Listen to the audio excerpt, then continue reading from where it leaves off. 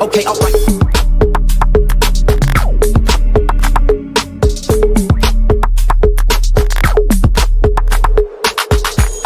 We have learned a great deal about the planet Mars. Add it up. Dr. Werner von Braun.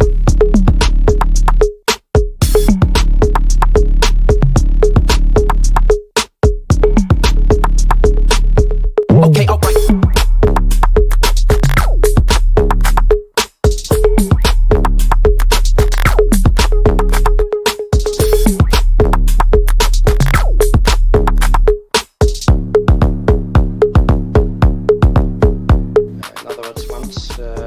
This Earth will no longer be able to support life, we can immigrate into the other places that are better suited for the support of life.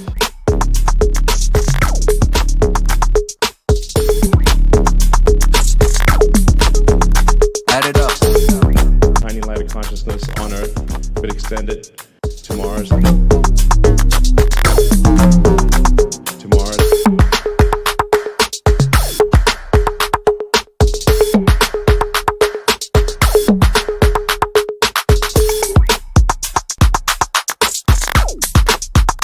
Add it up. Add it up.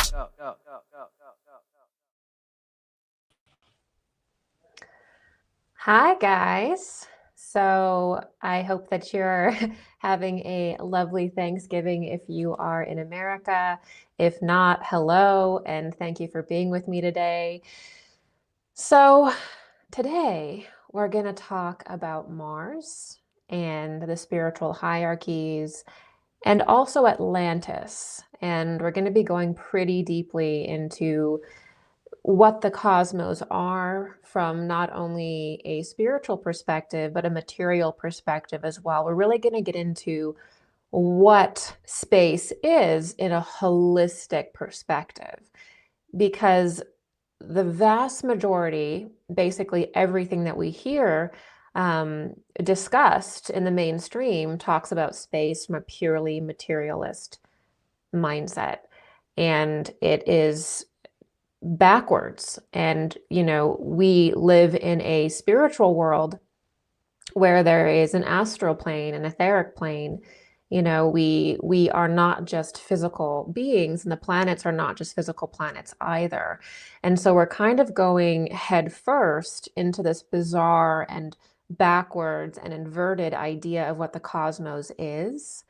And that is very harmful psychologically for humanity, because what we affirm or believe to be true about the planets, about our Earth, the sun, the cosmos, we naturally begin to believe is true about our own inner world.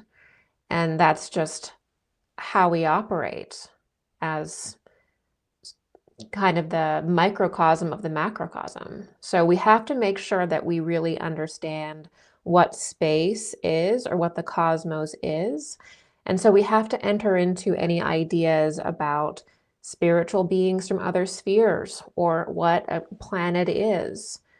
We have to enter into these ideas from the right place if it's actually going to evolve us and evolve society. By entering into it from the wrong place, we end up degenerating because we don't have the right foundation.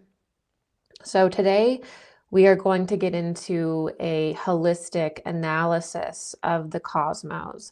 We're also going to then move into what angels are, and we're going to specialize today in fallen angels a little bit. And then we're going to move into a little bit on the eighth sphere, the moon realm, and Atlantis, ancient Atlantis, and how pretty much all of the edgy topics, whether it be advanced technology, whether it be aliens, whether it be, you know, spiritual concepts, all of that actually goes back to Atlantis. And there's a deep desire to remember Atlantis because we are repeating it. And there's also this force in society that is wanting to rewrite the past and kind of keep us, I would say, from truly remembering who we are and distracting us and almost kind of hypnotizing us through introducing technologies. And this new obsession with technology or like space exploration is supposed to take the place of our understanding of God, which is really in ourself. And so we're going to get very deeply into these topics today. After I get through that, we will watch a video for about 45 minutes, and then I will take your questions. So it's going to be a little bit of a long day. Definitely get your snacks, get a drink. We've got a lot to cover today because I really want to take your questions at the end of this presentation. So the form will open in about 15 or 20 minutes. And how you get a question answered actually is not from placing it in the chat on Rumble or Twitter or YouTube or wherever you're watching this. I won't be seeing your questions if you put them there. How you get a question answered is you go to my website. There'll be a link in the chat, and you fill out the questionnaire there. And why we do it that way is just so that we actually see your question, and the moderator can't be in 4 different streaming platforms at once taking questions. So when you do it there, it's streamlined, and then your question will be submitted at the end of this presentation. Okay, so we are moving into the age of Aquarius. Now, this is talking about the precession of the ages or the Platonic year or the precession of the equinoxes. And that means, what does that mean? It means that we are moving to understand things more plurally. So there's a natural drive within our soul that wants to kind of understand, for example, the plurality of the cosmos. So we want to think about life on other worlds. And we're drawn back to thinking about even plurality in the sense of our own epoch. What was life like in prior epochs of the earth? We're wanting to expand, and that is the energy of Aquarius. Now, a lot of people associate that with like aliens, but that is a materialist abstraction. What we're really looking to understand is the spiritual hierarchies, because the planets are basically just the physical marker or shell that represents a higher plane. And within that higher plane are spiritual beings. And those spiritual beings were classically called angels. So the whole entire cosmos is populated by angels or spiritual beings in the spiritual hierarchy. And that is the Western language for it, which I'll be using today. So in the age of Aquarius, it's not so much that we're looking to understand aliens as we see. I'll get into what aliens, the whole alien thing a little bit today again, but we're really looking to understand sort of the deeper mysteries of the cosmos at large, or Rudolf Steiner would say the mystery that occurs for humanity between after we die and before we are born again. So after we die and just before we're born again, that is our experience in the stars.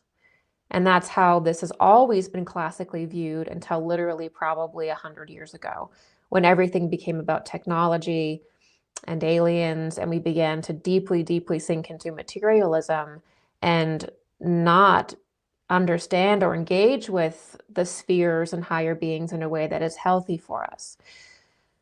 So suffice to say, there are some problems when we discuss space, when we discuss the cosmos.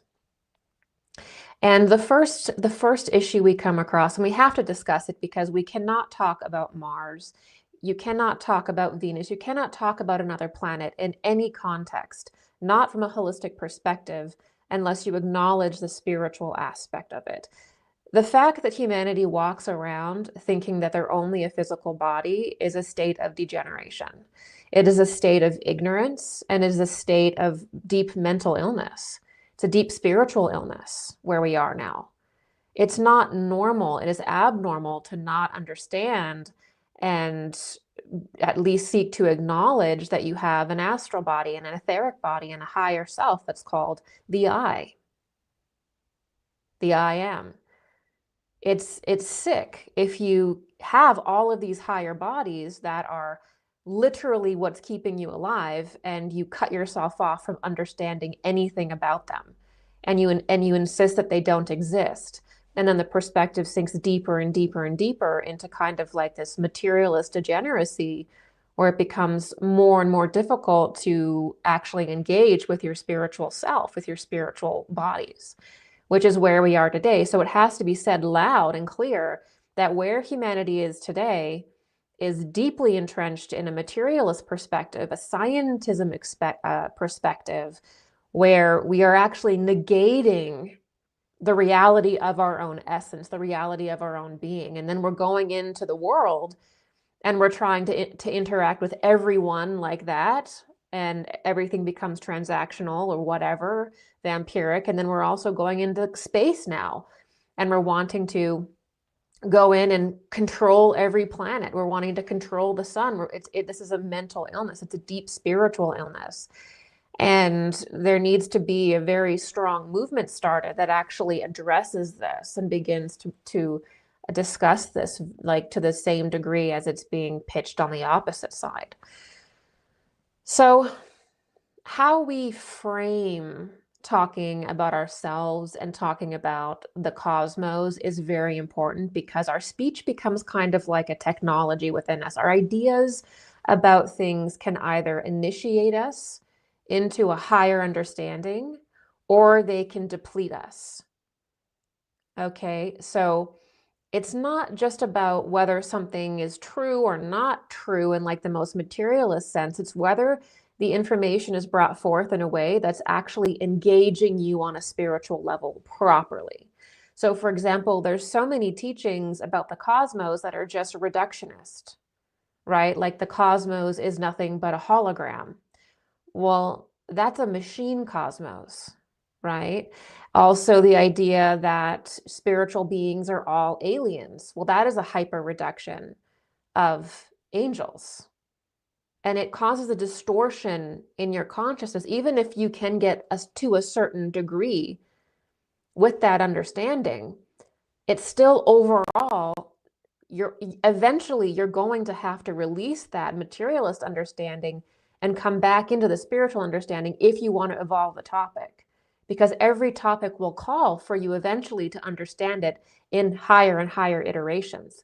And if you can't grasp it on the spiritual human level first, you'll be drawn or kicked back into that. So we may as well start with that from the beginning. Okay, so the bottom line here is that information is alive. It has an essence to it. It has an essence behind it. When you consume something, when you read a book, when you watch a video, you're not just consuming something that's dead, like little pieces that you're piecing together. You're consuming beings.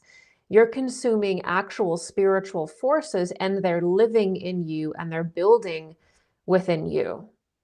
Okay, so it's very important that we choose living wisdom. Now, this is what Rudolf Steiner was talking about when he was talking about anthroposophia, the living wisdom of the human being. This is wisdom that is not detached from the human being. Okay, it is within the human being, it is of the human being, and it begins in the human being. It doesn't begin outside of the human being in an atom or in a planet or in a concept. Everything begins in the human being and flourishes out from there. Okay. So at this time, humanity has a tendency to over-reduce spiritual concepts and remove the human element. This makes it very difficult, if not impossible, for the person to use the information that they have as part of their inner development. So if you reduce something too much, if you reduce the cosmos to a machine-like structure, and you stop it from being a series of beings that we live in, so beings within beings within beings, you say, no, it's actually a hologram. You have reduced the cosmos to an inhuman description, And therefore, you cannot enter into your own definition without without basically giving your power away, because you're entering into an externalized concept. It's no longer human. All right. The same thing with calling spiritual entities, anything from the astral plane that exists from the astral world, which means anything that's not physical, is part of the spiritual hierarchies, either advanced or fallen. So when you start calling that an alien, you're materializing something that cannot be reduced. You're taking a spiritual being that exists in the astral world, that is of another sphere. Angels exist on other spheres, and you're reducing it to a point where it really can't be reduced to, and you're trying to work that system. Now, the reason why we do that is often because we want control. And the moment we start operating from inside of us, we feel like we're losing control, because our higher self comes forward and says, hey, you need to release this to understand that.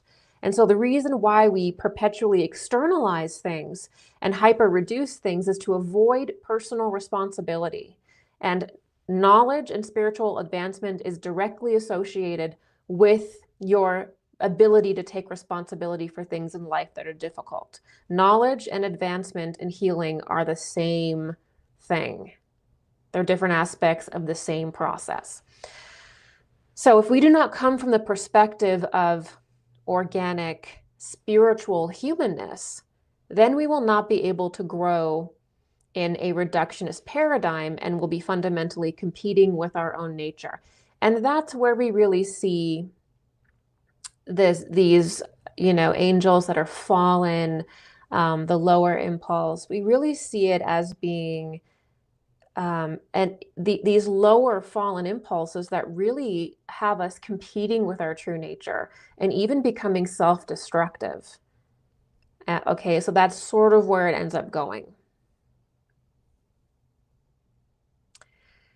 And one of the reasons why, just beyond it being not parallel, not true, to just view a physical planet as only a physical body in the cosmos, just a body that we can go and mine for some minerals, or we can every planet that is dead has no life on any level, it has no rhythm, so we can just go over there and we can just colonize it and make it our own and dominate it. Okay, this is a degenerate idea. It's not the great goal of humanity to do this. It actually shows, again, supreme spiritual sickness and a materialist perspective, a deep desire in the individual for power, for control. And it's an ideology of complete externalism. As we'll see, it's associated with Mars. So when you look at any planet, but we'll use the Earth here, it has a specific procession of life. And now every planet in the solar system, in the cosmos, is like this. There are cosmic laws of evolution that deem it this way. And once we understand these cosmic laws, we can really relax and understand ourselves.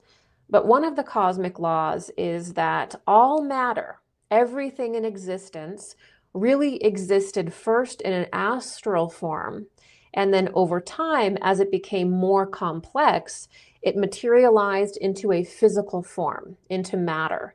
And then it will reach a sort of peak in its evolution and then begin to spiritualize out of matter and return to an astral form. Okay. The falling of a planet into matter is called the fall or the descent, or it's called involution in occult science. The rising of a planet is called spiritualization. It's called resurrection. It's called the process of immortality. And it's also called the rapture. It sort of arrives at its peak with the rapture, when the sun finally reabsorbs the earth, or the Christ pulls the earth into his heart. And we begin again. So there is a very distinct process of life for the planet and for humanity. And this is something that's been lost. We have, in the different religions, we have, these different parables, these different stories that kind of convey these concepts in an extremely simplified manner. And then these concepts have been sort of dogmatized. So we don't really necessarily understand, their spiritual nature. So why I mention this is that even in the most materialist analysis, okay, the most materialist way to look at a planet, if you go far back in time, you're going to start noticing really weird anomalies that you're not going to be able to explain. And this is because there's points where the Earth materialized. And if you go far enough back in time, it gets a little wacky, right? Because if you go far enough back in time, the Earth is actually an astral form. And every epoch, even in physicality, there's a little bit of a different mixture of the elements and densities going on. And so when you start going back and actually learning about history, you start seeing a bunch of weird things. Weird skeletons are found. You have these megalithic buildings that we couldn't possibly build today, right? You have these bizarre origin stories that exist in every culture about this lost continent and people coming up from the ground after surviving this incredible disaster, the sinking of an island. So we have all of this mysterious stuff. Actually, most of our past to the materialist will appear completely and utterly materialist.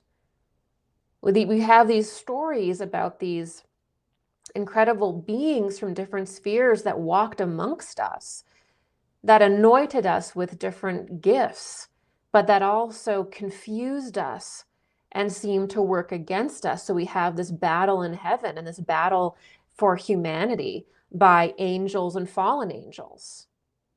So the more we actually look back at our deep history, the more confusing it becomes, which is why society is recoiling from that, trying to explain everything in the most materialistic way possible, and kind of recoiling from that.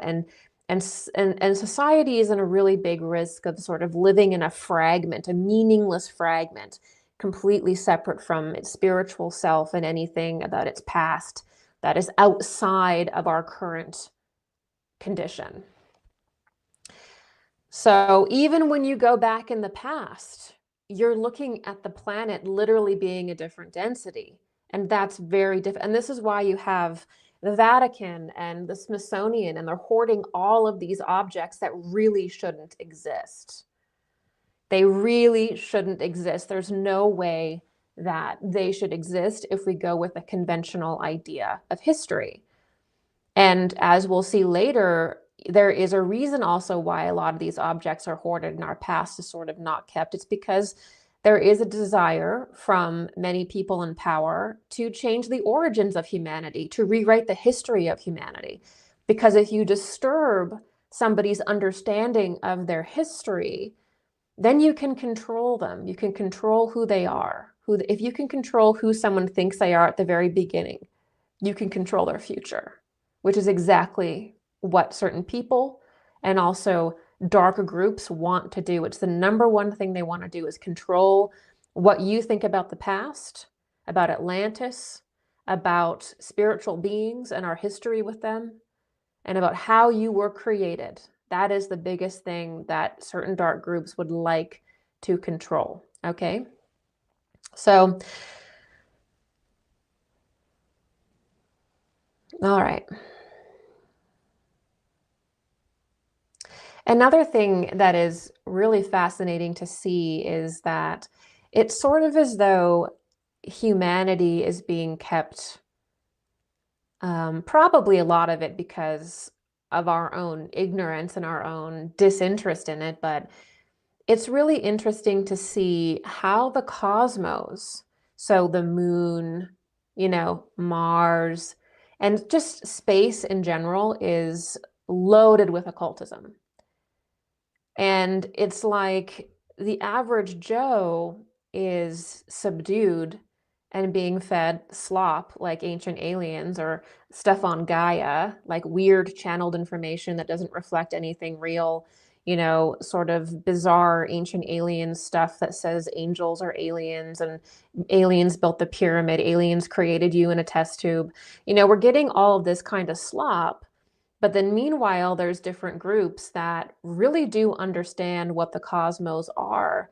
And you see these different occult organizations like the Freemasons that are literally showing people that they're an occult organization and they're landing on the moon, or they're interested in being in like a space station temple, and they're interacting with the spheres and they're using Egyptian symbology.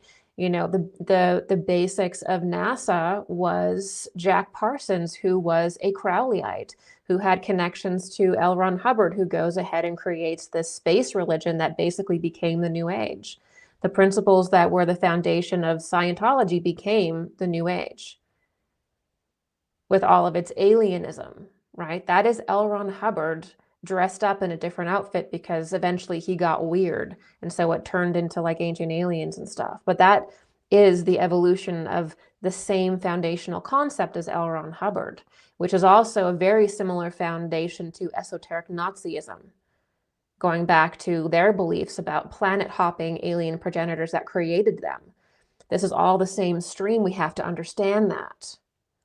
But it's not real. It's as though you've taken the fallen angels and think that that's all that exists. That's all that is. All right.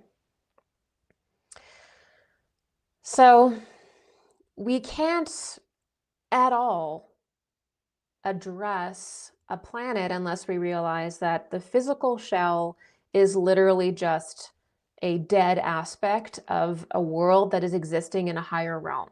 Every single planet is populated with beings in a different plane, and they're part of the spiritual hierarchy.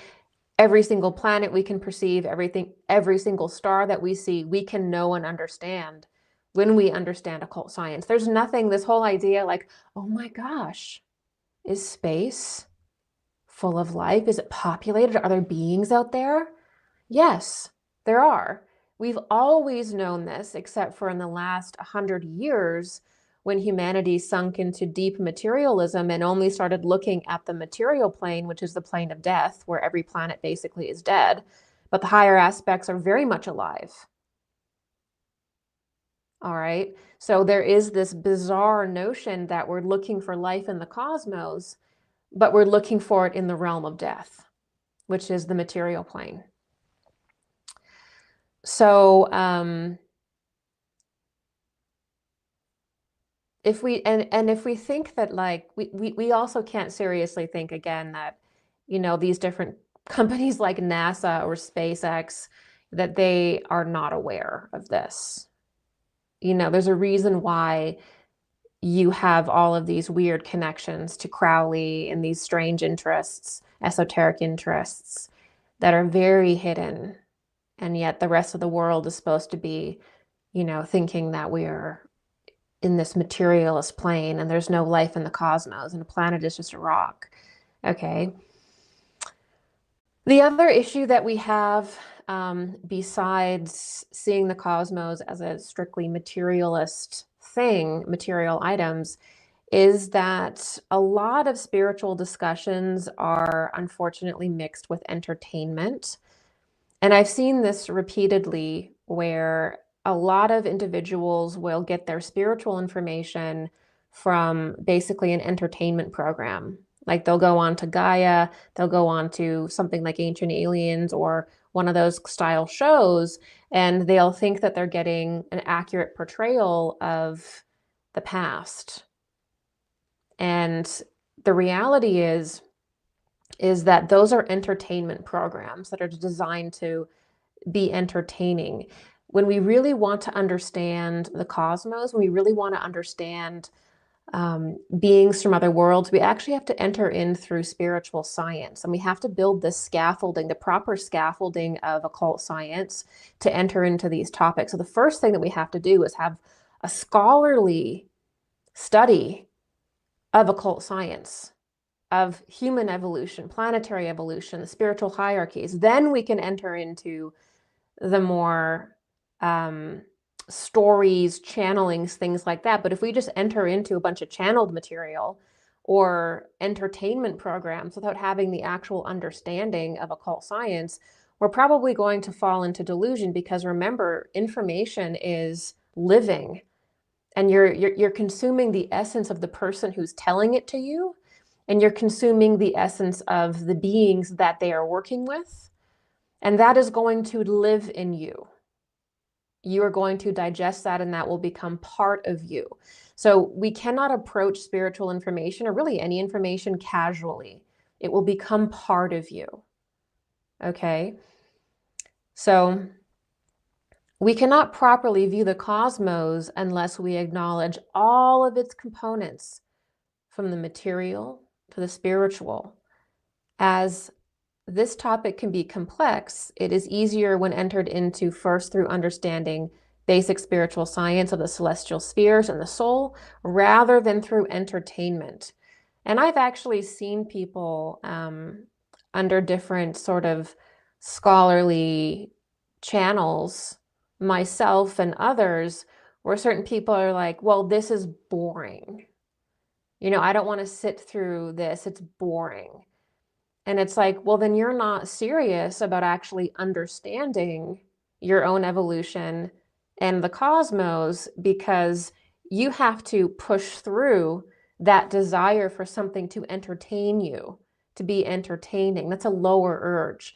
If you're only going to engage with things that entertain you, then you're not ever going to have a genuine view of the cosmos, because the reason why you're looking for spiritual information is really actually to hide, or to feel better about yourself, or whatever that is. I'm just being honest. Occult studying ourselves and studying the higher realms is an academic pursuit, like anything else, like any other topic. The idea that we're going to get the truth and understand things deeply from an entertainment program is one of the biggest mistakes that I see, and I see it everywhere on all social media. It's propaganda. Okay, entertainment programs like that are a lot of the time propaganda. They'll have some truth in them, but a lot of it is propaganda. Okay, because controlling the spiritual community and controlling spiritual information, unfortunately, I wish it was not this way, is part of controlling minds. All right, so we need to just be honest about that. Sometimes you will struggle with certain concepts. Lord knows I have. Sometimes I read things and I'm like, this is gibberish. I do not have what it takes. You have to keep going back to what is difficult, and then eventually you will begin to merge with it and understand it. So expect to be challenged is what I'm trying to say. Understanding the world takes scholarly effort, and it will be challenging. Okay, so those are some of the issues that exist right now in culture that we have to overcome. So let's get into how space was classically viewed for thousands of years, because we operate under this idea that we are so advanced. We are the most advanced iteration of humanity ever. We're the most advanced things in the cosmos. We have this arrogance that thinks that we're the most advanced. But what's really happened is that we have technologically advanced, but we have spiritually regressed. Many times we've actually psychologically also regressed, and emotionally regressed. So what we have in society is this incredible technological advancement, and if you understand anthroposophy, this is driven by Ahriman. It's driving humanity into actually identifying their advancement in society with technology and externalism and these material creations that they'll have only the choice to project into eventually, because they become so devoid over time. They think that the only way they can evolve is through technology, right? And so we become very technologically advanced, but spiritually we are becoming more regressive Emotionally, we're losing a lot of our emotionality, emotional intelligence, and also psychologically, we're becoming, in many ways, compared to earlier periods, a lot less psychologically healthy as well. So, true evolution of a culture involves technological evolution that is balanced, that is harmonious with the planet, that's harmonious with the human being. You don't have these harmonic parasitic technologies that want to take over a body, take over a planet, take over the sun. You know, that is vampiric technologies, which we see through the Mars Impulse. We have to develop actual advanced technology, which actually is in harmony with the human being, in harmony with the earth, and in harmony with the sun. And it's very possible to do that. And that actually is our destiny. We got to see the bad side of technology first and reject it. But there is a higher technology that we're actually supposed to develop and produce that actually mirrors Atlantis. We're going to redo that, but we have to kind of go through this really inverted version of technology. That's the exact opposite first. Okay, that's just how recapitulation works. So classically, if you ask someone about space and you looked up and you said, oh, well, what do you think of this planet? Or what do you think of the Pleiades? Or what do you think of that? They would say, well, oh, that's heaven. That's heaven. And that's where my deceased relatives are. They're moving through the field of heaven. And that's where the angels are. And that's what they would have thought of the sky. But today, very few people would say that. And again, this is only recently that we've stopped looking at the sky and thinking of it that way. It's only recently. We've become sort of progressively unnatural, progressively inhuman, and progressively materialistic. We're now, instead of looking up into the sky and looking at the sun and knowing and looking and saying, ah, the great Christ being lives in the sun and reaches me through the sun, right?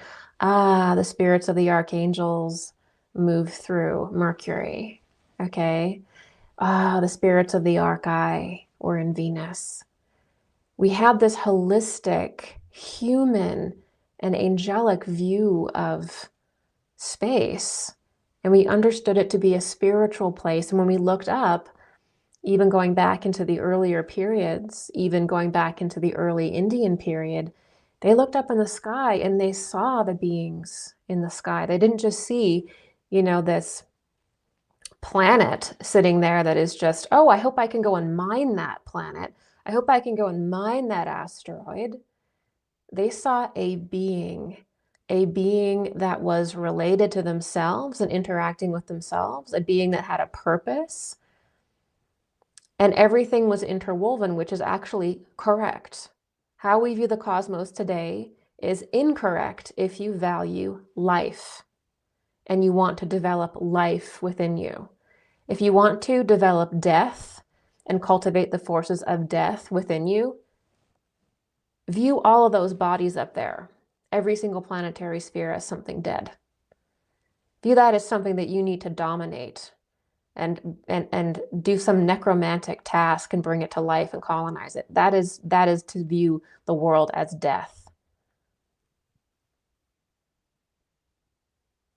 Okay, so there are perspectives, again, that is living, that gives us life. And there are perspectives of seeing the cosmos and each other that perpetuate death in the human being. Okay, and death is degeneration. It is the essence of life, which is also Christ, that regenerates.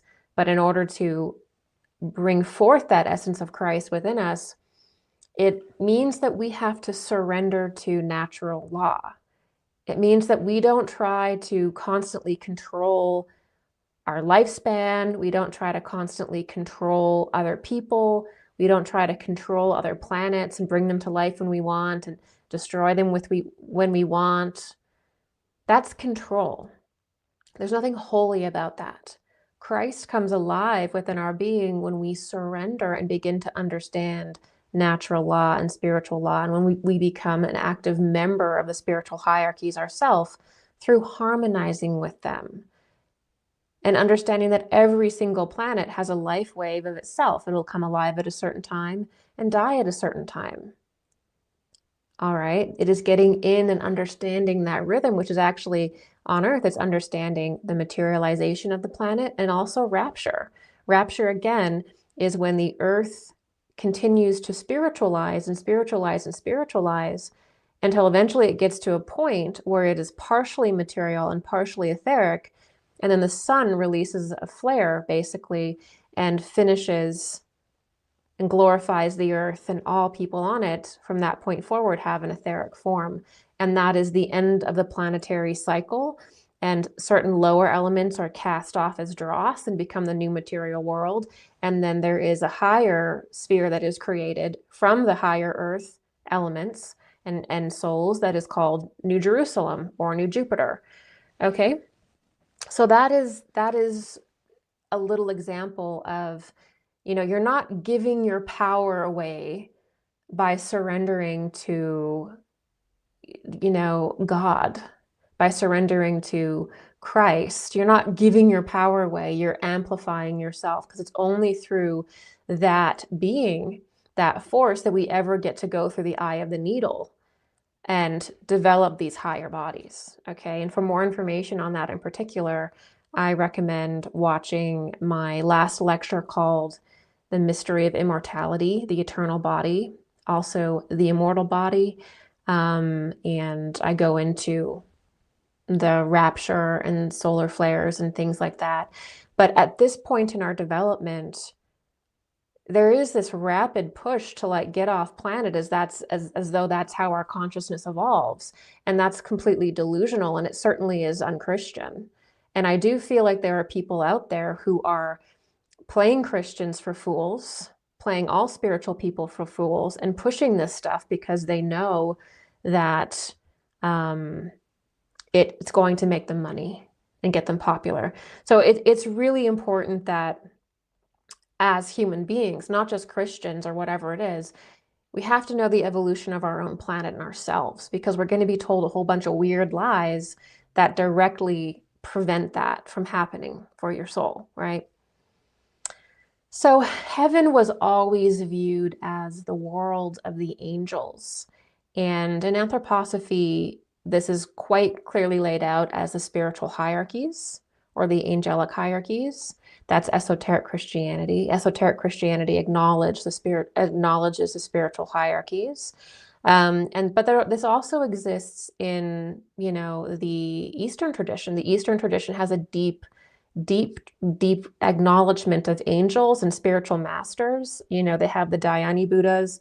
They acknowledge the complete progression of worlds, the breaths of Brahma, pralayas. All traditions at their esoteric level acknowledge this. There's no competition between East and West here at all. This is the foundation of the evolution of the solar system, which they all acknowledge, but speak about it from different perspectives based on where humanity is at the time. So one of the biggest ways in which the cosmos was traditionally taught was as the time when humanity would sort of, as the place that humanity would experience between death and rebirth.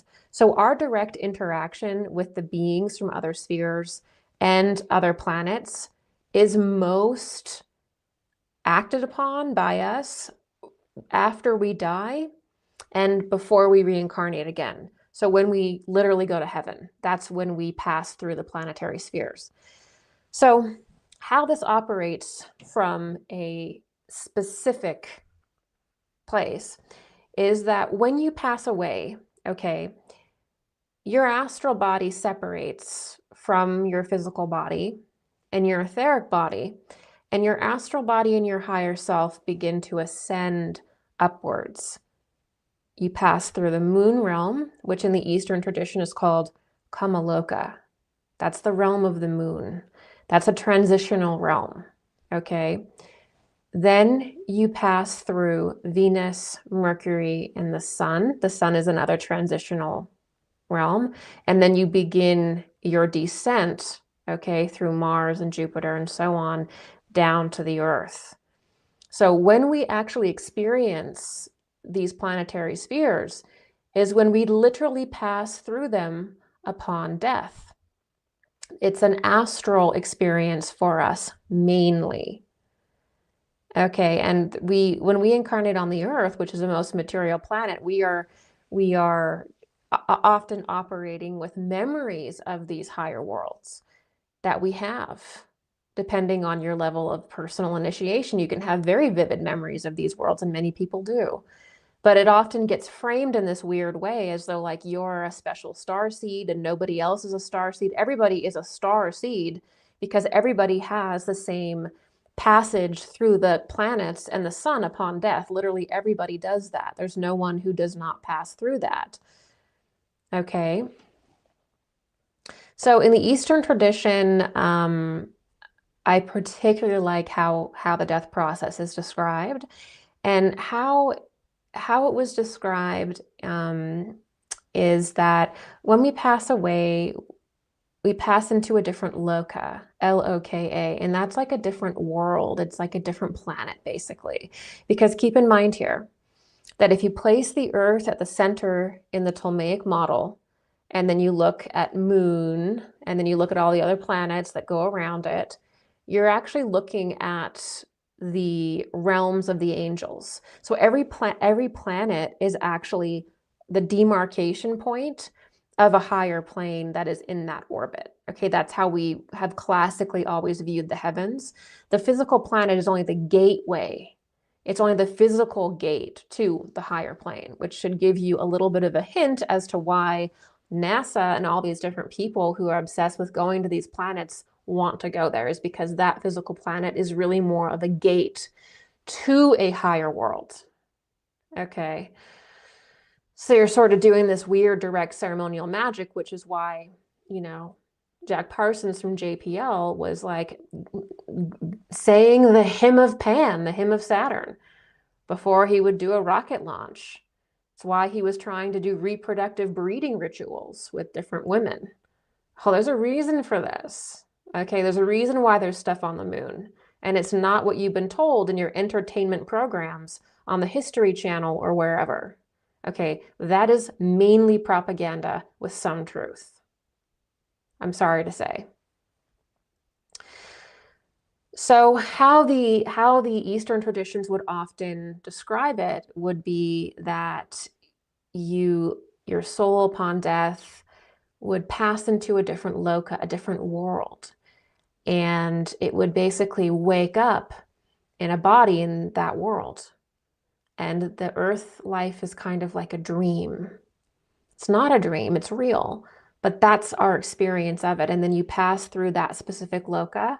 You know, you go through Kama Loka, the moon loka, the desire realm, and you face your desires that you built in life. And then you'd pass into the Venus loka, or Venus. And then you'd have a specific experience in the Venus realm, okay, with the beings in that realm, according to your level of spiritual initiation, is how you're going to perceive that. And then you go through and you wake up in all these different worlds, and then you come back down into the physical world. You materialize back down, you take on all the necessary robes through the Mars experience and Jupiter experience, which are really like a kind of lunar experience, right? A densifying experience. And then you come back around on the earth. And this is how it was taught in the mystery schools of whatever tradition you were part of. It was not taught in dogmatic Christianity, though. Reincarnation was removed in dogmatic Christianity. I've already spoken about why, but it was to keep it focused on a certain singular type of building of consciousness, which is very common for different dogmatic faiths, is to have, like, say, the church fathers or the fathers of whatever religion. They know that they're not going to be able to teach everything in occult science. Okay, even Christ said in in I think Matthew or John, he said, I have certain things that I teach the public that are parables or stories, and then I have certain things I teach you disciples that are basically the direct understanding of it. So there's always been a sort of external religion that was only what humanity could handle at the time, that was designed to evolve consciousness in a specific way that left out a great deal of specifics. And then there was the esoteric version that was hidden. Okay, and then when you're ready, the esoteric information will begin to make sense to you. You'll be drawn into it, and it's very natural. So there's a difference between the esoteric reality of every religion. There's a difference between the different dogmatic kinds of Buddhism, which don't even acknowledge each other very well, the different kinds of Christianity that fight and debate amongst themselves, and it's all an intellectual discussion. There's nothing transcendental about it. It's just intellectualism, right? So there's a difference between like a religion and the esoteric aspect of that, which has retained the real essence of it. You got to keep that in mind. So we have experiences on these different spheres. We have experiences within the moon, Venus, Mercury, on the sun, Mars, Jupiter.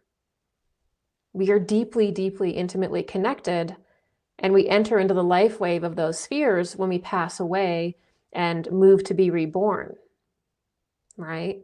So the solar system really is a school for souls. And every planet is, even within itself, in a different kind of level of development, that we're sort of in this clock, right?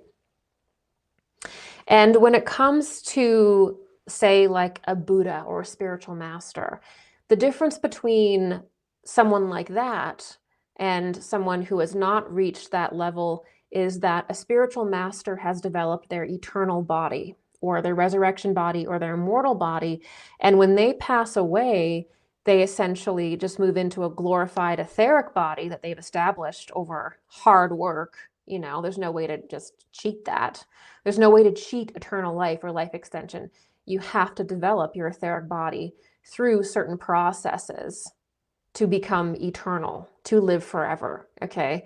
There's no technology or vitamins that are going to create eternality except for your spiritual development of your resurrection body, okay? Everything else is just playing a weird game. So a spiritual master is somebody who has their eternal body developed to varying different degrees, and when they pass away, when they die, what ends up happening is they just pass into these higher worlds, and they're completely conscious of it.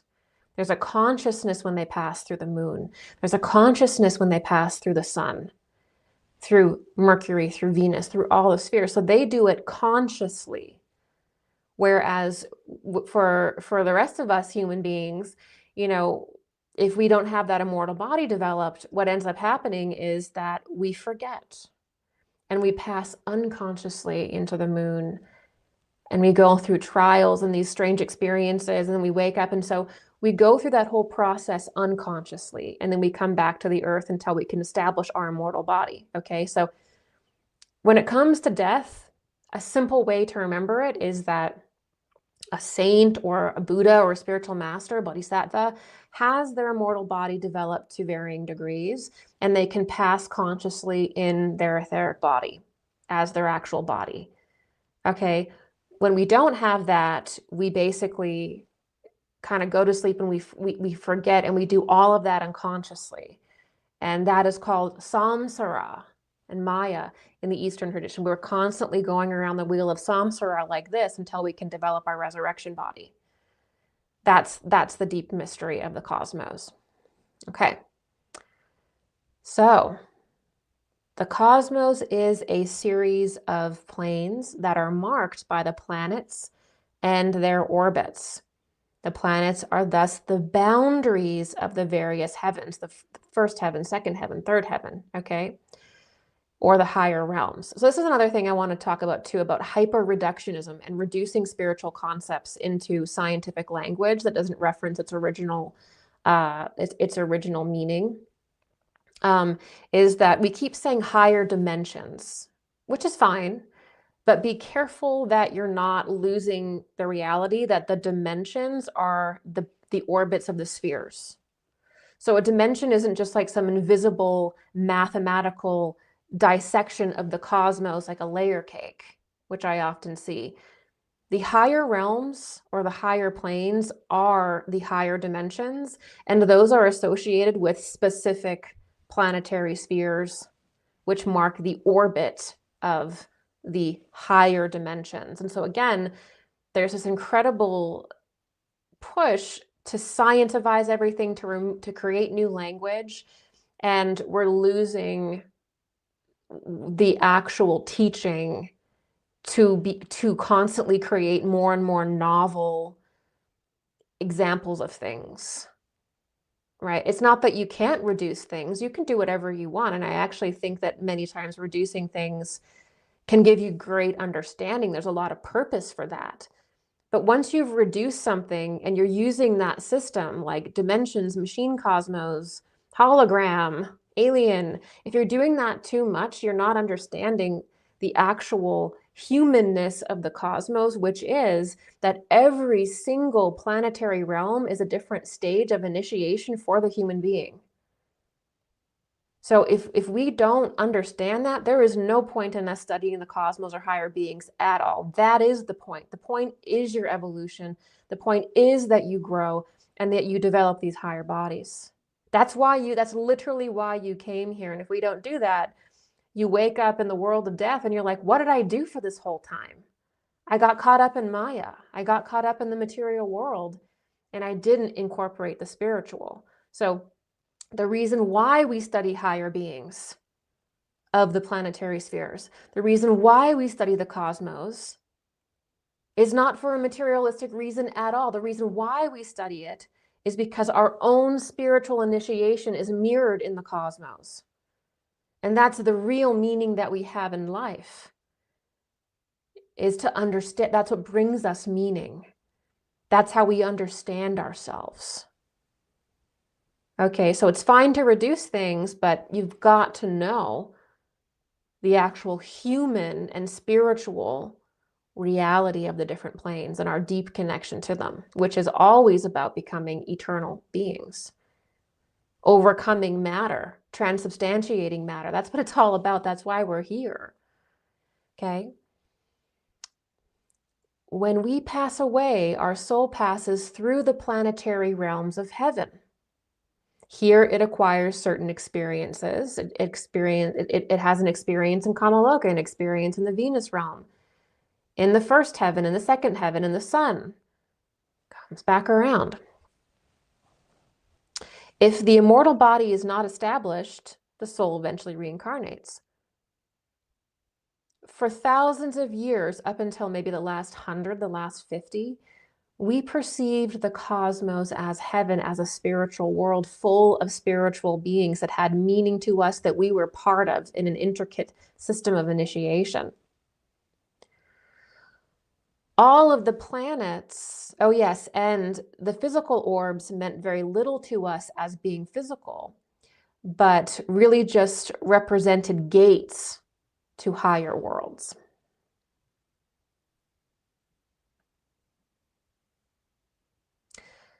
Thus, all of the planets and stars were really representations of higher planes and spiritual beings, and humanity was part of the spiritual hierarchy on the earth. So the earth was just part of this system of initiation in the greater solar system.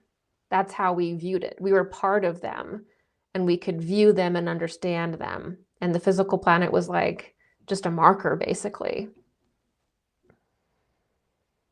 And space was a place for the soul once it was released from the body. It was the planes of heaven we traveled to.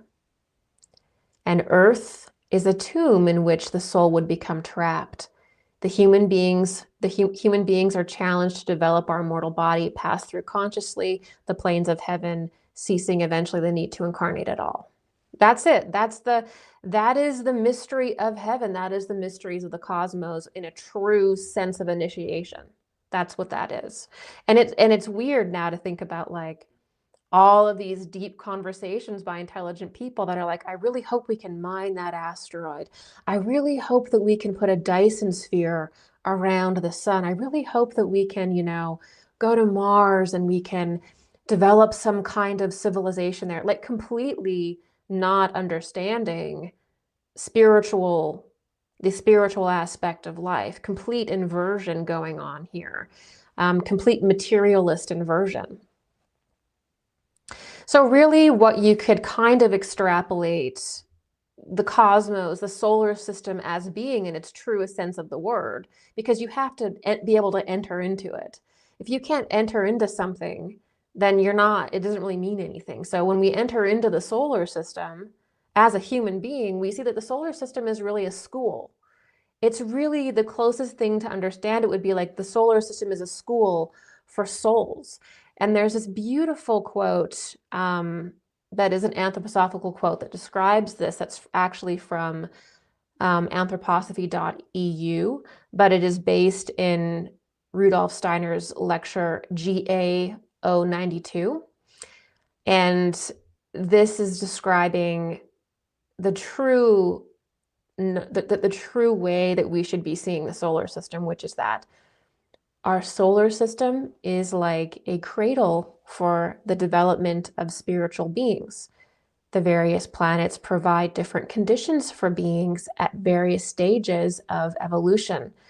So our Earth provides an environment to host souls and provides an environment for their development. That development is intrinsically related to the evolutionary stage of our planet and humanity. So this is actually the foundation of how we should view the cosmos. And then from this foundation, we can then begin to look at it as a material cosmos.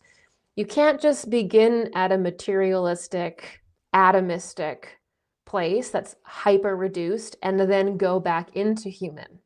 You have to begin with the human understanding, the spiritual understanding, and then you can reduce it or you can go higher, but you can't begin with a reduced concept, okay? You'll just end up getting lost. And just a couple of things here about the solar system school, which is that every planet is going through its own evolution. So even when you move through a planet, you're still not experiencing that planet in its entirety. You're experiencing a certain level of that planet's life. Just like when you incarnate on the Earth, you're not incarnating in every time on the Earth. You're really moving through every planet at certain times, representing certain developmental processes that you're gaining for your soul, if that makes sense. And every planet in the solar system school also has a relationship to each other. So there's a direct relationship between obviously the Earth and Venus and Mercury, and obviously Mars. The beings from these planets interact with us as part of the solar system school, as part of human and planetary initiation. And that's also very clear in spiritual texts. I mean, you look at different Eastern texts, and they're basically all parables about planetary beings interacting. Not all of them, but there's so many parables about like either directly angels from these different spheres interacting with humanity, or just certain forces of these spheres that are entering into humanity and playing out on our Earth. So the solar system is not a closed system. And part of the Earth's evolution is actually receiving what you could say is the karma and different evolutionary impulses from different spheres, but also devolutionary impulses from different spheres. And we're kind of here to become aware of it and integrate it, is really how you could see it. So the solar system is really a school for souls, and each planet can be seen as introducing a different quality that is brought forth in the soul when the soul enters into that planetary realm, or when that planet basically beams down cosmic rays affecting the Earth and humanity. The planets are also considered different levels of development or different stages of the soul's development. This is where you also get into You know, why is Venus associated with Buddha? Why is it called booty consciousness literally in the Eastern tradition? Why does Christ say, I am the morning star? That's Venus. Because Venus is life spirit. Why does Christ say, I am the way, the truth, and the life? And then Venus is called life spirit in anthroposophy. Why is the life associated with Venus, which is a lower recapitulation of sun? So there's all of these incredible cosmic mysteries that are behind even the most dogmatic scriptures that are asking us to understand spiritual initiation in a cosmic sense at this Aquarian age.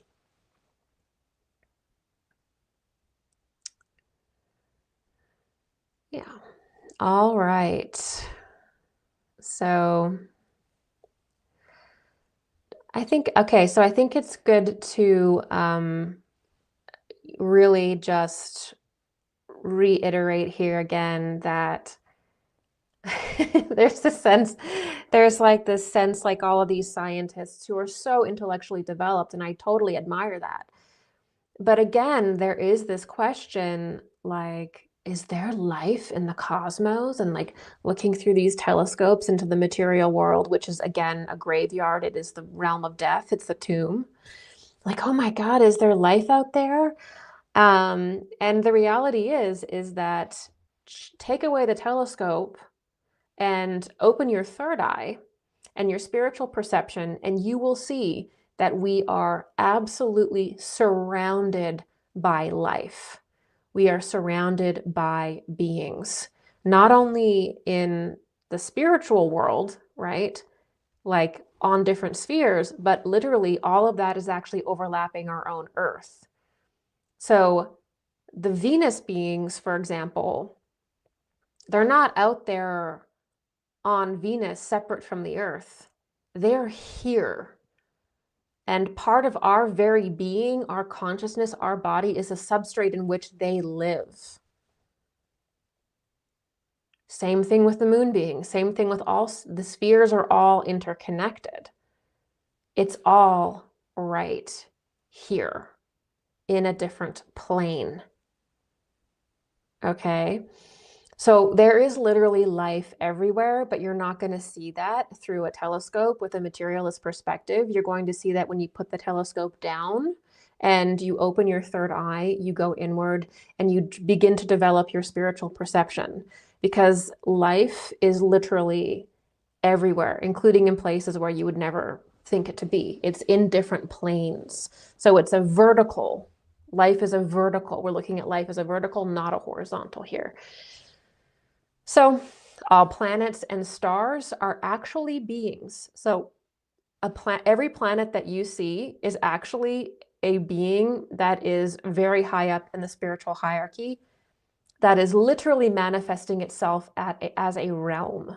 Okay, it's hard to imagine that, but you get to a certain point of advancement where that is the objective. Okay, sort of like how the Christ being excarnates or goes through a death and then enters into Jesus. This is the macrocosmic entity. So there are macrocosmic entities, what we would consider macrocosmic entities, which are really beings within the spiritual hierarchy. So we are literally living within a great being. And that's why if you look at the different occult images, you will actually see that that's how the cosmos was portrayed. We're in the great Adam, we're in the great man. And that the human form naturally, not with weird modifications and whatever, but the natural organic human form is a direct embodiment of the solar system, of the angels, and of God. It is the direct extension and embodiment of it. We fell that way. We materialized in that image, as that image. So stars are beings, planets are beings, and we live in a world of beings within beings within beings, to the point that even within ourselves are elemental beings. And we are the caretakers for the kingdoms of life beneath us, which are beings like the animal kingdom, the plant kingdom, the mineral kingdom, and the elemental world. We are the caretakers of those beings, and the elemental kingdom actually makes up our form. So we are beings within beings within beings. That is how you can actually, from an initiatory place, a self-development place, view the world in which we live, okay, the cosmos. Within that structure, every planet also is inhabited by beings in the spiritual hierarchy. And these beings have their own lives, they have their own experiences, they have their own sort of tasks that are within that echelon of existence, which is different than our own, complementary to our own, and we feed into each other. So when humanity is creative, and when humanity produces life, produces something new, that actually feeds the spiritual hierarchies, and it sort of unites us with them, and then they pass something down to us, right? When humanity descends and when we lose ourselves, we become more bound to the eighth sphere, to the lower astral plane and the demonic kingdom. So no matter what we do, we are interacting with these beings. These beings are here, and what we produce or do not produce is drawing us closer or pushing us away. That's sort of the esoteric explanation there. So I want to get into alienism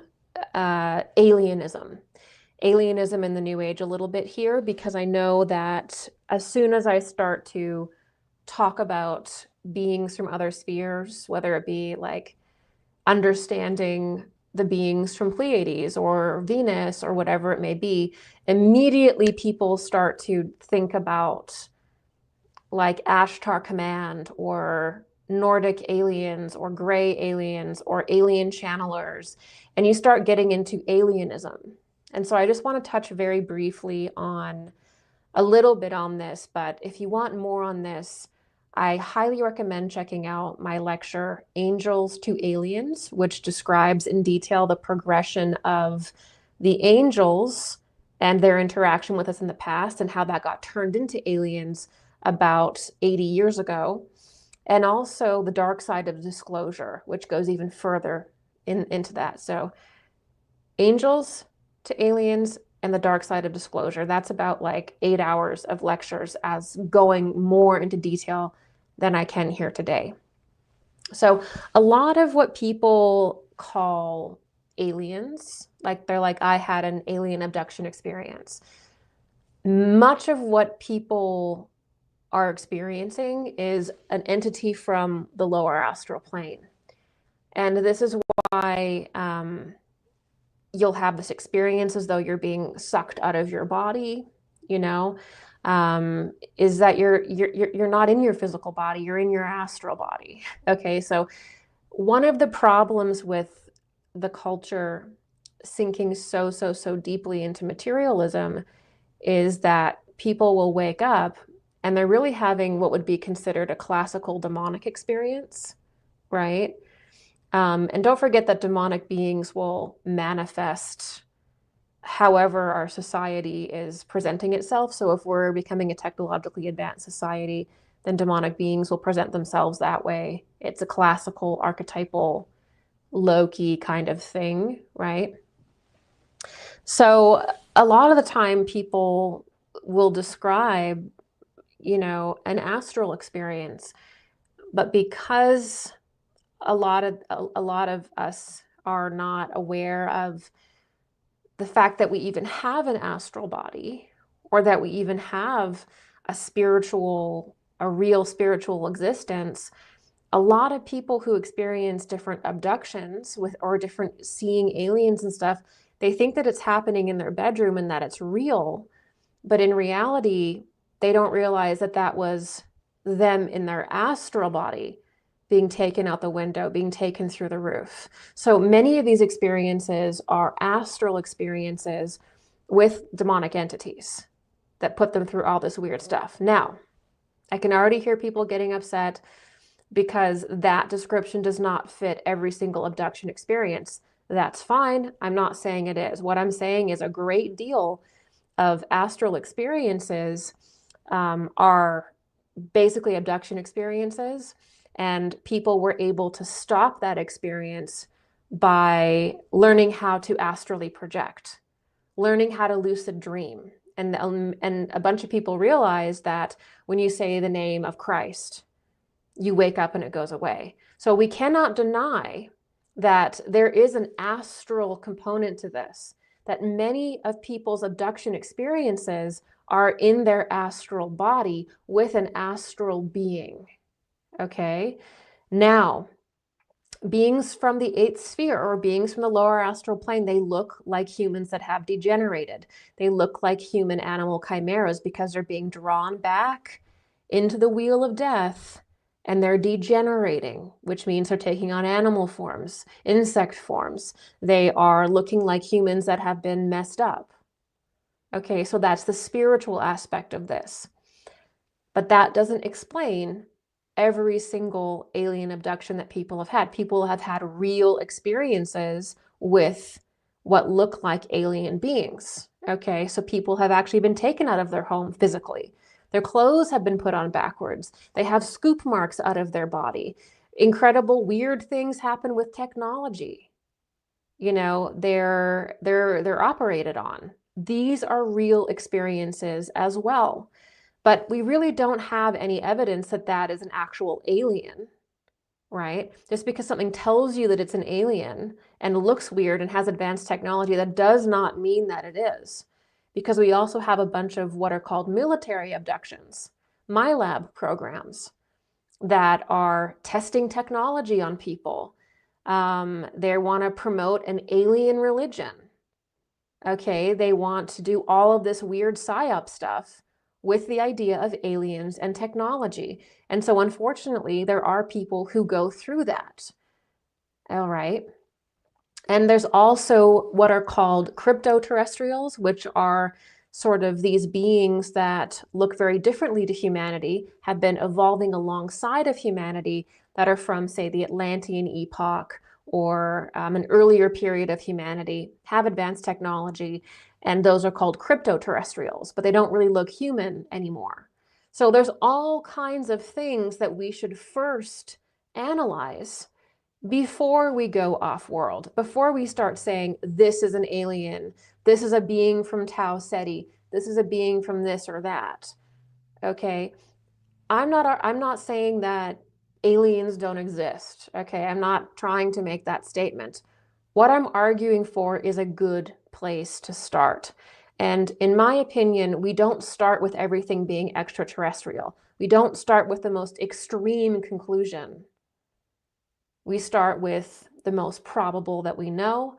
And then if all of these things can't be explained through astral experience, military abductions, crypto-terrestrials, probably some weird demonic portal, dark magic stuff, but or angelic experiences. If we can't explain it through the known means, then we can go off crazy. But we're beginning in the most absurd place, and it just doesn't make sense unless you want to completely confuse people about the nature of the cosmos. So, and there also was, and also, you know, what also goes into this is that if people don't believe that there is some kind of secret society or military program to abduct people, to make people think that there's aliens that are good, that are going to save the world, that created humanity, aliens that are bad, that are going to feed off of humanity, look no further than the bizarre abduction experiences in the 50s and 60s, where literally bell-shaped crafts, right, Nazi-style bell-shaped crafts, and these different, you know, experimental crafts were landing in people's backyards and telling people, I am an alien, I'm here to prevent nuclear war. If there's ever a nuclear war, we will appear in your skies and prevent it. Okay, on the brink of nuclear war today, you know, are we going to see a bunch of weird crafts appear in the sky and say, No nukes for you, because that is literally a program that has been occurring since the 50s, where people, not aliens, people dressed up like Nordic looking aliens in spandex spacesuits often, were showing up in people's backyards. One of the most notable one is Van Tassel, and telling you, we created humanity, we are alien gods, we're going to help you, you need to not use nuclear weapons, all sorts of things. There's New Age literature published on this. So we have a direct movement, a direct operation to obscure our understanding of angels, of the cosmos, and insert a weird kind of technologically advanced person pretending to be an alien, or weird aliens that like terrorize people that are chimeras that were created by the government, or real demonic entities that look that way, because when they create a chimera, they try to make it something that that thing can come into, right? That's why they look the same often. So none of what I've been talking about are actual entities from the cosmos. These are attempts to use the image of the cosmos and the angels and demonic entities as well to manipulate humanity. And make no mistake that these kinds of individuals that are trying to, control humanity are absolutely in cahoots with probably weird crypto-terrestrials from the Atlantean era that have advanced technology, that say they're aliens. They're probably in cahoots with actual demonic entities that look like grays or whatever it is they need to look like. There's a lot going on in the field of ufology, in the New Age, that really requires a deeper look. But make no mistake that there is a concerted effort to control our understanding of the cosmos, to make it seem like something it's not. And a lot of it too probably isn't even like a desire to control. It's just when you have individuals that get caught up in a fallen impulse, like the Mars impulse or the Luciferic impulse, that's what they think, that's what they believe, that's their world, right? They don't even probably deeply realize what they're doing. They just think that this is the truth. They just think aliens created humanity one day in a petri dish. They think, oh, I'm the progenitor of humanity. I'm related to the alien gods, so I should rule humanity. I'm going to create a genetic modification thing because that's what the alien gods did. They were genetic modifiers. So there's a lot of truth out there, and then there's a lot of lies. But when we actually understand the true dynamics of life and occult science, we can very quickly begin to parse that out. And a lot of it is this creating life, or is this creating death within ourselves? So the cosmos is full of life. Every planet is a being, and every planet has life. In spiritual science, we call these beings the spiritual hierarchies or the angelic hierarchies. All planets relate to one another, and the solar system has a shared life, a shared karma, that it passes from sphere to sphere. And there's many movements today that paint a false version of life in the cosmos, which eventually becomes a false version of your own understanding of who you are, right? Because our understanding of the planets and the sun should directly correlate to our own inner world properly, our own level of initiation, our death process, rebirth, all of that should be coherent, right? Like, what happens to your consciousness when you suddenly start to think that like an alien came to the earth and like created you in a petri dish? Okay, that's an interesting story, and humanity did experience genetic engineering in Atlantis, and there were different times when we had that technology. So I have no doubt that there are markers in us that would reveal that. But what does that do to your consciousness to think that you're not a divine being that was directly made in the image of God through God himself impressing itself upon matter? through the Elohim, just a direct materialization, what does it do to your consciousness to completely not understand that concept and think that you were created as a slave by these planet hopping Anunnaki aliens, and that's who you are? You're basically, that also removes a lot of initiation teachings, because you then have to evolve through, genetic modification, which is exactly what these people believe. So there's so many fundamental toxic ideologies that are trotted around as being true that are like poison to your heart, and that don't reveal anything, that may be entertaining, but they don't reveal anything of your true nature, and they don't reveal anything that's true in the cosmos either. These are things that have to be overcome. Okay, so I'm going to do this last portion, which is the angels' interaction with the earth. So we've covered essentially what the planetary spheres are and what heaven is for us as souls, our place there, its function. Now let's get into discussing when the earth and humanity has actually experienced these different angels or these different beings from the spiritual hierarchy. So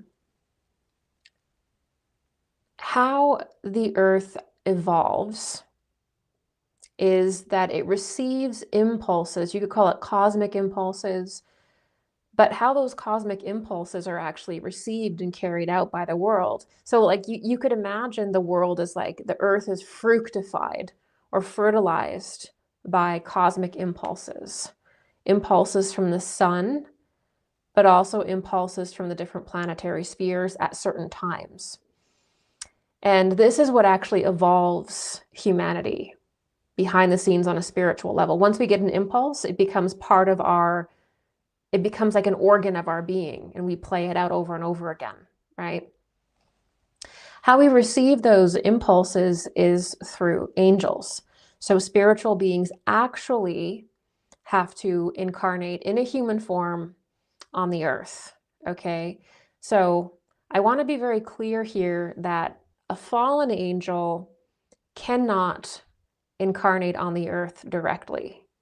The fact that they're fallen has made it so they operate in like a phantom realm, or they operate in what you could say the moon realm, or a darker realm, the realm of false light. That's where they are confined to. So they can't really take a body. They can't incarnate in the human form directly. They can lie to you. They can create delusional movements on the earth.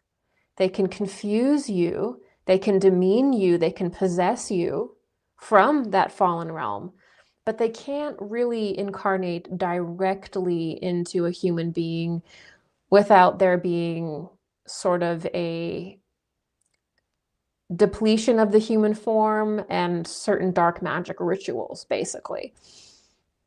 So in order for the earth to evolve, you have the influence of angels. And the influence of angels from the spiritual hierarchies of all orders, basically. So you have every human being has a guardian angel, and this is their angel that guides them throughout their entire life. And then you have the archangels who will lead like a nation or like a specific culture. So every culture is led by a specific archangel. And then you have the archai, which are above archangel. We're now at the third above us, archai, A-R-C-H-A-I, very similar to archon in Gnosticism. You have the archai, which basically are the beings that project downwards the age. So it's, and then beyond that, going higher, it gets even like the planet and beyond. We're beings within beings. So the planet is basically and humanity are the receivers of the work of the angels, the love of the angels, the karma, and we work in tandem with them. We're expressing them, and they're part of us. We're inextricably linked. The fallen angels are once removed. So in earlier periods, you could say that the angels sort of walked on the earth directly with humanity. And then to really more closely describe it, these different beings from the spiritual hierarchies can incarnate into a human body or even overshadow a human body. And so angels always work through humanity. Angelic beings don't appear in your backyard in a nuts and bolts craft and tell you that they're going to interfere if there's nuclear war, or tell you that you need to develop this backwards technology that harms you, or tell you weird spiritual philosophies that don't represent the truth. That's not what an angel does. An angel doesn't fly around in a spaceship like we see. Okay, not in the way that we are seeing. So the angels, they work directly with man and through man, and they don't like appear to them and like try to control them. And actually for any angelic being, so for any like spiritual master or a highly advanced individual, we'll just say like angel, they actually have to do a sacrificial act to interact with humanity. And that sacrificial act basically binds them to humanity and the earth. So it's actually not about control at all. They actually have to give up a piece of themselves, bear the sins of humanity. They have to take on something. So they actually have to do a service for humanity. So there's actually a very succinct code of incarnation when you get these higher beings that incarnate in human form, like a spiritual master, you could say. There's actually a succinct system in which that happens. But then you get these other like demonic entities or fallen angels that try to really hijack and confuse that, but it's always through man. They don't try to appear outside of man and say, I created you, or you're my slave, or you need to do this, or you need to do that, or here's this technology. They always work through human beings. So you'll have like a great inventor, you'll have a great, spiritual person. What's really happening in their system is that they're spiritually engaging with higher beings. So they don't break that barrier. And that's because when they do that, you basically have to rise and be like them to connect with them. So it's part of them rising you to their level. I just want to be clear about that because there's so many weird stories where in our culture now where people will basically take who are the angels of the past, so the angels of that helped humanity in Lemuria or Atlantis, they'll take that exact history from the Bhagavad Gita, from the Bible, from whatever myth, and they'll be like, oh yeah, that's an alien, and by the way, I'm like channeling them and they're in spaceships and stuff like that. And this is again part of this weird technological age that we're in. So angels give impulses to the earth at certain times, spiritual impulses to the earth, and this impulse enters into the planet, and the human being, basically that impulse becomes part of the human being and part of the planet. We play it out, we evolve it, and eventually we begin producing forces that send that energy back, and it's working in tandem with them. So a couple of the gifts that are positive from the angels are, we're going to do the positive impulses and gifts that are from the angels, and then we're going to get to the fallen angels and the negative impulses that we've received, things that we need to overcome. So those of you who were with me last Sunday when we did the live class on the 4 bodies and spiritual initiation, you're going to recognize this. But the positive gifts that we've received from the angels is actually our very form. Okay, our entire, everything about our form and our being is literally passed down to us from the angels. So our physical body, our astral body, and our etheric body was given to us in prior conditions from the angels. Okay? And even when we reach a higher level, after we experience the rapture, which is the absorption of the earth back into the sun, we will pass down the energies that we've cultivated in our earthly period of development to the next material planet that evolves. The next 3D life that comes about will wear that as their robe, and they will evolve that. And then you may choose as a soul to come back around and assist, and so on and so forth in the solar system school. Okay, so our physical body, our astral body, and our etheric body is, and even our eye to a kind of extent, but you can't really go there with it yet, is a gift from the spiritual hierarchies. It was passed down to us. It's something that they developed in their life and cast down to us as an act of love and reciprocation. Okay.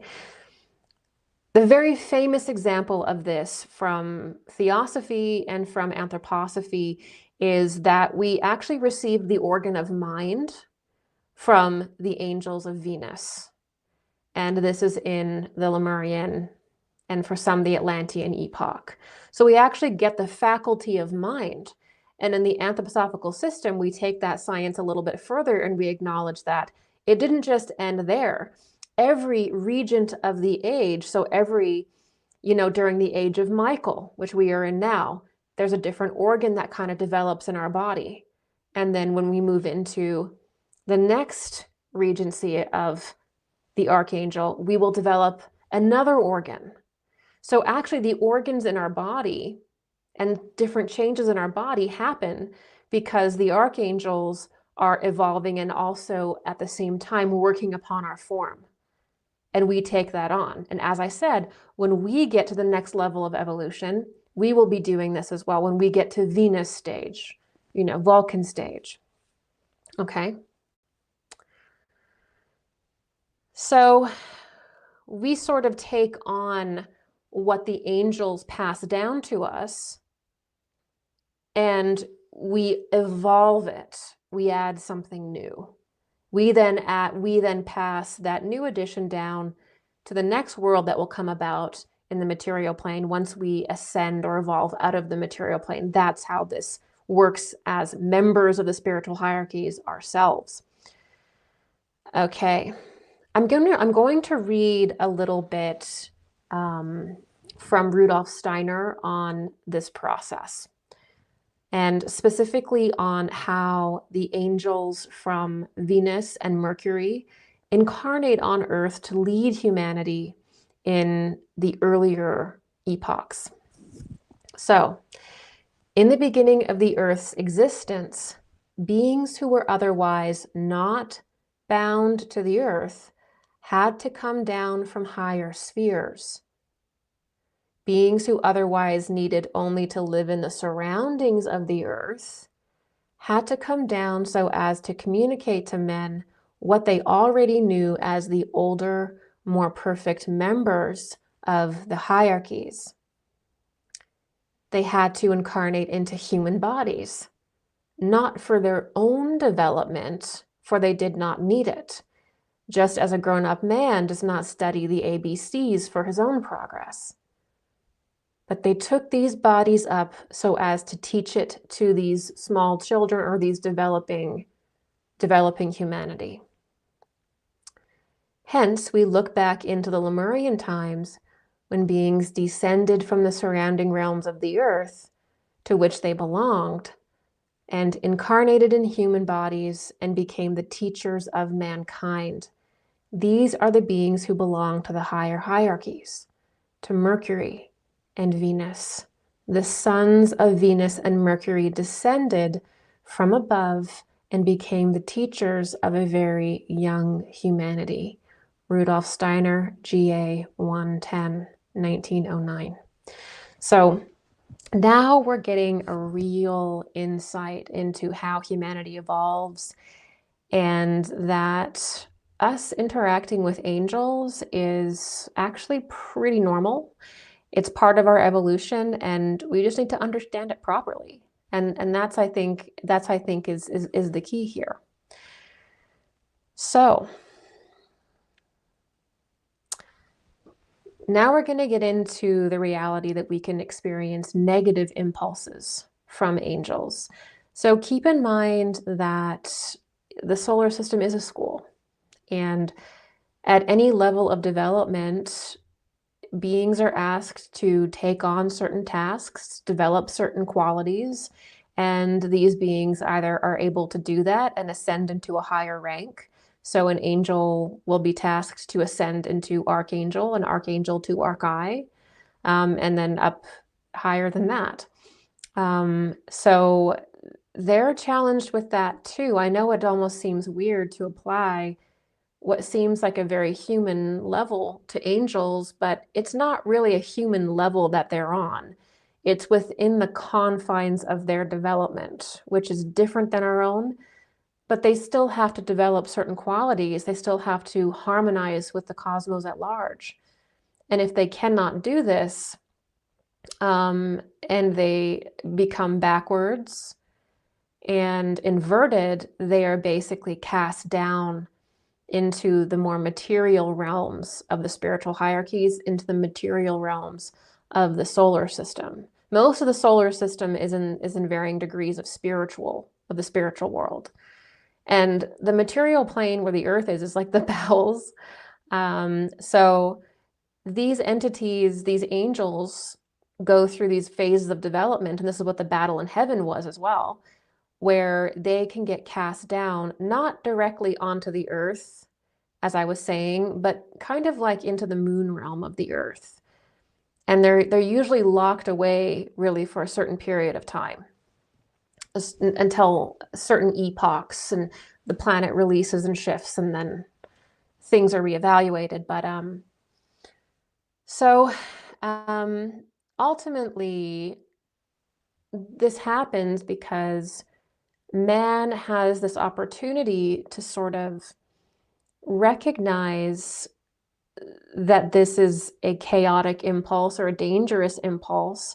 And that's actually what catalyzes human beings to find Christ within themselves. So it's sort of like when we're introduced to fallen angels' influences, they will naturally tear humanity away from harmony. You know, you have the Luciferic impulse, which is associated with fallen angels from Venus, and that will create abnormal spirituality in people. It will create disassociation, the worship of knowledge over Christ. And then you have the harmonic fallen angels, which will create, when they are left unchecked, they will cause a complete loss of spiritual perception, no development of spiritual perception, as though the material world is all that exists. They'll drive the individual to think that external technological material development is spiritual development. And so those are like two extremes. One is rooted in Mars, which is the harmonic impulse. One is rooted in Venus, but they draw the human being into a different kind of chaos and death, which is away from Christ, which is the middle path. So ultimately, when the angels fall, they are challenged, that impulse challenges us to become stronger and to recognize Christ within, which casts them out of us and out of the planet, right? It is our thoughts and feelings and emotions that actually work most closely with these fallen angels, who relentlessly try to trick us and work through human beings and possess human beings to do their bidding, which is ultimately to completely control and feed on the planet and bring it into like a lower existence, right? So man has to recognize the impulse and overcome it. Humanity has been influenced by angels, both positive and negative in their orientation, since the beginning of time. All of the evolutionary impulses are from angels. The devolutionary impulses are as well.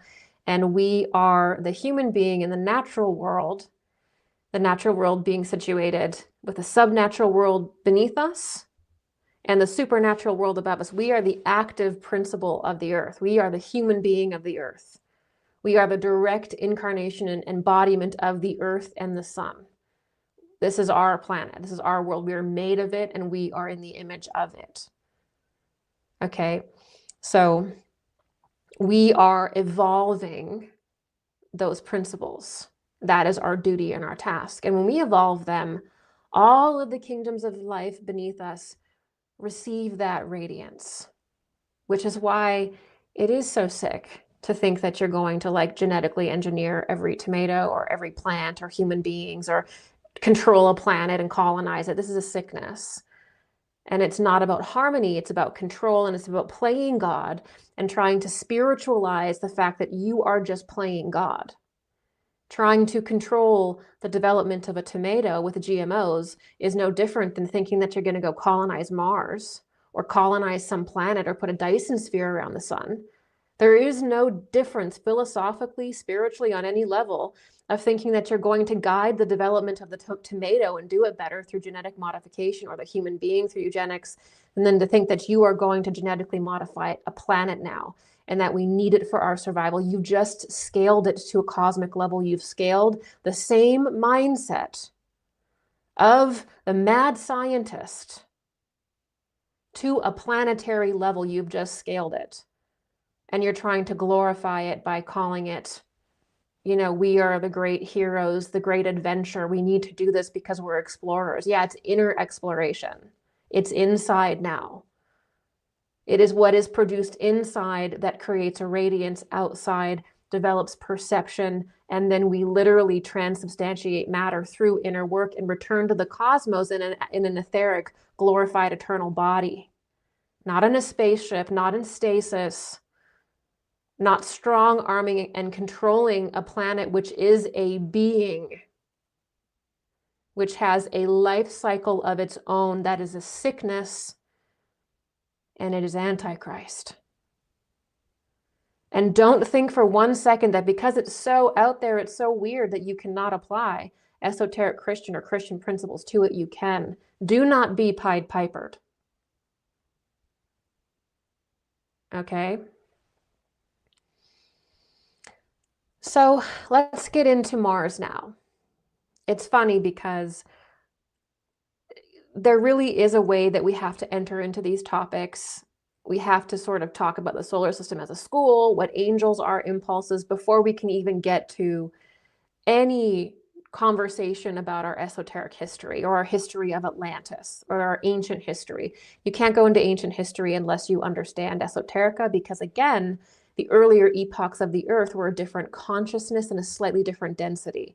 So the further back you go in time requires you to have a spiritual understanding. The further up you go in space and start interacting with spheres, you have to have a spiritual understanding. You cannot operate as a materialist without destroying yourself and everyone around you, because it is a lie. Materialism is a lie. It is a delusional lie. And it should not be leading the culture, not when we are spiritual beings. Okay, so let's get into the descent specifically of the Mars angels, because most people have heard over and over and over again about the Garden of Eden and the infection through Eve with Lucifer. And that's really what we know. But as time passes, we are actually required to go much deeper in that understanding. And that's actually how spirituality works, is we're really only given certain pieces at a time. We're given like little pieces at a time. And then we digest them, we integrate them, and then we get a little bit more understanding, right? And so the moment that, you know, someone says to me like, oh, well, you know, why are you saying this, or where are you getting this? I'm comfortable with my dogmatic perspective. That's fine. But consciousness is, in its very nature, is evolution and progressing, which means that we have to come into deeper and deeper understanding about our past and who we are as spiritual beings and our interaction with angels. You know, there's there are hints in every single spiritual text as to what really happened, but they're in parables, they're in little stories. We need to come into the real spiritual science understanding of it now. That's what we're required to do. That's where the scientific impulse is supposed to go, to inside of ourselves, to into the spirit.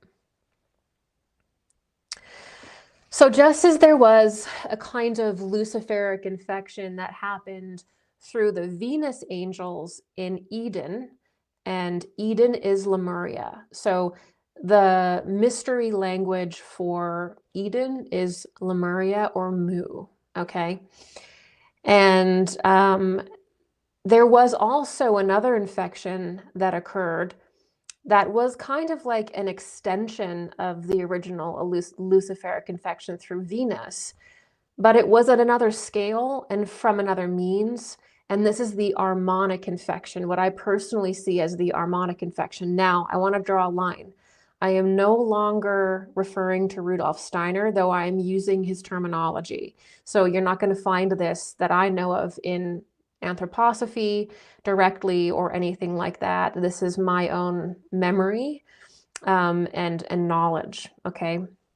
But also, as you'll see, it's not even really, because this has been written about so many different times. We just haven't, as a society, taken it to the deep esoteric level. We've just kept it as a parable and guessed about it.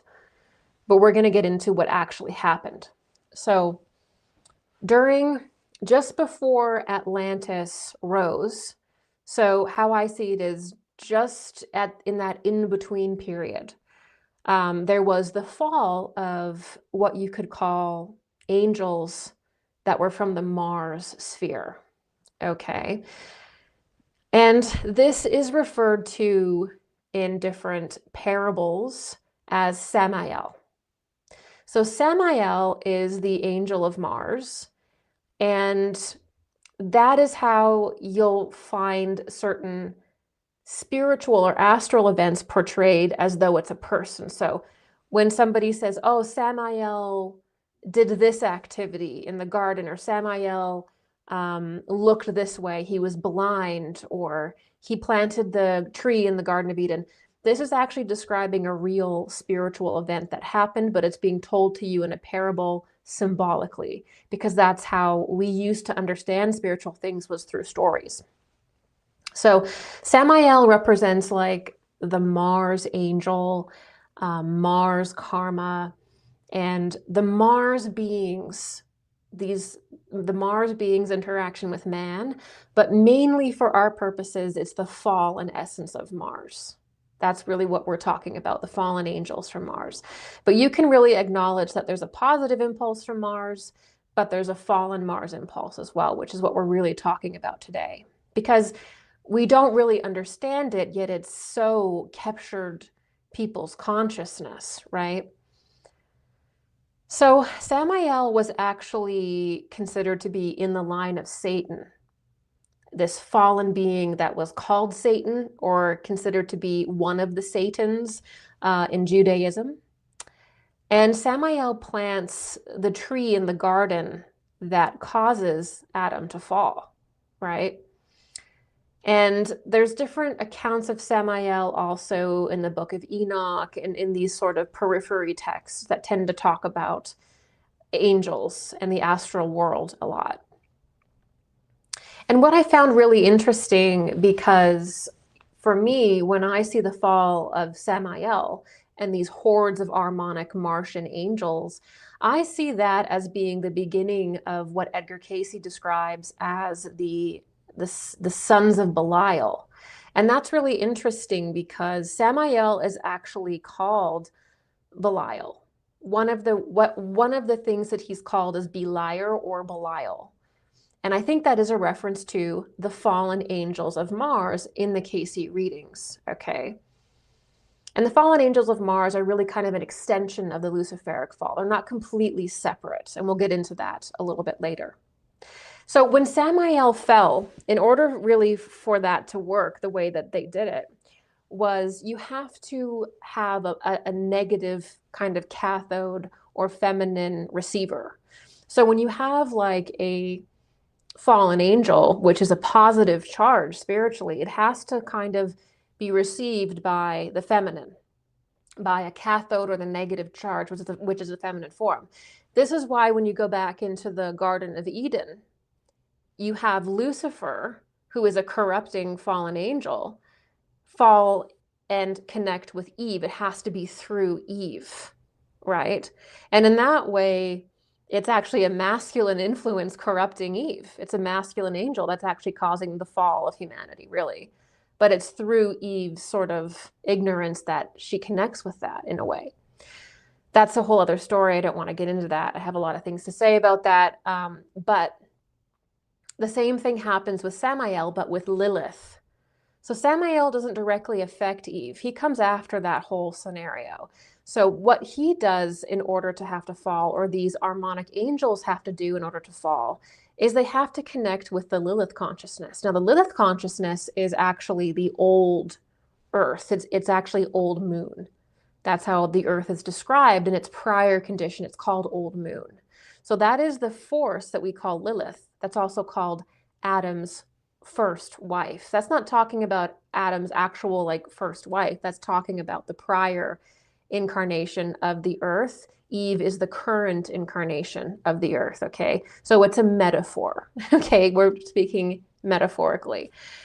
So the fallen angels from Mars merge with sort of like this animal human female that came about at the end of the Lemurian period.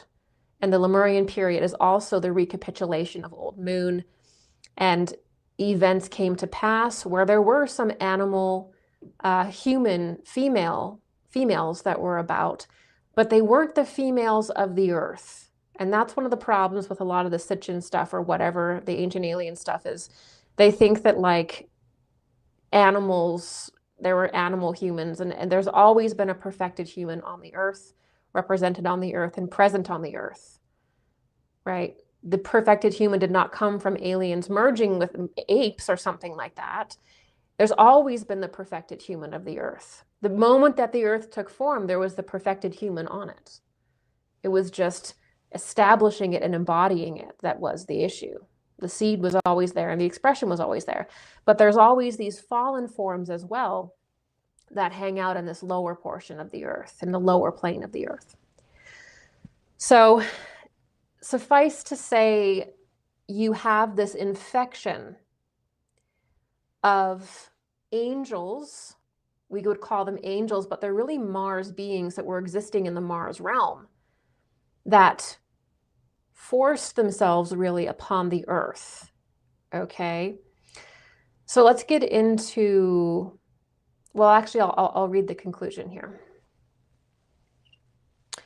The first spiritual affliction, the first spiritual infection to afflict humanity was the angels of Venus in the Lemurian epoch, or the biblical Eden. This is the account of Lucifer in the garden with Eve. The second infection, which was really an extension or elaboration of the initial infection, was Samael, or the Armonic angels of Mars, just before Atlantis rose. Thus, there have been two major infections of the Luciferic of Eve and later Ahriman through Lilith. Our era is the time we must seek to understand and confront the Mars impulse, or specifically the Armonic impulse. Okay, so we are sort of going a little bit long. There's honestly so much more I could say about this reality, about Eve, about Lilith, about, you know, the different infections that happened, Lemuria, but I really can't. So please understand that I'm opening a lot of doors here, but the topic is not complete, okay? All right, so one thing that's very important to understand about, again, about fallen angels, so I've mentioned this a few times tonight, is that when the angels fell from Mars, to the realm of the earth, again, they didn't really fall into the earth as we know it. The earth was in a different condition, slightly. It was more of a kind of etheric body than it is now. And it was kind of like a weird sweet spot when it really could have only happened at a certain moment. And that's really important to understand. It's not possible for what happened with the Martians to happen at any time. It's not possible for these beings to just come in whenever they want. It happened at a very specific time when the Earth was in a very specific condition, which was kind of quasi-physical. And it's as though the spheres sort of overlapped perfectly at that time, allowing for this to happen. So it was kind of a mix of nature and force, right? And on a deeper level, it was so that we could confront this harmonic impulse, if you will. It was to challenge us, right? So when the Mars angels fell, they really fell into what would be called like kind of more, they were really rooted in the lunar realm. And it's sort of like if you were to look back, they would sometimes be visible, but sometimes not, sometimes interactable and sometimes not. But really how they would appear is like a shadow. And the only way that they would sort of appear to you is if you noticed them and started giving them energy, then you could interact with them. So it was kind of this weird quasi spiritual physical time on the earth that does not exist now. So we cannot apply this law to today, which is so important when understanding Earth history. Is like you hear about something that happened in Atlantis or Lemuria, and then you think, oh, well, that happens now. No. Every epoch is a different density. Every life actually is a different kind of interaction with the elements and density, even though it's all under the umbrella of the Earth. So what was possible in Lemuria and Atlantis fundamentally is possible now, but it may take a different way for it to happen. There may be different things that need to happen in order for an entity to appear or for a certain technology to be redeveloped. It won't be the exact same. There's going to be some things that need to be added on or whatever to deal with the fact that consciousness has shifted and matter is a little bit different. Okay, so they really kind of fell into the shadow realm, really. And they really worked relentlessly to influence people, to influence humanity and possess humanity. And they've been really there doing that ever since. And one of the things that they really want to do is, control breeding. They always want to create chimeras. They want to create golems or robots because they can actually enter into forms that are inhuman. They're fallen, so they're behind in development. They can't actually enter the human form. It's too perfected. So they have to enter into a reduced human form through some kind of engineering, right? Or a robot or a chimera. That is something that these forces can actually more easily enter into without prevention, but they can possess human beings. And there are some human beings that literally are just vessels for fallen angels and demonic forces. That's all they are at this point. Yeah.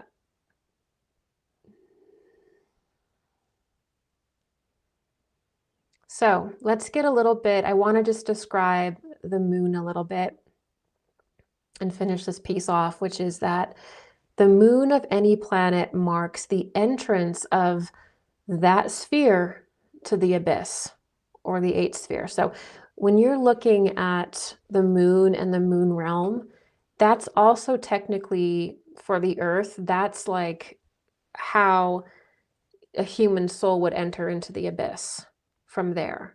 So the moon and the abyss, the eighth sphere, are synonymous in myth, and the reality that the Earth will basically produce a moon at a certain point in its development, and what that moon is doing is it's actually keeping the sort of dark fallen entities and degenerate entities that are in the abyss. It's actually keeping them away. So the moon is a protection for the Earth. I hear a lot of people say that the moon is tampered with and that it's brought from like another star system. I hear a bunch of stuff. because it's been tampered with, right? We can agree on with that. But the actual purpose of the moon is to protect the Earth. It keeps entities within the eighth sphere or the abyss or oblivion or lower astral plane, whatever language you want to use, the moon realm, the kingdom of the moon, keeps all those beings at bay. So the moon is actually a protection for the Earth. All right. So when you see all of these people that are like, you know, oh, the moon is tampered with, yeah, because you have literally dark magicians who have existed in various different epochs of the Earth who want to tamper with the moon in order to release everything in the abyss. Okay, just because the moon is tampered with and it doesn't seem like an organic body does not mean that an alien dragged it here, that an alien created it or whatever, or that it's a control system for us. The moon is our protection, and that's exactly why all of these in prior civilizations, humanity became spacefaring and was messing with our own moon. This is why we have to understand our past, and we're going to get into that tonight. The moon realm, when an angel falls or when a human being degenerates, they descend into that plane, the moon realm of their sphere. And that moon realm connects with all the other moon realms also in different spheres in a certain order.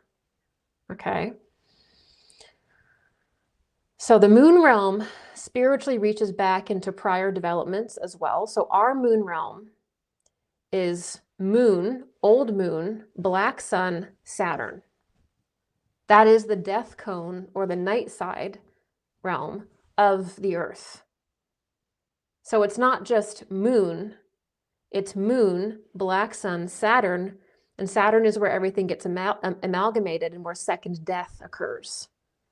That's why Saturn is always shown as death. He always has his sigh because he is the great harvester of the souls who need to begin again, as Edgar Cayce would say, in the realm of Saturn. Moon, black sun, Saturn. Once a soul gets to Saturn, if it is not developing, it is reamalgamated and it has to begin again from the very beginning of creation. Okay. So you can imagine that if you're a fallen angel and you've sinned against the Father, you've sinned against God, you're going to want to be doing everything that you possibly can to get the heck out of there, because the longer that your soul essence is in that eighth sphere, in the abyss, in the plane of the moon, you are dying. Your form is deteriorating. You are starting to look like a gray alien. You are starting to look like a chimera. You are starting to look like a freak, because you are literally fighting the forces of death the same way that we are receiving the forces of life on a living planet. So this is where you get all these degenerate looking astral beings and stuff. Part of it is that that's what happens to the form. The other part of that is that there are chimeras that are produced that are inhuman looking, which pretty much look like that. A lot of things going on, but that describes the moon plane, right? So, and also I think the beings in the moon plane, like these gray alien things, I think they also, like, that's kind of what it looks like when the human being degenerates. Like that's sort of just what it looks like anyway. Like it's a mirror image of what happens. It's not special. It's just that's the image. It's not so complex. So the moon realm spiritually reaches back into prior developments or the dying elements and essences of prior developments in the solar system. Thus, it's naturally associated with death and night. And it's kind of like, is it the Phantom Realm? Is that like a thing? Is that Star Wars or Star Trek or something? Okay, now here is the finale, and we're going to go into this one last portion. I'm going to show a video, and then I don't know if you guys still want me to do questions, because I know we're going long, but if you guys can hang around for it, I'll come out and do a few questions at the end of the video, but only if you guys are gonna want to hang around for that. So let me know in the chat. Okay, so we've kind of built ourselves up to really examine human behavior in Atlantis, or what we were like in Atlantis, what happened in Atlantis. So when Atlantis was spacefaring, okay, Atlantis was an incredibly advanced culture. Look at the pyramids, look at Göbekli Tepe, look around. People want to laugh at that, like, oh, I don't know if there was an Atlantis. Well, where did all this architecture come from? Aliens? No, it came from humanity in an earlier period in which we had advanced technology, in which we were incredibly spiritually advanced. We created catastrophe and cataclysms, and we destroyed ourselves. And that, again, is why you see places like the Vatican, the Smithsonian, and various universities gobbling up all of these discoveries, these ancient texts that describe exactly that there was a prior civilization, that it had advanced technology, how to create that advanced technology, that we were spacefaring, and hid it away. We have been on the earth for an incredibly millions and millions and millions of years. The only thing is we were in different conditions, as I've mentioned. So when we look back and we're seeing this incredible temples of all different kinds, when we're seeing that these temples seem to have a kind of structure that suggests that they were technology, like there was this mix of spirituality and technology that goes very deep into our own very center. Yeah, that's because there was a prior civilization of humanity that destroyed itself so badly that it sunk beneath the sea. Okay, and Dark Journalist has discussed Paulina Zelinsky's work, and he's done a lot of work on Atlantis, so please go over to his channel and check out all of his Atlantis material and also his recent stuff, his recent research that he's done on the technologies is really incredible. So go check out his recent documentary too about Antarctica and the incredible assassination culture that exists between different mystery groups or secret societies that are so hell-bent on controlling this Atlantean technology, being the one to usher it in. So in Atlantis, there was a crystal technology. And now the crystal itself was special. So the crystal from Atlantis was not just like mined in a mine. Okay, it was a special crystal that came about in a very special way. Now, we'll be getting into that later on in our talks, but that crystal was not just a normal crystal as we see it today. And that's why that crystal had the power that it did and the capacity to do what it did. It was how it came to be, how it was created is what gave it that power to affect humanity and to be a free energy device. But Atlantis was a civilization that had reached the level of basically free energy, and it was united in a crystal, and it was also with human consciousness. Now, it wouldn't be in our time exactly like that necessarily, but we had it. Okay, we had crafts. We had crafts that we could fly around the earth with. All right, the Casey readings reveal this. The Bhagavad Gita and early Eastern texts talk about the Vimanas, right? We interacted with angels. The advanced spiritual initiates of Atlantis were often called angels because they had an angel dwelling within them. There was no difference to them. We had incredible sound technologies as well, using sound. We had just amazing stuff going on in Atlantis that deep down in our heart, we all actually remember, and we're all trying to recreate now because it's really our destiny. Again, we are designed to create healthy technology, very similar to Atlantis, but that actually creates an evolutionary impulse through its creation that actually uplifts and connects us, not enslaves and destroys us. And its operations are rooted in one really psychopathic person or a few really psychopathic people, you know? So in Atlantis, we were spiritually advanced, we had advanced technology, and we really reached a pinnacle that I think we're all remembering and wanting to create today. And the thing that I think is also missed about Atlantis is that we were also spacefaring. So we had crafts that were not only incredible in getting around the planet, but we also, at its peak, became a spacefaring civilization as well. And a lot of the things that you see, like some people will say like, oh my gosh, NASA is basically photoshopping all of these pictures of the moon, right? You know, NASA is photoshopping these pictures on Mars. There's really a Sphinx on Mars, which is really fascinating, and we will get into eventually.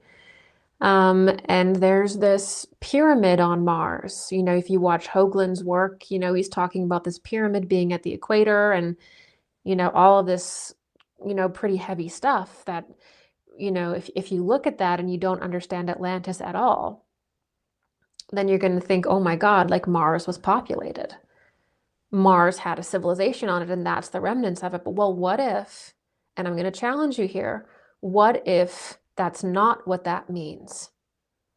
If you just see, you know, a face on Mars, some pyramids, evidence of life, and according to Brandenburg, you see that there's evidence of xenon and these different nuclear blasts that apparently occurred. Does that actually, according to straight logic, does that mean that there was a civilization there? Is that what all of those things absolutely conclude to?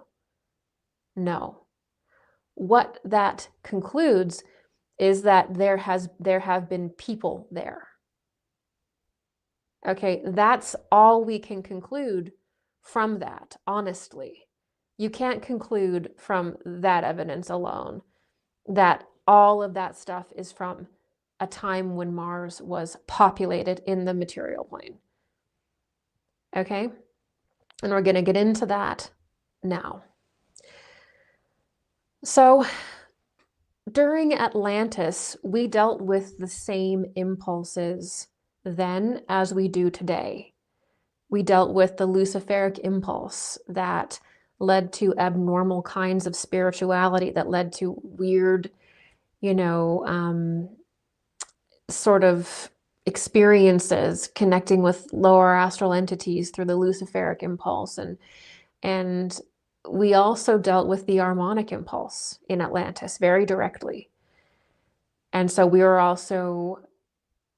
there was also this group that was absolutely possessed by these Martians and occupied by these Martians that was wanting to lead humanity into a technological dystopia and a complete inversion of the cosmos into a machine. The Harmonic Martian angels wanted more than anything to ultimately not only control the Earth, but control every planet they could and the sun by making them all machines. And you see this by the very sort of Harmonic idea of becoming like a type 1 civilization, a type 2 civilization, which is basically just man dominating everything around it and being a vampire and controlling and sucking life out of it, including at the end, basically the pinnacle is like you're going to create a Dyson sphere around the sun, and then you're going to basically control the sun. And people are like, yes, this is a good idea. This is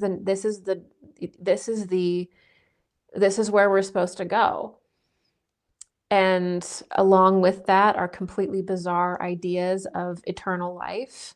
Like we can be in stasis for, like in the spaceships in stasis, we can hook ourselves up to technology and live forever, but it's not the bad technology, it's the good technology. This is what Elon Musk is really bringing out, and what he's getting his little errand boys to say is that he's the individual that is going to bring forward the good technology.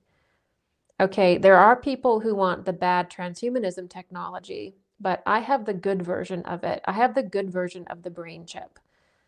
And meanwhile, he digs his roots deeper and deeper into politics, into the president's head, into the president's life. And are we going to see Elon Musk basically assert himself and become the regulating body for AI, where he just deletes all of his competitors? And guess what? His dream for AI and brain chips and becoming and building a Dyson sphere around the sun is the same as everyone else who was competing for it. He just won by tricking everyone into thinking he's the guy for freedom. Take off the illusion here. There is no good brain chip.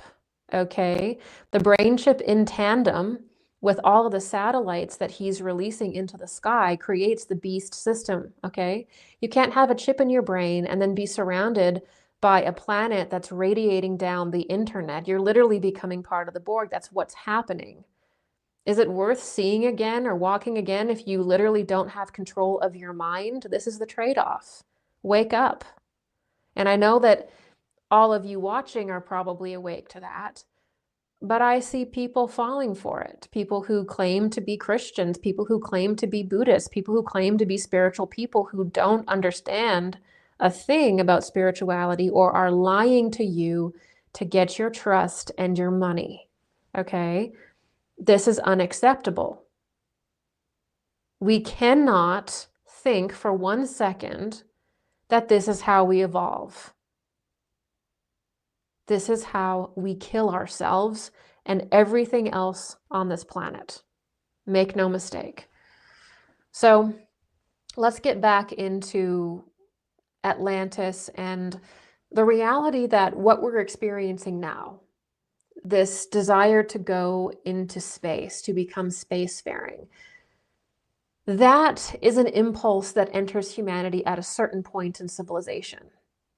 Okay, this is why when you hear the alleged Nazi origin myths and Nazi occultism, they repeatedly say, like, listen, like when you get into the higher levels of the Nazi occult, it's not even Nazi. I have to say Nazi because that's how people recognize it, but it's actually beyond Nazi. Like there were people that were part of this belief system in this secret society that were in America while the Nazis rose in Germany, that were in all over Europe, that were in Argentina, that were all over South America, that were in Asia. So this is not really like a Nazi thing, but it is the belief system that the Nazis hung on to and began to use. And so that's how we recognize it. But it's really a secret society that is Martian, Luciferic, and it goes back, and it's also very much von Daniken style, Sitchin. And what it is they believe that their ancestors, not your ancestors, their ancestors, their blood is the blood of the gods. Okay, that's why they wanted to create the Anannerbe, which was basically to find the evidence in Sumeria and all these different places that they were the progenitor, their genetics were aliens, these fallen angels basically from Mars. Okay, so they believe that their ancestors are the Martians and that their ancestors are these alien gods that planet hopped from Aldebaran, okay, which is basically the Pleiades, right, to Marduk, or Phaeton, which is the destroyed planet in the asteroid belt, which we'll get to later in the series, to Mars. And before coming to Earth, they basically had the civilization on Mars. So their entire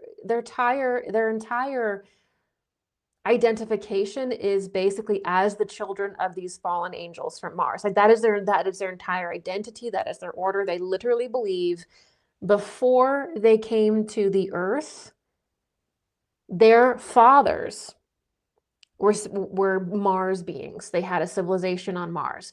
So when you see someone like Musk or Wernher von Braun talking about, well, we have to carry the light of consciousness from the Earth to another planet before that planet is destroyed, you are hearing from the mouth of Elon Musk, from the mouth of Wernher von Braun, you are hearing the Nazi origin myth. You are hearing that secret society's origin myth where they believe that their ancestors are planet hoppers that have colonized every single meaningful planet in the solar system. It's their destiny to do the same thing, and you're just going to be part of it wherever you fit in, and they'll take all of your tax dollars to do it. And they'll make you think that you're part of it and that it's incredible, and it is a lie. It is a delusion, and why it is a delusion, as I explain in my Immortal Body series and Eternal Body, is that the human being is part of the Earth. It's inextricably linked. Human beings cannot survive on another planet. As I mentioned, when the Martians fell, which did happen, it was an extremely rare situation, and it was using a black sun device. We can't even do that from this low realm. We can't even recreate that. They have to literally entrap the entire solar system to even try that, and they're going to fail. Okay? I mean, they can't do it through the way that they think they can. So, because there is no whole lower octave in the way that they think it is.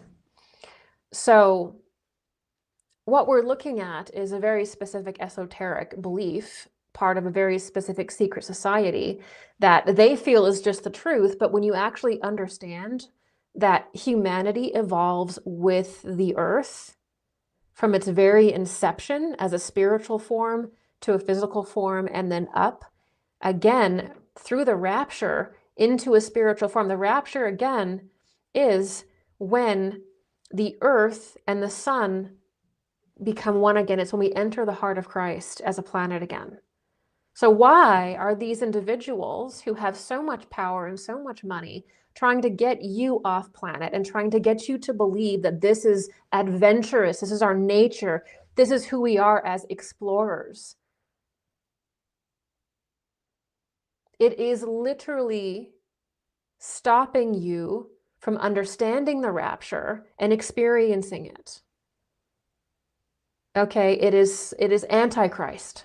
It is quite literally the most Antichrist belief system you could possibly have, is multiplanetary civilization. Humanity is part of the Earth. Our body is made of the Earth. Our etheric body is unified with the etheric body of the Earth. Our astral body is unified with the astral body of the Earth. And our eye is united with the Earth and the sun. You literally cannot evolve properly when you go off planet because you're not going to be within the reach of the sun. And your body and mind and entire self will deteriorate because you're not within your own nature. Okay? Now, I'm not going to go too deeply into that, but please check out my Mystery of Eternal Life, or the Mystery of the Immortal Body. It's the one I did a few weeks ago. If you really want to get into why this is delusional and why we should not be thinking that the light of consciousness needs to be preserved by getting off planet and building a Dyson sphere around the sun and becoming it's literally the opposite. It's actually death. It's actually your death. That's really what that is. You will become deformed. You will become insane. So this all happened on Atlantis as well. We reached the same peak. Humanity became spacefaring. We had advanced technology. And we were the ones who were doing these structures on Mars then. We were the ones who were building these things on the moon then. But we didn't get to the point where we could build the Dyson sphere around the sun. We didn't get to a certain point where we could do certain things yet. But all of that was prepared during Atlantis. The civilization fell, the technology stayed in the knowledge of certain secret groups. Even today, there are certain groups that have this technology that are moral, and there are certain groups that have this technology that are immoral. Okay, they both exist. And there's a crisis because humanity is not yet spiritual enough to understand what that technology does to consciousness. We're not just materialists. When you start working with over unity, free energy, it affects the etheric plane, which is consciousness. Okay, so there's always this weird gap where we have this advanced technology. Certain groups understand it is immoral to bring it forth until humanity is ready. Other groups are like, we have the technology, might is right, we are going to dominate humanity, become gods, and we're going to tell them the entire time that this is great until we can enslave them. Okay, so both impulses exist, and humanity has to very clearly decide which one they're going to align with. Okay, we can't do that unless we understand it. So the first thing that the Atlanteans did when they became spacefaring was they began to tamper with the moon. So again, the moon is the body that keeps the demonic entities at bay. It keeps the abyss at bay. It's actually a protection. So the first thing that these individuals will do that are possessed by fallen angels and doing the fallen angels' bidding and trying to create this weird structure that is totally parasitic and in the fallen angels' favor is they begin to try to tamper with the moon, to hollow it out, to place devices in it in order to release the entities from the abyss. Because when you control the moon, you can affect the abyss. Okay, the moon is the protection from the eighth sphere. Okay. So there'll be certain technologies, certain structures to control the moon and try to allow these beings in. Now, my guides call this actually planetary necromancy. They begin to engage in what is called planetary necromancy, which is you try to release the dead things, the phantom realm, the eighth sphere, out of the different pockets of the cosmos to bring them forth. And this makes them more powerful because that is the side that they're possessed by. I know that this sounds very difficult to believe, but if we're doing it now, and look how quickly we've been technologically developing, you don't think that we could have been part of another civilization that did this as well? We just need to expand our consciousness and really understand. And I'll tell you what, it's only people who are normies that don't believe in Atlantis. And exactly what I'm talking about right now. The people who do not believe this are the normies, and the people who run the world, the people that are part of various different secret groups that are hundreds of years ahead in health, in technology, they all not only believe this, they understand this, they have the artifacts. It's part of their secret societies. It's the average person that is not aware of this, but the people who run the world absolutely are. And that's why this gap in knowledge has to be bridged, because we cannot have a healthy society when there are people who have this much power, this much money, this much influence, this much occult knowledge, and they're willing to use it in a manipulative way. The only way is to understand it properly, to call it out, and to reject it wholeheartedly when we see it. We've been here before, guys. All right, so it's called planetary necromancy when you start to interfere with different planetary bodies. It always begins with the moon. And don't forget that the moon and Mars are united in their planetary life. So the moon in occult science is kind of like a different, Mars in occult science is kind of like a different aspect of the moon. So is Jupiter in a way, the male planets. So Mars, it's really Mars moon sort of thing. I can't explain that to you today, but I'm just going to leave that there for you to do your own research around. So Mars and moon are connected in the way that souls travel. Okay, they're synonymous. So first the moon is tampered with, and this is really to do planetary necromancy, which is to release the beings that are within the abyss, that are associated with that planet's life wave. Okay. They also will try to force a pole shift on the sphere. So when you force a pole shift before the planet naturally, so the planet has a natural polar progression that aligns with the Platonic year and the different epochs. This is an actual science where the poles naturally shift, okay? I'm talking about attempting to create an artificial pole shift.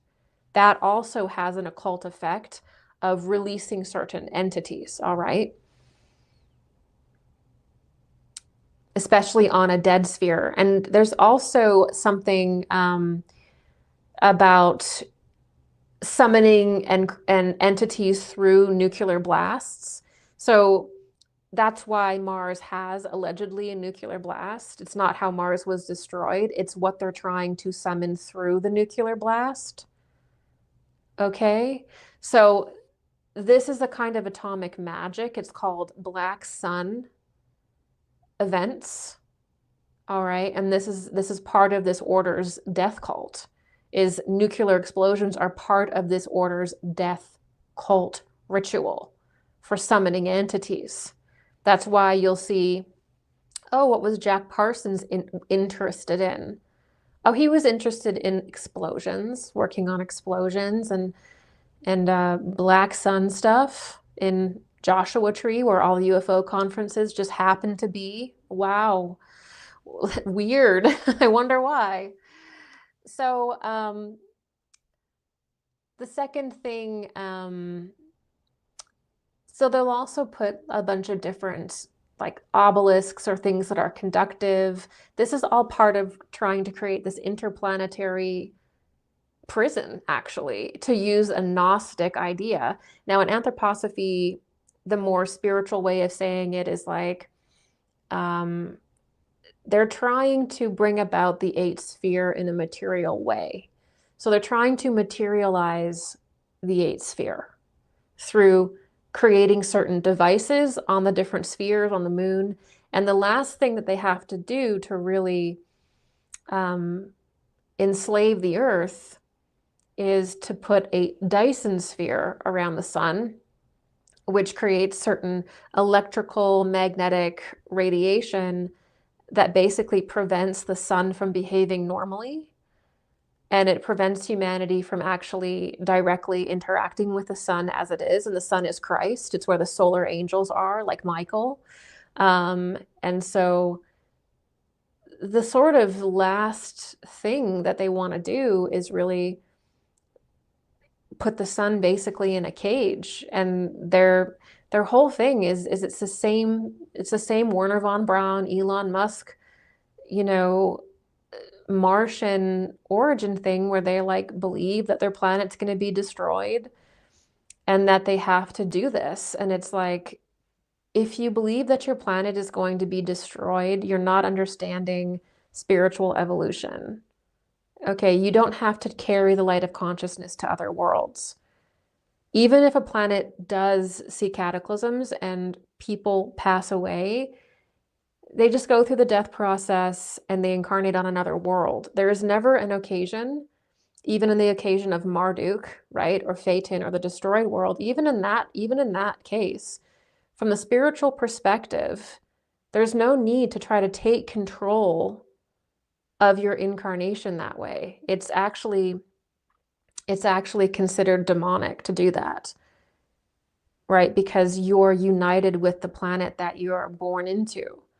and you're part of its evolution, and you're part of its union with the sun. And so you damage your soul by doing things like that.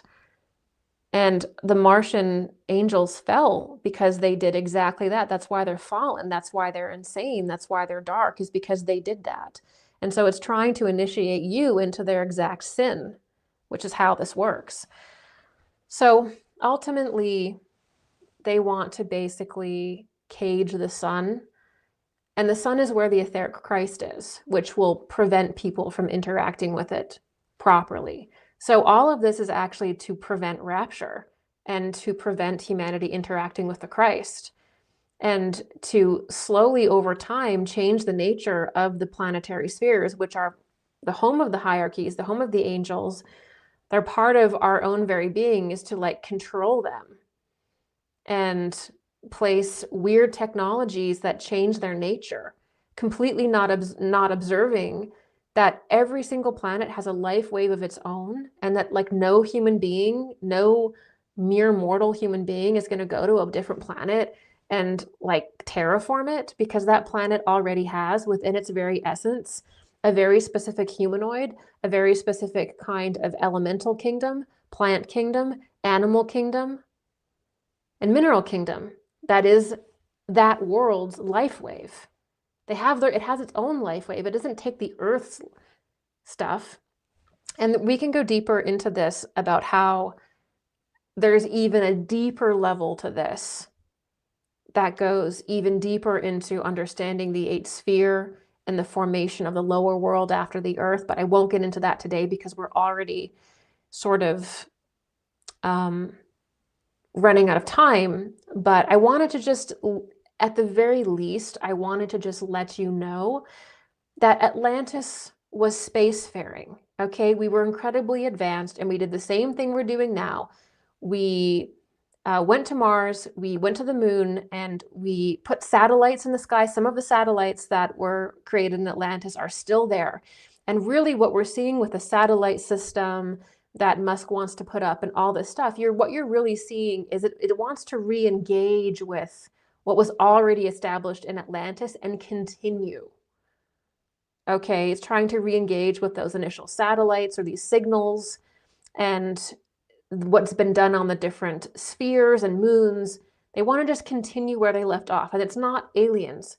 It's humanity during Atlantis that was possessed by the same impulses it is now, which is by proxy these fallen angels that want to continue this, which ultimately leads to caging the sun, which we should not allow to come to pass.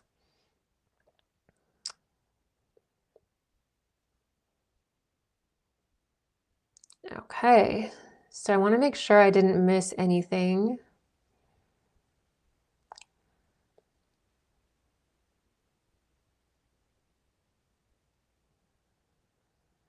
Okay, so I'm going to read to you the conclusion to this portion, and then I'm going to play a video about the Mars line. And then if you guys want, I will come back and take some of your questions. But if it's a little too late, then I understand, and we'll do another Q&A at a different time. Okay, so let's close this out. The Earth has had several prior epochs.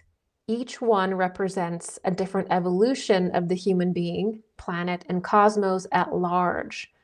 Our prior epoch was called the Atlantean epoch, and humanity reached a very high level of advancement.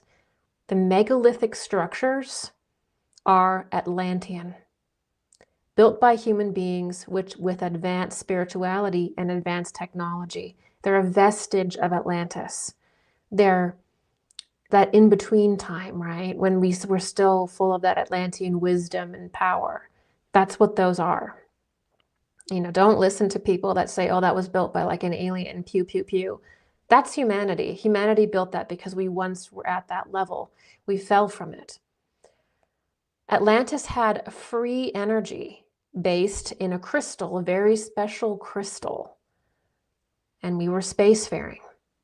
Atlanteans tampered with the moon and Mars just as we are seeking to today. They established structures, and there are certain ceremonial objects that are part of a specific kind of technology. They want to pick up where they left off in Atlantis and create an electrical magnetic radiation grid to prevent direct interaction with the spirit and Christ. Specifically, they want to place a Dyson sphere on the sun, which will affect and prevent rapture, or before the sun and the earth can be absorbed together. So if you place a Dyson sphere around the sun, like these maniacs want to do, you're basically preventing rapture. You're preventing the earth and the sun from having an appropriate relationship with each other, because the electricity, the magnetism has an effect on our etheric body, okay, which is our immortal body, which is our sort of body that we call the resurrection body before it goes into the physical. So when our etheric body gets tampered in this way, it's very damaging to us. Right? So it's like this weird fear survival thing where it's like, well, eventually the sun's gonna die. And so I got to put this cage around the sun and I got to do this on Mars. It's all a ceremonial black magic event. I don't know what other words to use. And it's all about caging up the Christ. It's all about putting that sun in a Dyson sphere and summoning entities from the abyss. It's literal ceremonial magic using the spheres. And I know that's going to sound crazy to people, and I know that will not land properly with certain people. I get that, but that doesn't change that that's what it is. We cannot view ourselves in the cosmos as just a material thing, because it's a lie. We are spiritual beings. The planets have spiritual aspects, and the Christ is within the sun and is the seed of all of our transformation.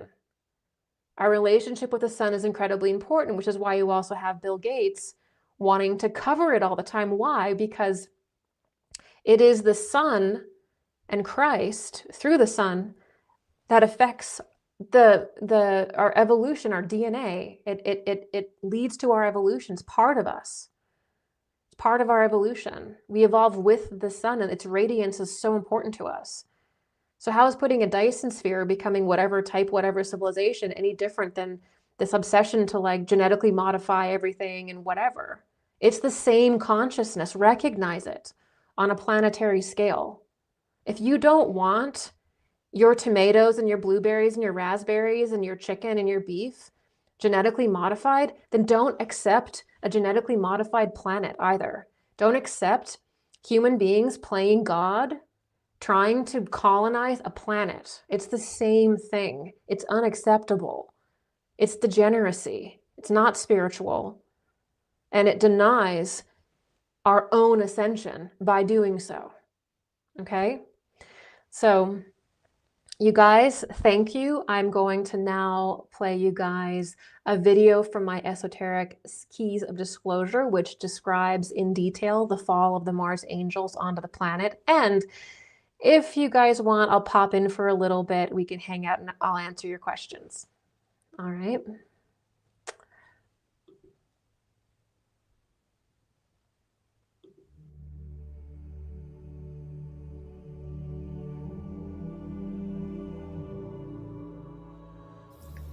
This next chapter, in discussing the esoteric secrets of disclosure, is going to be unconventional, as this lesson is the account of the arrival of the Martians on Earth on the continent of Antarctica, exactly how I received it. You may ask yourself, why bother sharing such a distant aspect of our Earth history? Well, history repeats itself, and when we do not understand our ancient past, we succumb to the same mistakes that we suffered then. The solution to facing the darkness of today is thus the deep understanding of exactly how it manifested in earlier periods. Only when armed with the reality of our past can we properly confront the problems of today. I want to be clear that we are building on the last two lessons, which were 1. The reality that the Earth was a more etheric and even astral form in our distant past. In our deep past, the Earth was not solid and therefore was not subject to the same material laws we have today. It was an environment very distant in nature to what we have now in our present day reality. This difference in quality often causes the mind to reject it and reject the history of this period, of course, unless it is trained to perceive beyond the material level of perception. 2. The second lesson was that humanity was not only a different density at that period and at a different developmental stage, but that humanity was also visited, or rather interrupted, by certain beings from Mars at a very specific point in the past earthly development. This period was at the end of the Lemurian epoch, moving into the Atlantean epoch. So, this account of our very ancient past takes place when the Earth was not yet solid, not as solid as it is today. It was not yet materialized into the form we now have, and thus the listener must understand that certain things were possible then that are not now, and certain things happened that are only perhaps now only a very distant knowing. However, when one becomes aware of the truth of our past, they will begin to see the recapitulations of it, or the repetitions of it, everywhere around them. Once we see the truth, we begin to see it around us. And most of all, once we know the patterns of darkness in our past, we will not be manipulated by them in the present. Included in this account are spiritual scientific dynamics that have to do with the spiritual life and evolution of the Earth, how planets and human beings evolved in the solar system, and of course how human beings evolve on Earth. I am not asking you to believe this, just that you listen with an open mind.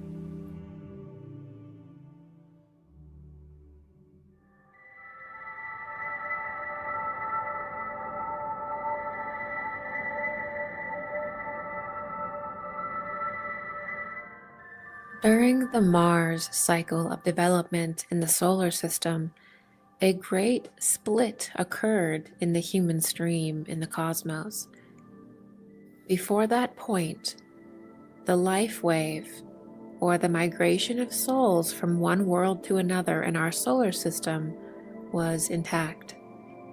There was no ability to defy or leave the life wave. Humanity could not rebel against nature or God. Upon death, the human being was subject to a series of transformations, and their soul would naturally enter the organic life wave, and thus they would take on a planetary incarnation that was needed for their existence, for their experience. However, during the Mars cycle of development in the solar system, something different began to occur.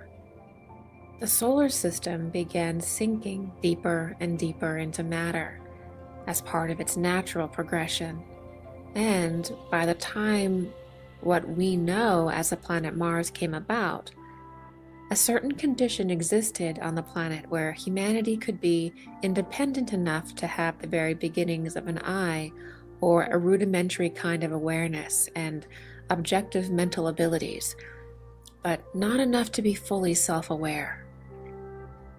Upon developing this rudimentary level of awareness, those on Mars, seemed to use it to channel all of their efforts into controlling the natural world.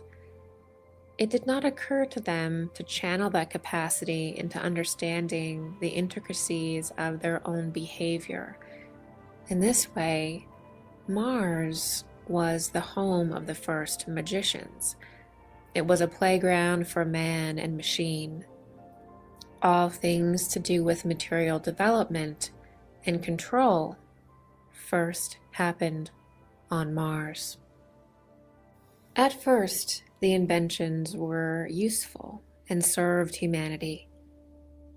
But over time, they took on a life of their own, a personality of their own, and they began to control man. Their inventions and their machines began to control them. The first phase of this began with controlling the weather, controlling nature. This behavior led in the lowest kind of elemental beings and forces, beings that had not yet been known in this universe, beings that were behind a kind of dark mirror. But the dark magicians believed that if something existed, it could be controlled. It could be brought under their power, under their will, and that they could figure out how to do it. They, in turn, could master that power and become more godlike themselves. And so, evil was not understood, and these forces from behind this black veil were seen as neutral, as no different than any other force of nature. You see, all darkness comes on the back of light. It sneaks in through what has already been created in the light for the light. And only the true magician can sense the difference between these two forces, between good and evil. Thus, after the light, darkness always comes. And so, these Martians were absolute magicians of the material world. They assumed that the spirit was automatically there, that the spiritual plane would automatically follow their mind, that they could not fall, that they could not fail, that they were, in fact, gods, the gods of nature.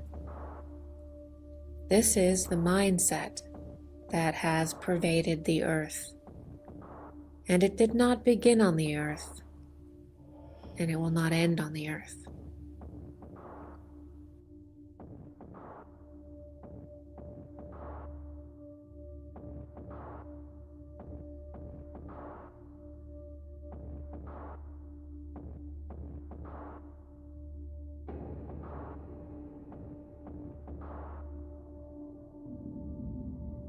This was a necessary stage in human development and occurred in what we would consider an etheric realm compared to our material density.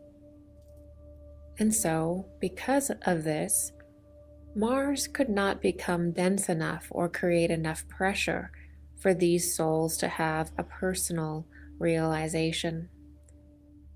Mars could only create enough density to have half the level of awareness possible on Earth. And thus, the large majority of souls that incarnate not only pass through Mars before taking a life on the Earth, they carry their prior consciousness and memories that happened on Mars. They carry this specifically to heal upon their life on Earth. But we will return to the purpose of this recollection, which is the creation of a rebellious stream of humanity, or what we call the anti-stream. We use the term human to describe the people of Mars and the people of Venus and other planetary schemes, because their being from another developmental scheme of the system does not make them inhuman. What makes a being inhuman is when God is betrayed. Humans from other planetary realms are indeed human. They just have a slightly different density according to the laws of their particular planetary scheme, and in many cases lack certain organs that the Earth scheme requires for life. Beings from other planetary schemes in our solar system are the prototypes of the Earth human, Namely, the Venusian scheme is the prototype of the Earth human. Thus, to perceive beings from other planetary spheres as alien is a fallacy, and it should be observed that, as a law, all planetary schemes in our solar system create the human form. The human form is evolved accordingly on each scheme, each development playing into the next until the Atman, or the solar human form, is created. In this way, the human form is created by different planetary incarnations, one after the other, and the form that is created on, say, Mars or Venus, is carried into the life wave and impulse of the next planet to take life. In this way, the human form is the celebration of the sun and the official vehicle of the cosmos of the solar system. Each organ, each variety of form is due to massive developments in other developmental schemes of this solar system. We should, at this time, mention another fallacy that comes from the general collective Martian delusion, which is that complete beings from other star systems can enter the Earth. That is not possible. All beings from other star systems must enter through our star, through the sun, or through Christ. All beings from other star systems enter as a soul, and there is a process to take form or develop a human body or enter the life wave. But these are not aliens. This process is speaking about certain exalted incarnations. What people are calling aliens are forces from the anti-stream that were summoned here at the time of Mars and are generally connected esoterically to the Mars wave. They are inhuman, half-human, and always in some way deformed in appearance. These are the forces that were summoned from behind the black veil, and they seek form here.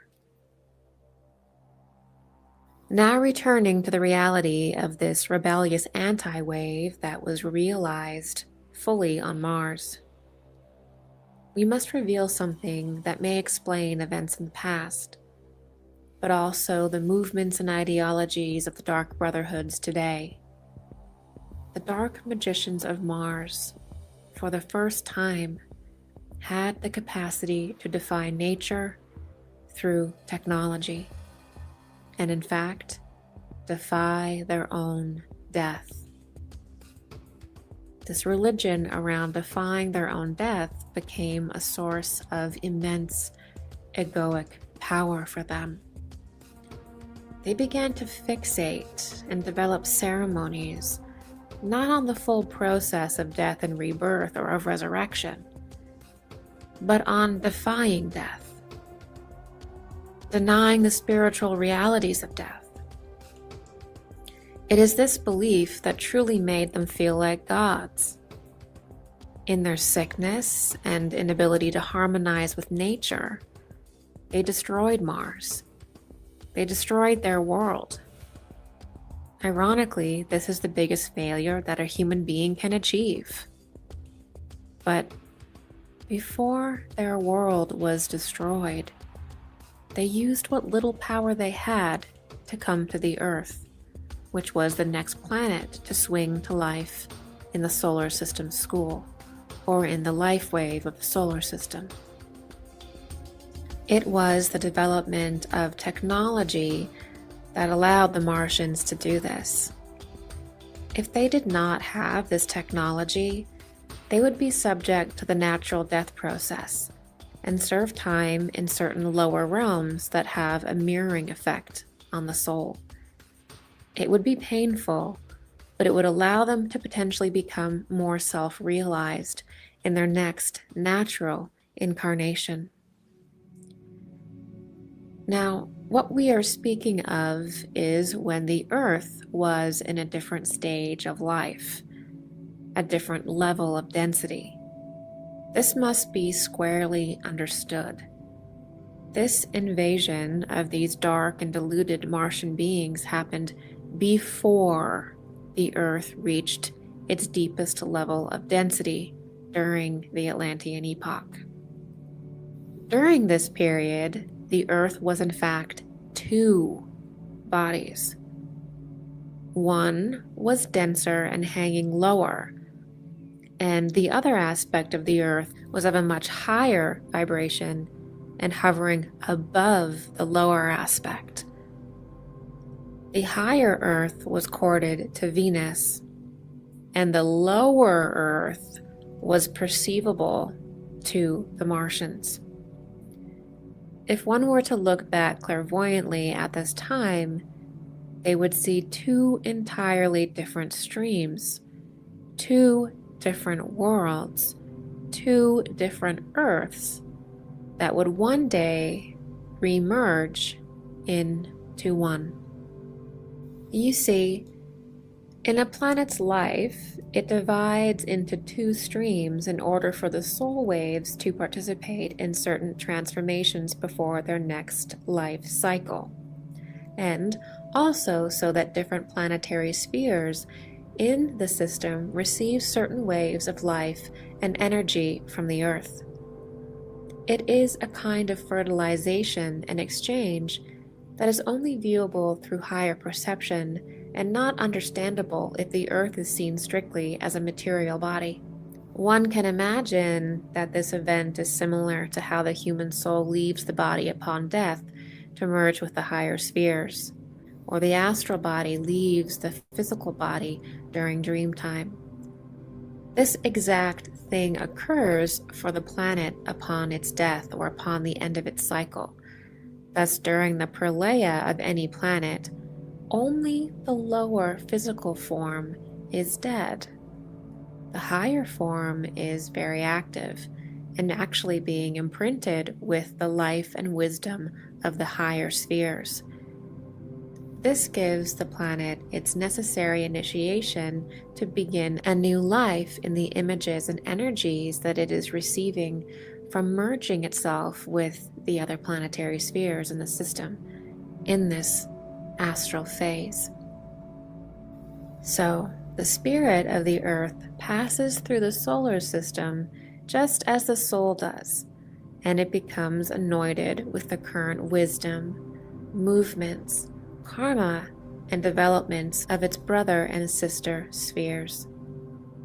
As the spirit of the Earth passes through the sun, it begins to gain density and returns or remerges with its shell, its body that remained in the lowest key or in the physical plane. The spiritual essence of the Earth returns to the physical body of the Earth, its lowest material expression. We mention this process because this means that while the spirit of the Earth is traveling and going through initiation and transformation, there is a physical corpse that is left in its place in the material plane. And so, in reality, we have a shell, a corpse, and we have the soul and essence of the Earth as two different things during this period of time. If one were to visit the Earth during this time, they are not truly of the Earth. They are on the corpse of the Earth. They would in fact be outside the development of the Earth. These Martians, as they refuse to surrender to God's will and pass or die within the parameters of their planetary scheme, began a wholly external wave, or a movement in the cosmos and within humanity that is no longer within their life wave, within the life wave of the solar system. They use their technology to escape their death and the destruction of their world. And thus they are out of time. They are out of rhythm with life and bound to the horrid creatures of darkness they summoned for their survival. But we must say that technology in the Martian realm is not as we know it today. It was, as mentioned, an etheric realm compared to our physical plane. And they were able to travel here through producing the equivalent of what would be a nuclear blast. The way in which this is done in that level of creation, in the etheric level of creation, is that it creates a temporary black sun or black hole. This black hole cannot be controlled and follows a hidden circuitry of creation. As Mars at this time was at the etheric level, they were able to lower in density through this kind of esoteric blast. But the black sun force can only move down in density. It can only move deeper into matter. It cannot move upward. The force that uplifts and moves upward is the white sun force, which is to humanity the Christ impulse. We must reveal that the black sun force on Venus was a holy force and was not produced through a nuclear blast.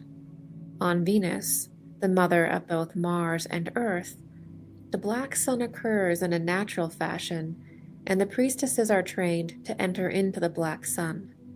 And this is the core of all Persephone myths. The black sun forces on Mars are against the natural order. The male form can only travel in this way naturally if they align with white sun forces. Thus, what we are describing to you about the male cult of the black sun is an abomination. It is something that if one wishes to evolve and be in harmony, they would not do. But moving from the Mars realm to the Earth realm, it was possible using this Martian black sun nuclear technology.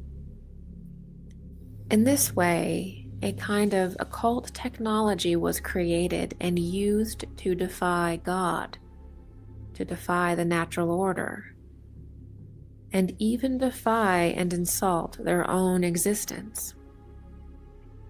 An unnatural stream was created linking the Earth and Mars at a time when the Earth was dead, while it was in a death cycle.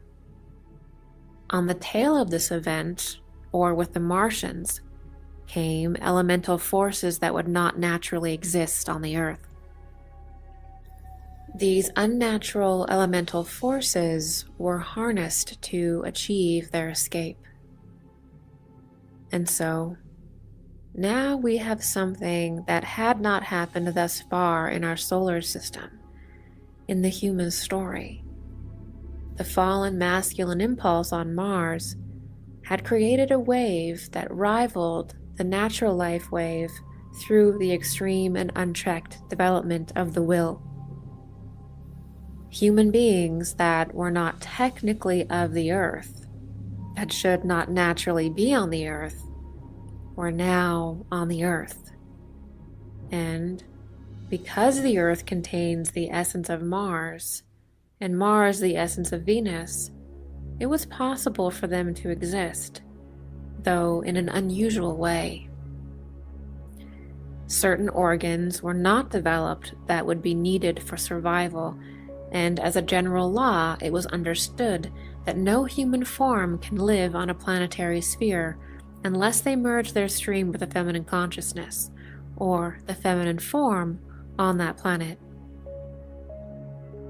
This meant that these men from Mars had to merge with the female forms on the planet Earth in order to survive and create an incarnational path should they die. The female form on the planet was not the Earth human. It was not Eve. It was an ape human. These ape people were the result of the fallen race of Lemuria. They represented humanity's fall backwards into the animal kingdom. Not all of humanity, but a portion of humanity that did not pass the Lemurian phase of development, or they did not pass the Lemurian initiation and evolved backwards into the animal kingdom. Thus, we have actually a kind of balance that occurred. The fallen Mars men, who were hyper-technological or hyper-masculine in orientation, found themselves with the fallen feminine impulse of the Earth. The human apes were the result of the inability to master the developing feminine forces of the Earth.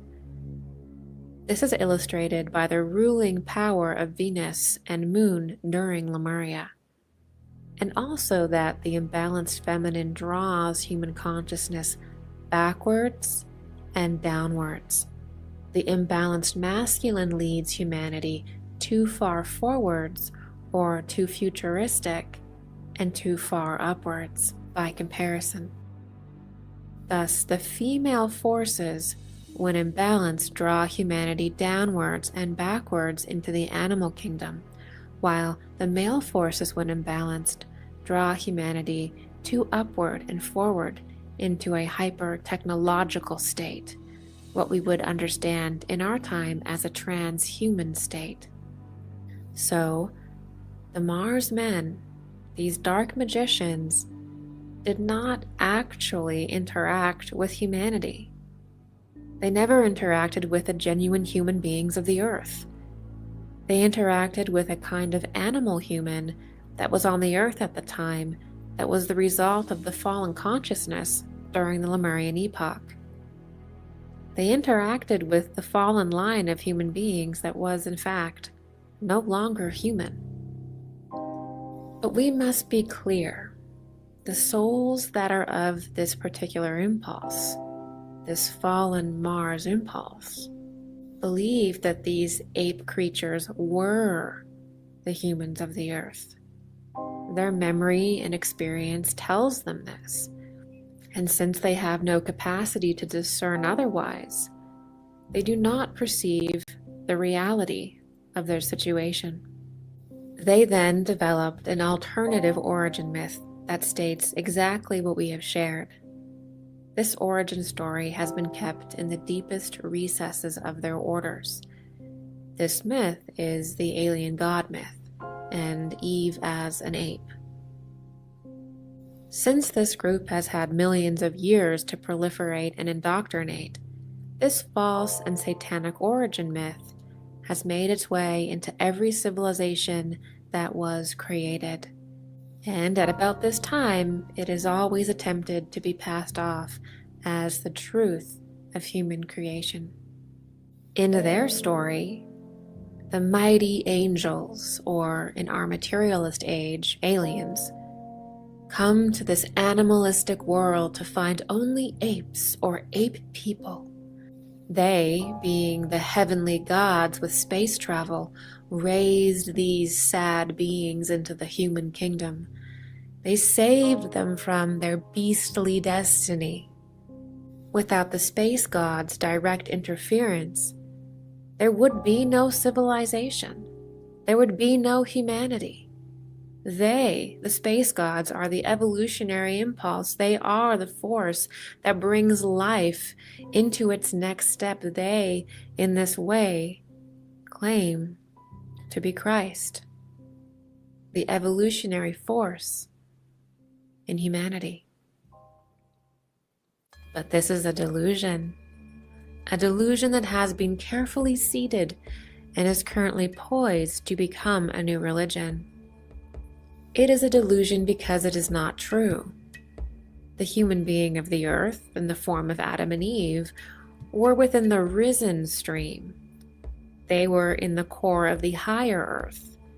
And during this time, the form was being properly evolved for the new epoch, which was the Atlantean epoch. You see, the human form, or the template of the developing human being, rises into the Venusian plane with the Earth. Here it is preserved and etched with its next image. This is likened to the etching of the seed atom. Thus, the true human form of the Earth is held above the corpse of the Earth and prepared to appear at the correct time in the next epoch. The corpse of the Earth, or the lower Earth, will go through certain cycles related to its fallen reality. So in truth, the human being of the Earth was in a different realm during this period, when the Martians, or fallen lords of Mars, were interfering. The higher humans were destined to merge back with the Earth as the true Atlantean human beings in the true Atlantean form. This reveals the error and the problem. The Martians believe they are the Venusians. They believe they are the higher angels. They believe they created humanity and all human civilization. They believe it is their form, them, that is the human element. They believe they are the initiating human element on Earth, and they believe they did this through genetically merging with apes. On the other hand, the other stream, the genuine natural stream of Earth humanity, competes with that ideology.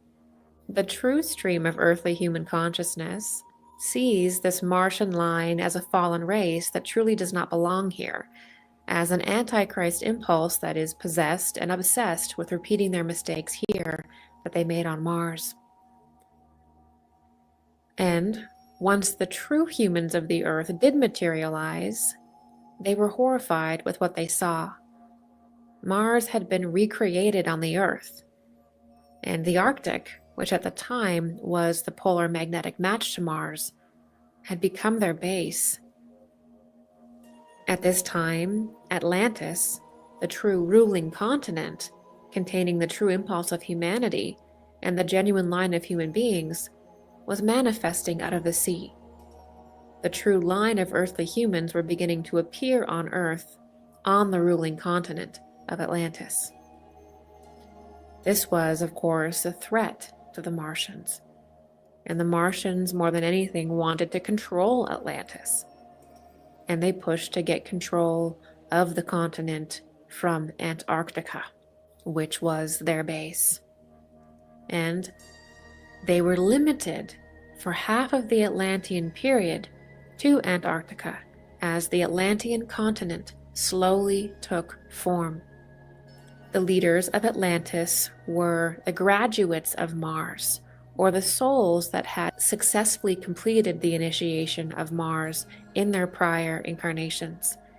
This is called the Melchizedek order, or in the Edgar Cayce work, the Amelius group, or the followers of the Law of One, though they came through Venus as a solar force, as mentioned.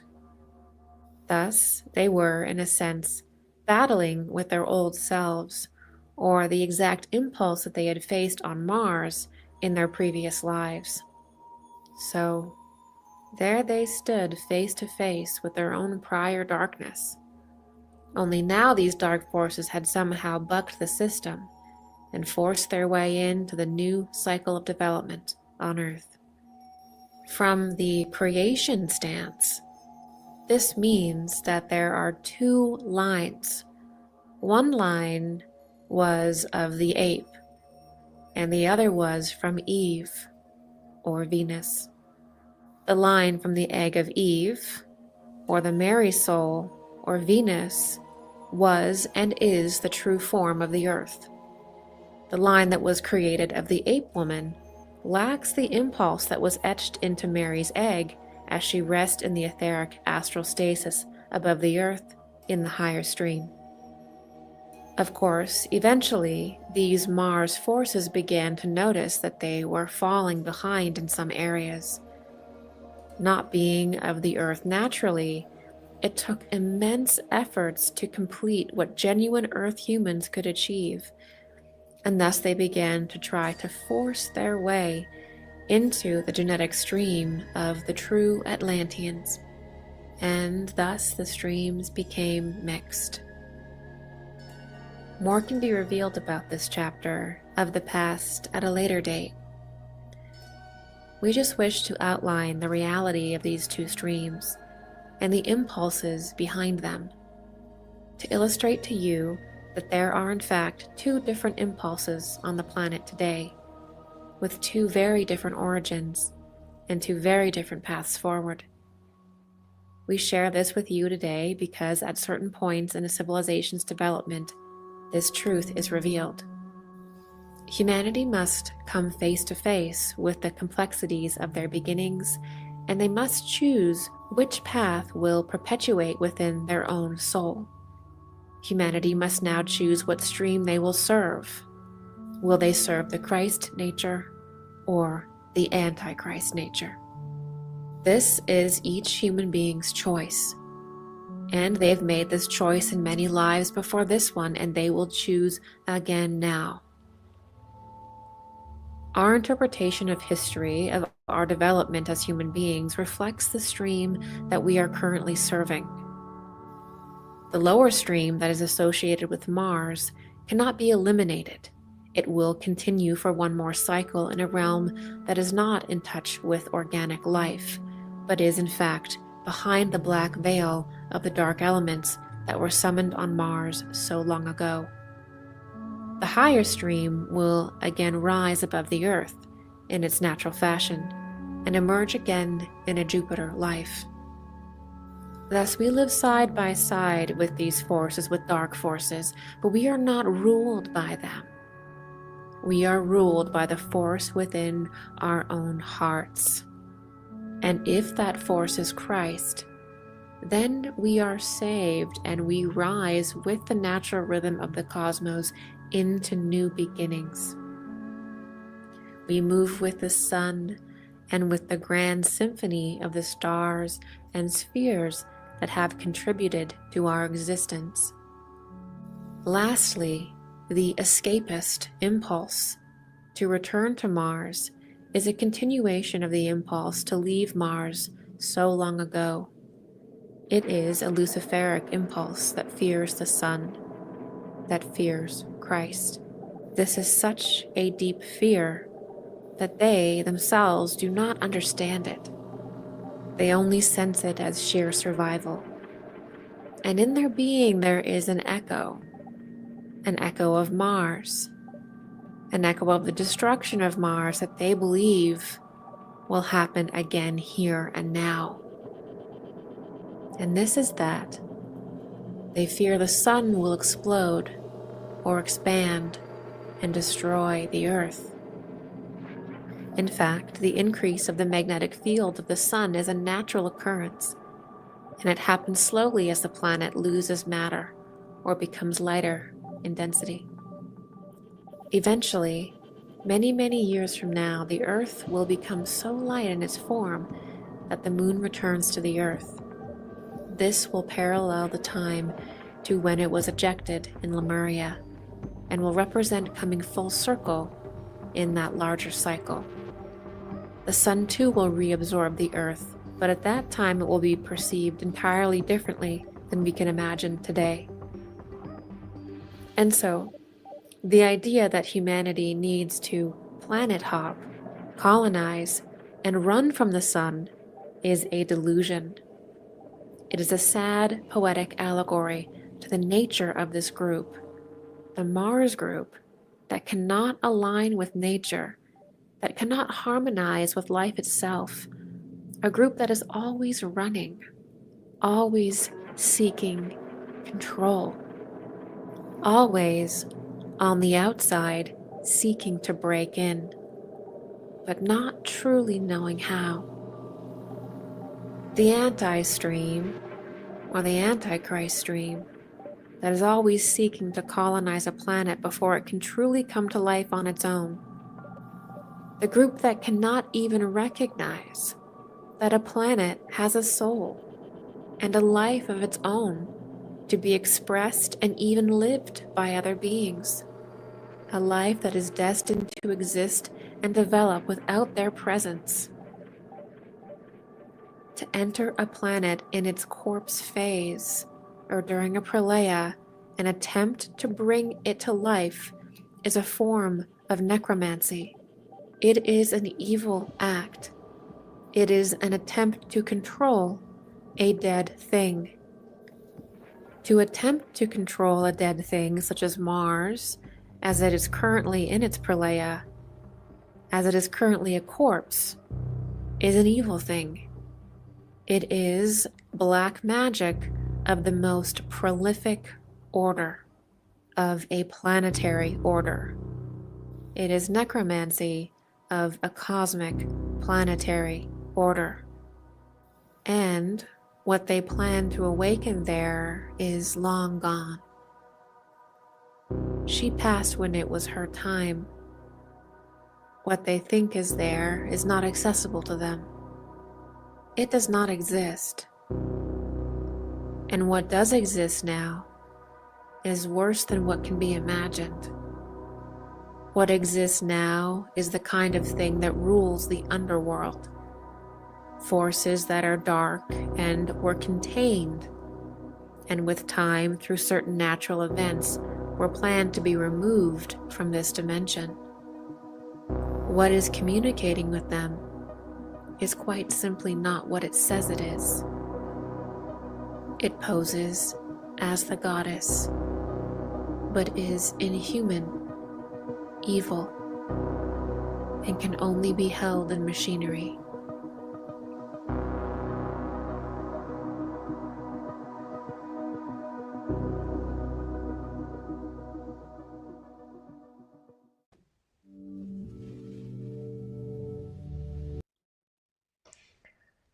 All right.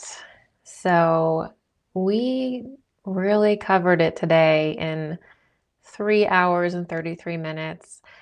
I wanted to add that video from my Esoteric Keys of Disclosure series because if you can take in the lecture portion of this and then that little kind of story illustrative video, I think there can be a very good understanding of Mars and of the Earth. And I understand that this sounds strange, that it sounds bizarre.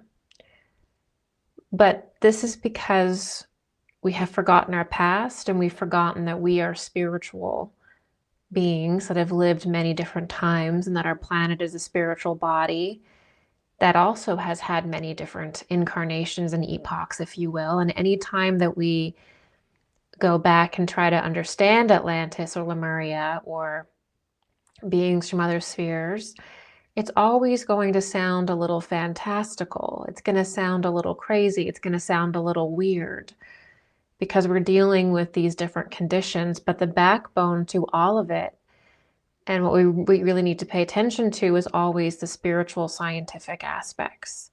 Okay, so I'm going to get to your questions and I'm going to do as many as I can. So this first question is from Christian.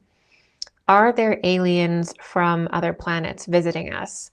So in my opinion, the extraterrestrial hypothesis is quickly, I think, losing favor. I don't think that we are operating from I would say, a holistic paradigm. I don't think we understand space. I don't think we understand ourselves. I don't think we understand other spheres. And I would say that a lot of what people think are aliens are spiritual beings. They are astral beings, and people are calling them aliens. And they actually are an elemental, or they are perhaps an angelic experience, or they are an entity from the eighth sphere. And so there's a lot of just plain astral and spiritual phenomenon that's being called alien, which is how the label alien just really absorbs a myriad of different phenomenons into it. and kind of reduces everything into like an alien, when in reality you're looking at what could be many different types of astral beings or astral experiences.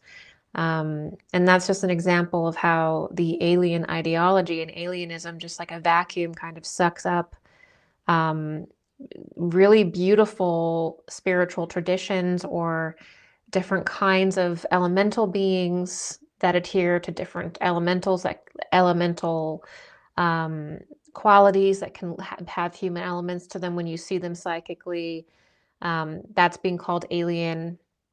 There's demonic entities that will appear to use technology because it mirrors the fact that we are in a technological age, and people say, oh, this is an alien. It's really an astral entity, right? And then there's also probably orbs, or what would be an angel, or other spiritual beings that people are like, oh my God, that's an alien. So everything is being called alien, and it's really not. You know, if you're looking at an astral experience with an astral being, you're looking at a spiritual being that exists in a different plane.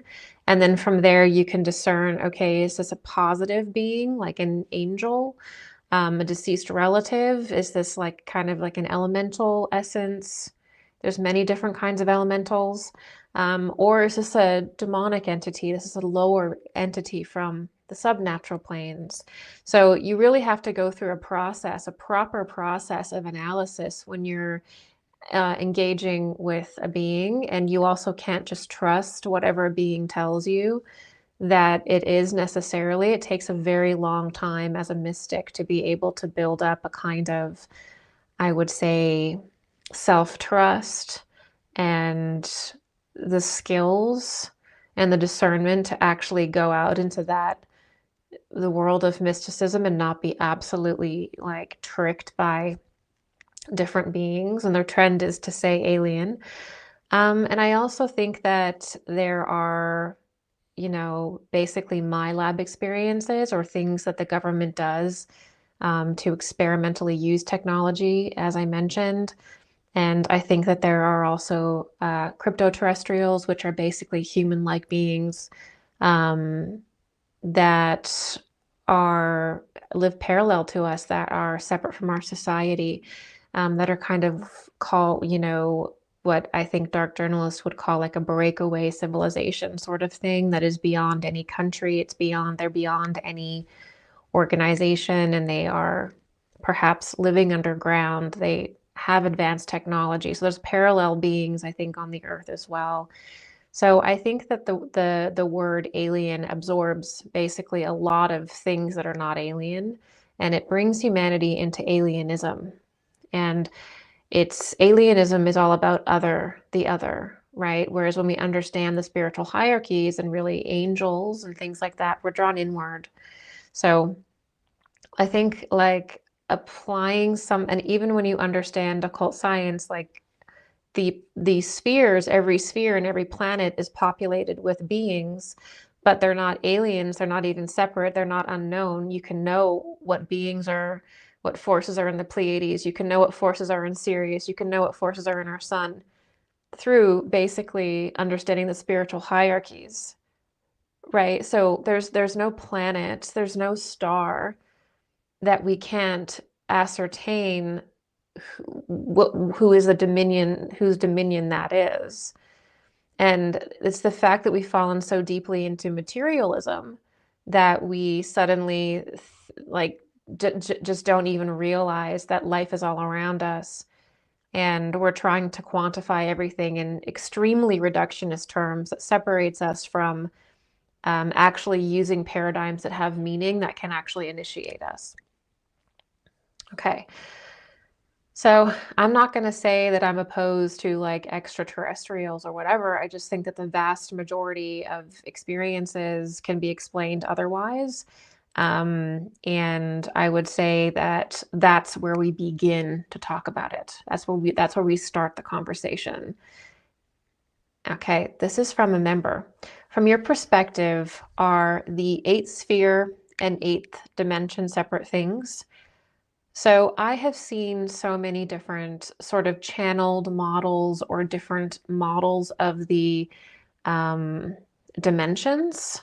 And the only way we can actually really understand the dimensions is actually if we keep the human being and overlay the human being over the solar system, which is really kind of just like the tree of life, really, and that as the cosmos. That's the most effective one that I've sort of seen.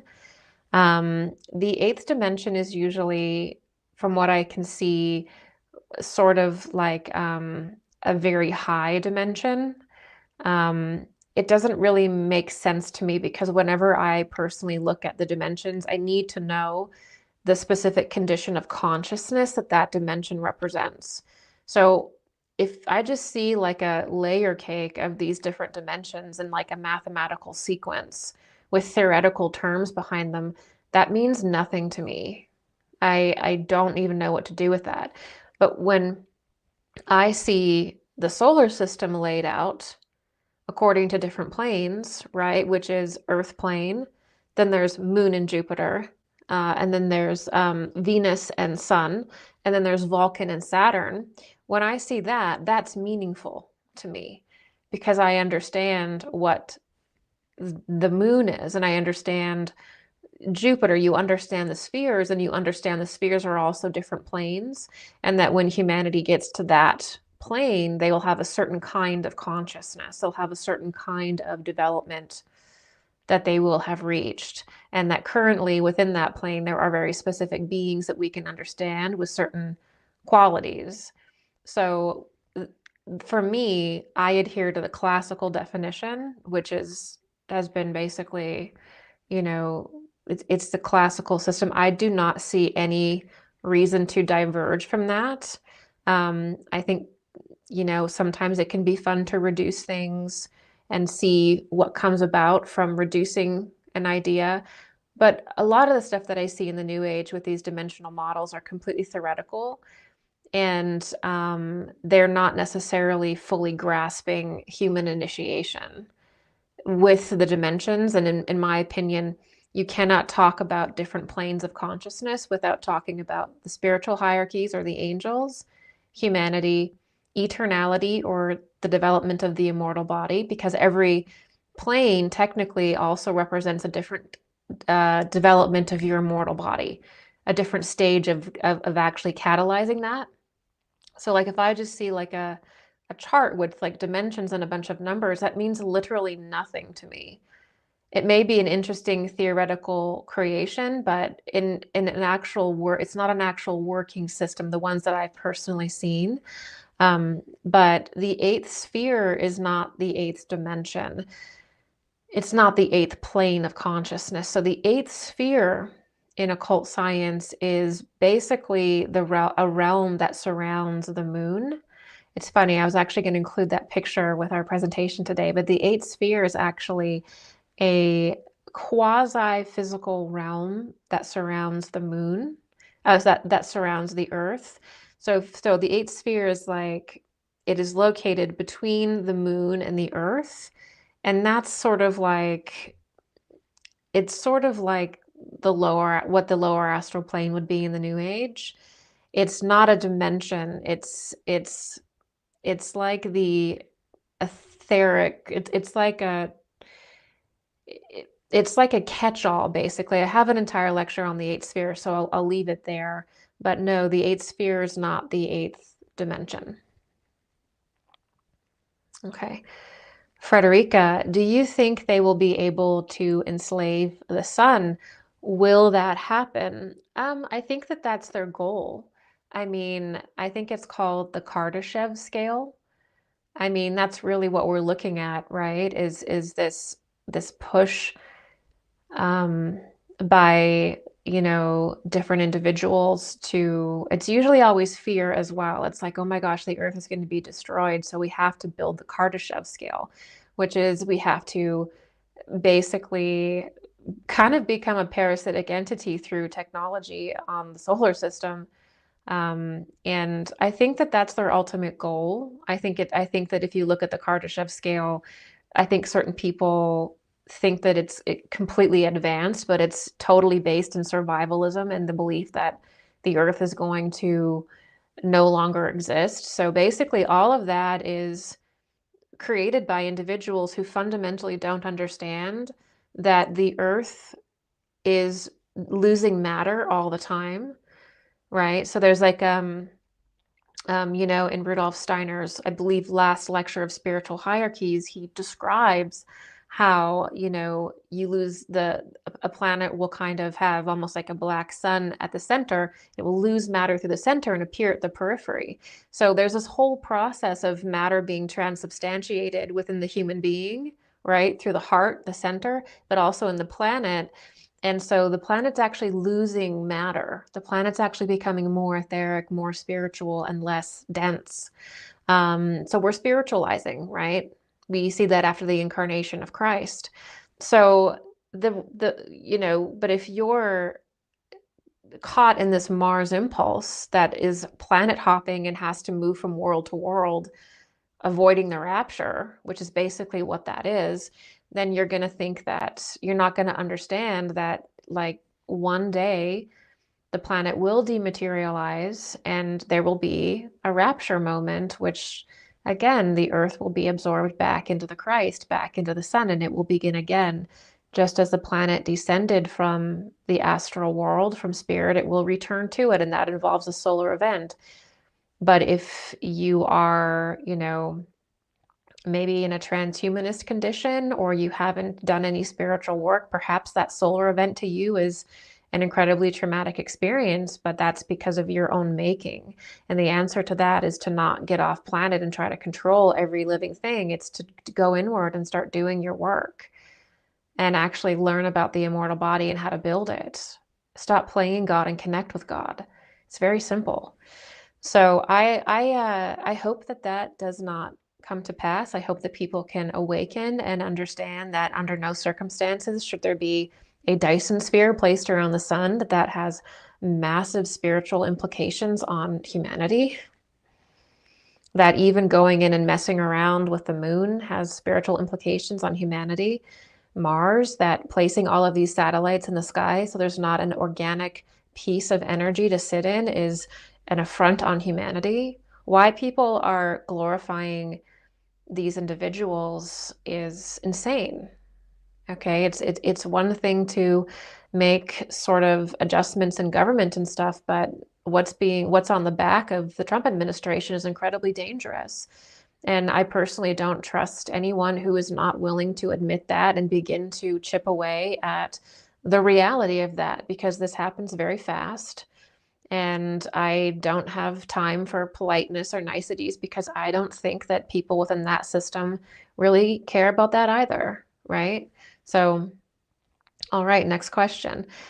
This is a member question, and you said, if we move through different planetary spheres when we die, do we have a full life in each sphere until we come back and reincarnate to Earth again? Yeah, so that's essentially how it is described in different mystery texts, and that is my understanding of it. Is you sort of, the experience is you kind of wake up in heaven, essentially. That's like the experience of it, because you don't just disappear after the earth, you go into the heavenly realm, but that experience is as though you're waking up. It feels like you're just kind of becoming conscious of that realm or waking up in it. And then you pass through the planetary spheres and you have basically a life. And then you'll kind of pass away, and then you'll go into another one. That's how it's described, which is a mirror of our life. It's a mirror of sleep, how when we go to sleep, our astral body will go into the astral realm and it will have an experience in the higher spheres and then come back down. So yeah, it's all about going and having these different experiences in heaven, and then or the higher spheres, and then we come back around, hoping that during those lives, within those planetary sojourns, as Edgar Cayce would call it, hopefully during those lives, we learn, we integrate our karma, we experience our wrongs, and we try to learn about them in the heavenly world. We experience help, we experience counseling from higher beings. We reap the rewards of this life as well in the heavenly kingdom. The things that we are able to overcome become incredible gifts, and then we come back around. So yeah, there's a whole process between death and rebirth that we need to understand. And the beginning of that understanding is understanding reincarnation and reincarnation in regards to the planetary spheres. Okay, this is from Jade Valentine. Since Elon has decided to back Trump, can we please acknowledge the neo-Nazi alien god myth supporting technocratic impulse that's emerging from the conservative sphere in the US? Republican congressmen are currently advocating for UFO disclosure heavily, and some even begging Trump to do it. It's starting to look like von Braun's prediction. Well, great observation here, Jade. So I think that there are people who supported Trump that are very aware of Elon Musk and Elon Musk's various projects. But I also think that there's a lot of people who voted for Trump who are very tribal in their nature, and they are not individuals yet. They just operate in kind of a tribe. And so they're just accepting everything wholesale. And that's a really tough lesson, right? But I do think that it's mixed within that conservative side. I think the whole Trump election was not necessarily even a bunch of people that really loved Trump. I think that Trump was able to gather around himself a bunch of different people that were sort of homeless. They were originally politically left, but the left got so extreme that they were unable to find positions there that they were able to operate in, which is a huge mistake for the political left, is, to allow such extreme principles. They lost so many individuals and really allowed Trump to win. Let's be clear, there are so many things about the Trump administration in 2016 about, Musk, that if argued properly would have provided actual opposition to the Trump campaign, which would have created a stronger conversation publicly and probably better outcome. We need the best individuals having the toughest conversations.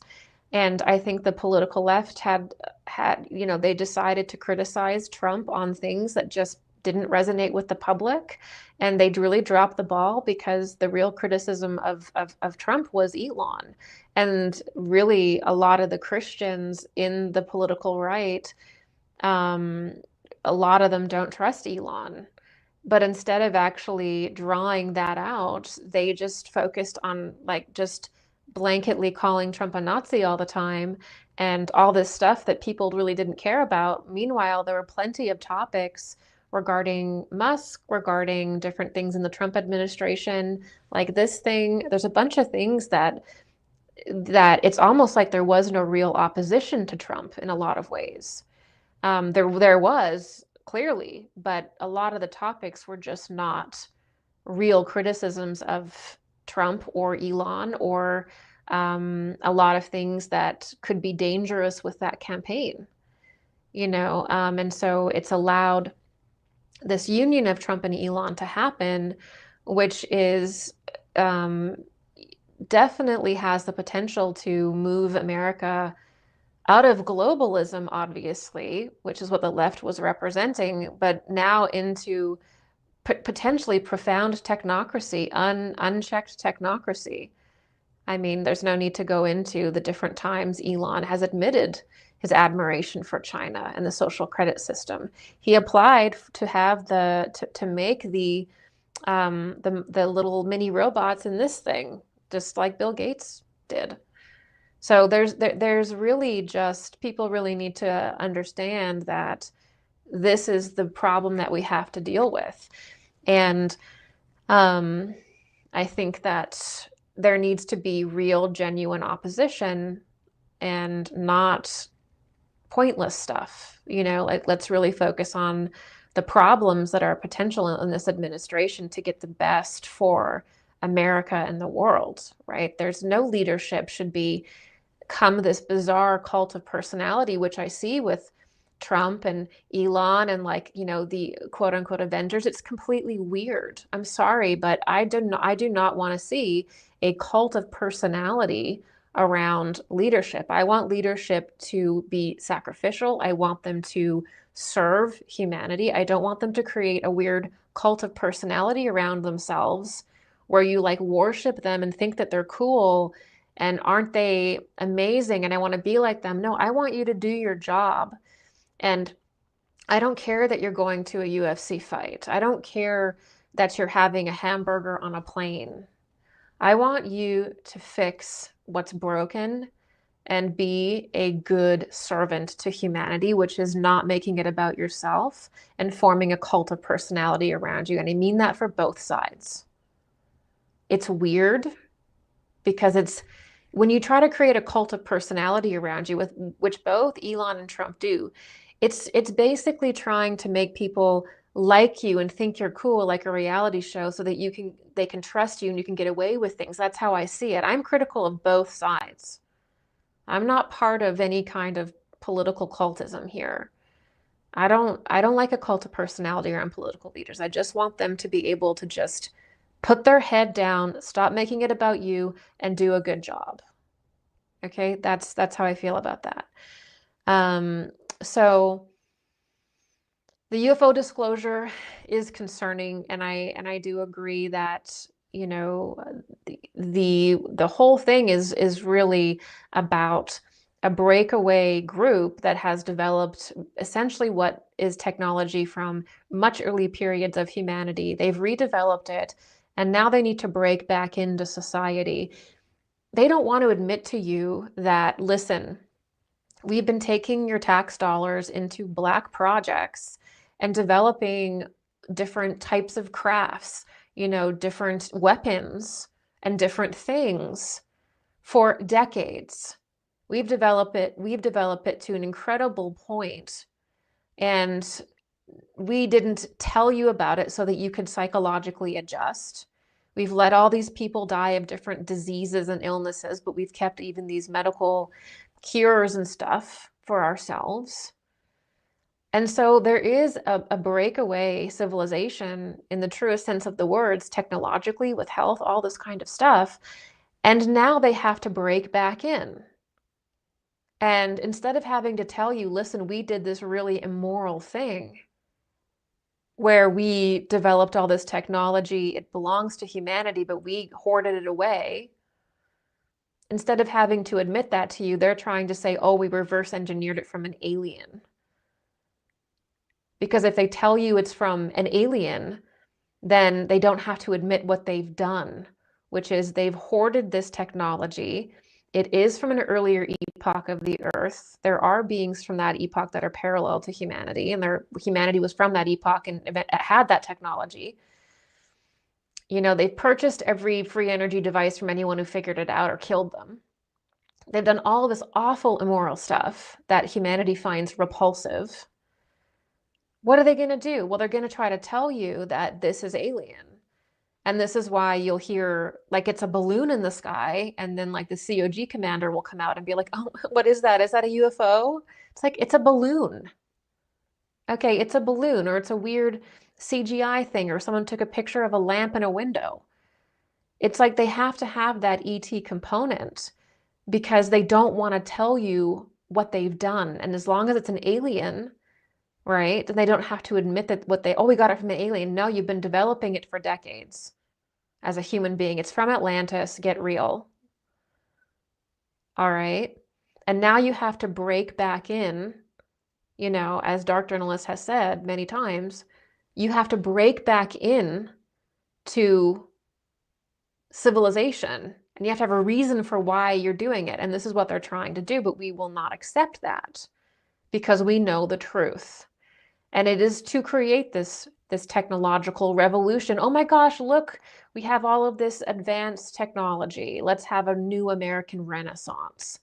Yeah, you guys have been developing it for decades, benefited from it, and now you're using it to, when we're the most starving, when you're the most desperate, now you're wanting to bring it forward and to place yourself as basically the leaders. So there's a whole thing with this we have to be careful for. I think that it is unfortunate that humanity does not understand the origin myth of the secret society that believes they're created by aliens. It is connected to the Nazi esoterica. And it is, it's a reality that Elon Musk has the same ideology as Wernher von Braun. That ideology of planet hopping, of space colonization, is a counter impulse to spirituality. It is an anti-spiritual impulse because doesn't matter what tradition you're in, doesn't matter if it's Buddhism to Hinduism to Christianity, all of those traditions believe in immortality, eternal life to some degree, which is the principle of rapture, which means you have to be on the planet and the sun absorbs the earth and you develop an immortal body through being on the earth, through literally connecting with the earth and the sun, you develop an immortal body. So this whole idea that immortality is through living on other planets is completely antichrist. It's completely anti-evolution. So the fact that people listen to this and they're like, yes, adventure, yes, type 2 civilizations, this is crazy. This is nothing spiritual. This is materialism. This is just another form of transhumanism and mad scientism. There's nothing spiritual about it. If you want to do that, that's fine. But do not do it with our tax dollars and do it in your own weird way and leave the rest of us alone. Okay? That's that. Austin. Oh, I'm missing one actually. Okay. This is a member question. Does the death process or moving through the planetary spheres feels like being in a dream? Then do lucid dreams help us prepare for the death process? Yeah. Can practicing lucid dreaming be harmful? And if so, in what way? Thank you. Great thought process here, member.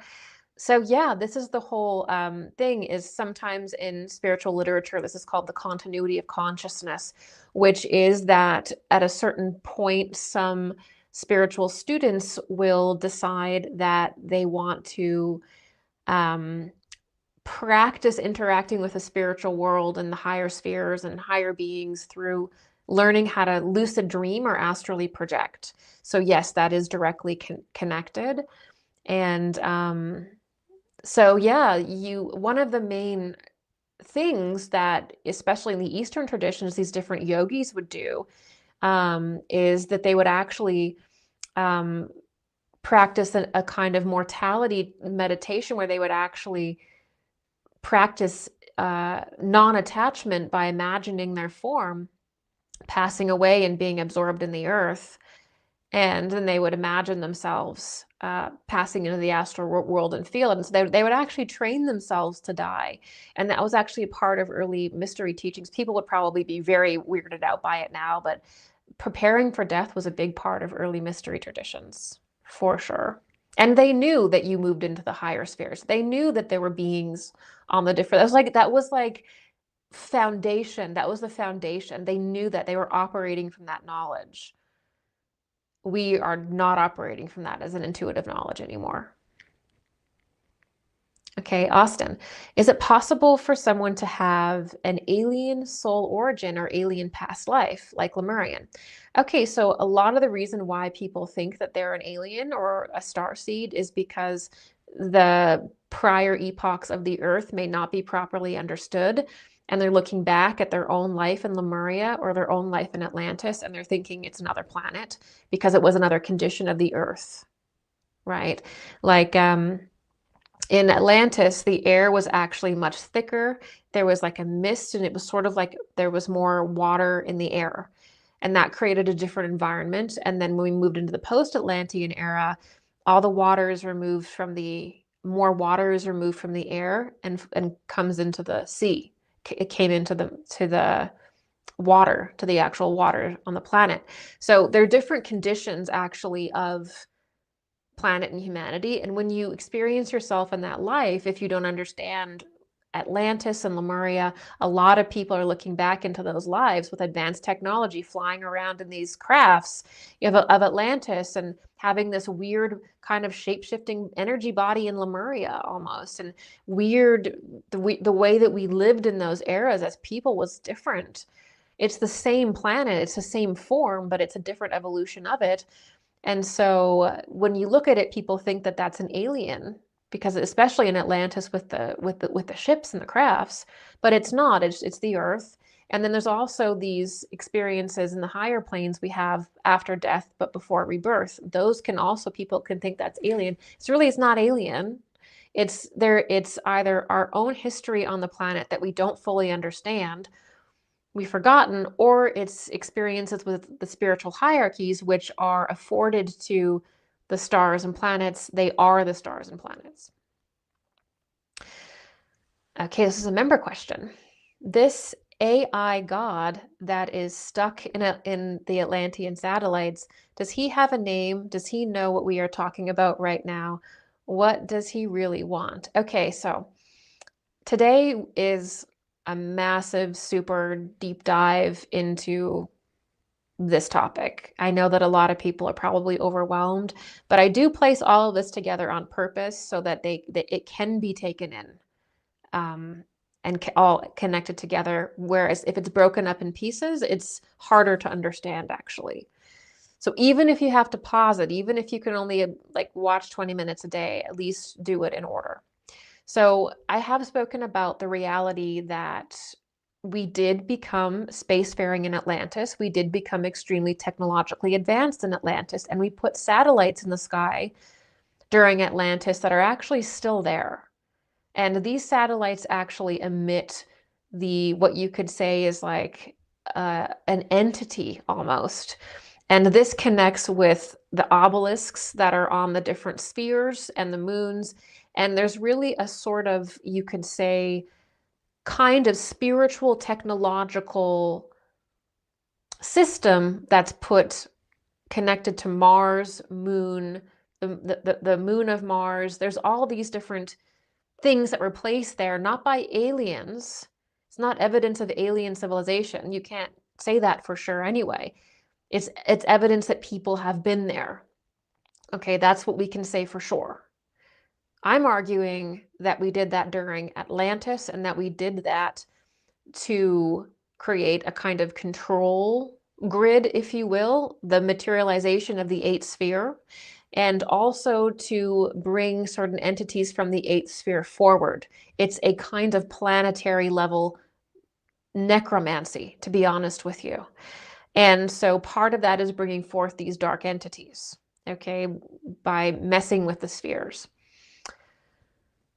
Which is what artificiality tends to always do. So there is an entity, you could say Sorath and Ahriman, that do come through you could say the electrical impulses of certain devices that are created ceremonially by man. The actual electricity in the device contains harmonic beings. So there's a whole aspect to this that is deeply occult. It is the secret of electricity. It's the secret of magnetism. It's the secret of the entities that can enter into those fields. And it's actually a form of magic, but humanity didn't have the ability to develop the technology before. So we were limited by nature, but technology allows us to bend and control nature and thus unleash some of the darkest things in the cosmos, is what I'm trying to say. So Ahriman and you could say Sorath really work through that. Sorath really starts to win. Obviously, Sorath is the black sun entity, the anti-Christ or the real anti-father. And if you're going to put a Dyson sphere around the sun, you're basically giving Sorath the reign of the cosmos. So not good. Okay. Because Sorath's is like the true name of the Antichrist, the true kind of essence, and wants nothing more than to snuff out the real sun. The black sun wants nothing more than to snuff out the Christ, the white sun, so that it can collapse everything into its mouth, if you will. All right. member question. What does the rapture, when does the rapture happen in our history and in the Earth development? Is it any moment now, or is it millions of years? It's not millions of years. Is there something mankind has to achieve first? Happy Thanksgiving. Happy Thanksgiving. So the rapture is basically the return of the sun to the earth, which happens at the end of the earth's life. There is a specific date in anthroposophy, because the anthroposophical system tracks the earth's development very precisely. It reveals the ejection of the moon from the earth in Lemuria, which is the real story of the moon, right? And then it reveals the earth's return to the sun. And there are things that need to happen first. For example, in the sixth epoch, the first human beings will begin to actually have their immortal body developed and resurrect. And there's different things that will happen on the planet before that happens, but because everything is a recapitulation and building up to that, there will be certain solar events that happen that sort of prepare us for that. But there will be one big event in which, as I read from the Eternality lecture and the Immortal Body lecture from the words of Paul, that there will be one great grand solar event in which the earth becomes an etheric form and humanity does too.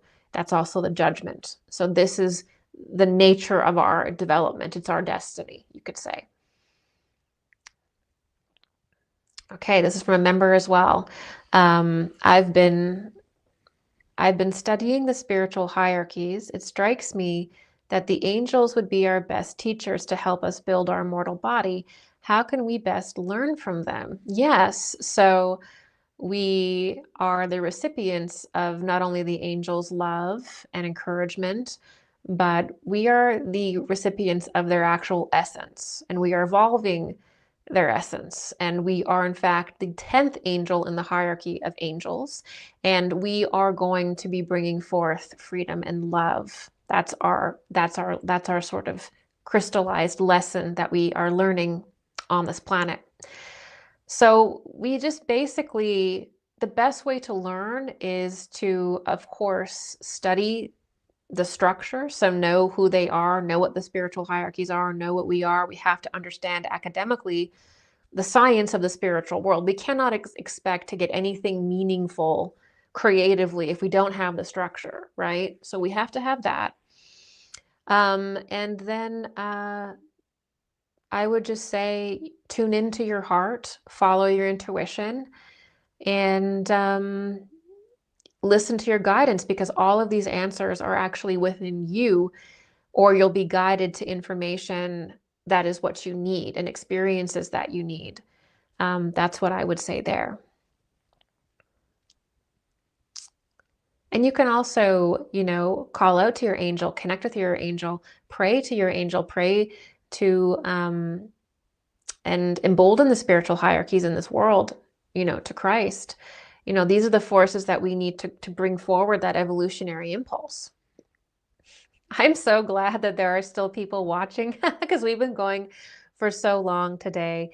But we are gonna go into more of your questions, because again, if you're watching this, you can always pause it and return to it. So, okay, Jimmy McGowan, you talked about, quote, what we produce and what we did not produce as being the basis for our spiritual evolution is this love. We just said that. Many souls in this realm do not have the ability to understand the esoteric. Love seems to be the foundation for spiritual development. How does love fit into your cosmology? Perhaps I'm caught on a semantic. No, this is a wonderful point, is that we are technically, when we become angels, which means that when the human being evolves or graduates from the earth, we become the angels technically of love and freedom. So love is incredibly important. And it is true that, like, the bottom line is a lot of people will not understand the deep, hardcore, esoteric dynamics. I see it all the time. I see it all the time in different discussions, and it's like you can lay out something as logical as possible. I've seen things explained beautifully. Like I couldn't think of a better way to explain it. And yet there's still people that won't understand it, and that's fine. That's everyone is where they're meant to be. But what is the language that transcends all barriers is love. It's just to love people and to have compassion. And what we're really called to do on a human to human level is really just love one another. Really, really, really, and interact from a place of love. And if you can genuinely hold love in your heart and enter into your relationships that way and enter into the world that way, then you will be shown peace and you will be shown truth. And through your actions, you will change more people through your love and your ability to love than any esoteric lecture probably ever would. So you're right, Jim. The real power is love. It always has been. It's the real transformative force. When we have it for ourselves, we heal. When we love ourselves, we heal. When we love others, we inspire. We bring that healing forth. So on a practical level, you've got it. Okay. Member question. I'm wondering how the hell realms fit into the planetary system. If the planets are gateways for different planes of heaven, are the hell realms situated in entirely different planes separate to the planets, or are they two part of the planets, but feel like either heaven or hell depending on how our souls are composed? Okay, so when hell is portrayed, it's really interesting.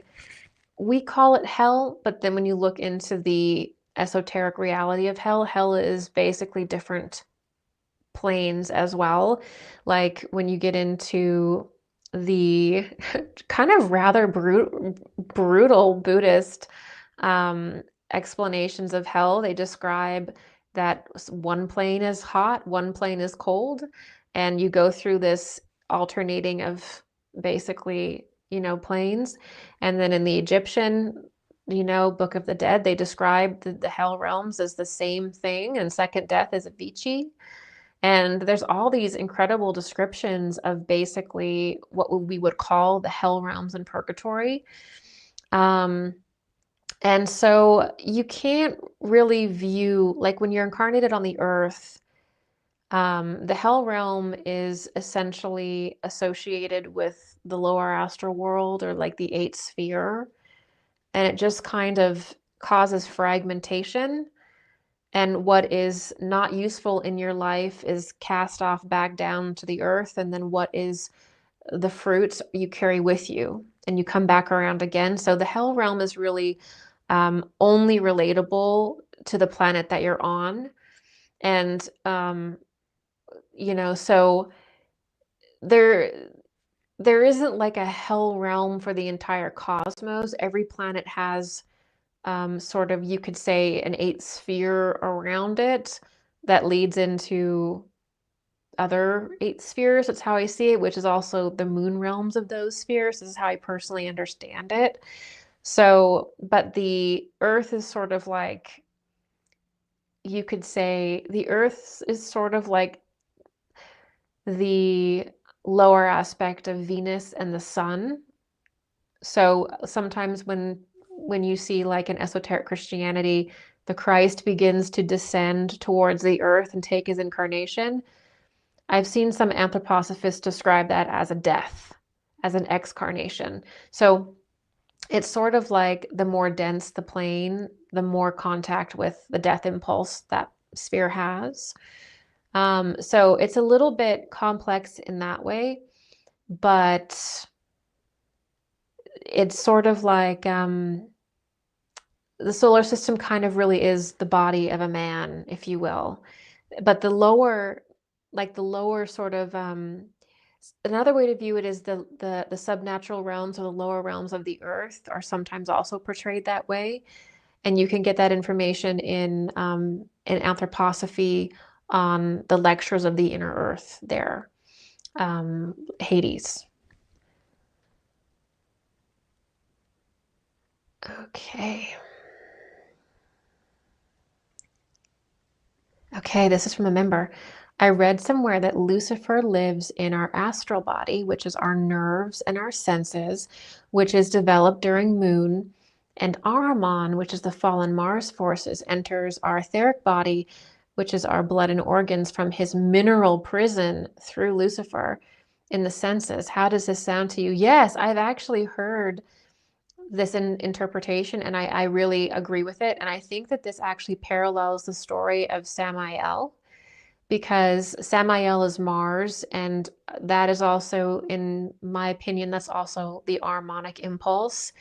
And Samael is described in different Jewish texts, and I think Gnostic texts as well, in as being this fallen satanic angel of Mars that basically rides the serpent in the Garden of Eden. So the serpent has always represented Lucifer.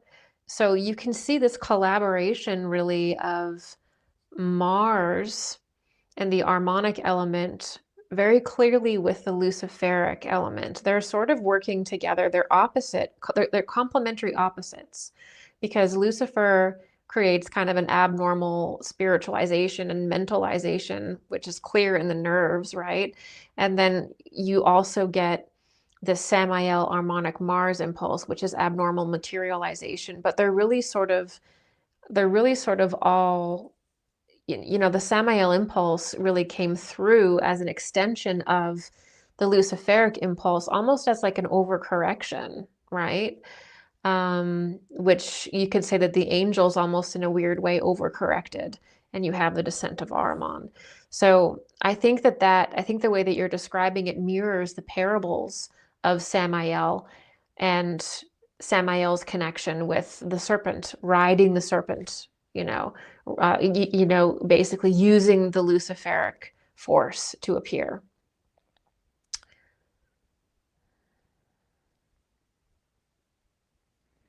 Yeah, so I think that makes sense. All right. You guys are still hanging out with me. Cool. Okay, we're gonna do a few more. I've got a few more here. I'll try to get through them. Lydia, what purpose does a soul find in becoming human if it's just really taking extra turns in samsara, wheel of karma? And how get to higher angelic realms with an immortal body, not having to go through reliving the earthly life experience? Well, every turn on the wheel of samsara, or every life on earth, is an opportunity for you to evolve. And it's an opportunity for you to learn and know yourself and be exposed to incredible people, incredible experiences, and also cosmic energies. So every life that you have is an opportunity, and it's very important. Our earthly life is actually very important because the earth is really like a consolidation sort of plane for the cosmos. So it's not like, oh my God, I have to incarnate. It's literally you're forging yourself into gold. You're building the philosopher's stone when you come here. It's so important. And, one thing I always found fascinating is when I was reading some early mystics' work, one of the principles that they stated was that there's so many souls that would love to incarnate on the planet, but they don't ever get a body, and they have to wait a long time because material incarnation is so important when it comes to consolidating and establishing the immortal body. Now, it's not like a weird people standing in line, but it's to suggest that it's not a small thing. Just because it's difficult doesn't mean it's meaningless. And oftentimes what is the most challenging produces the most fruit and the most reward. And that's definitely what it is with incarnation. And basically the building of the immortal body or the resurrection body is a total science in itself. It's something that I call initiation science, and it's been the deep heart of every serious mystery school since existence, is basically how do we build an immortal body. And I talk about that in my Immortal Body lecture and my The Mystery of Eternal Life lecture. I break it down very detailed. Remember, is this also about initiation and discernment? Previously, you have said one cannot be initiated by the fallen beings or the Antichrist impulse. In a Q&A in your catalog, you said the Antichrist and Christ impulse are both initiating forces. Which is it? And do they look like how?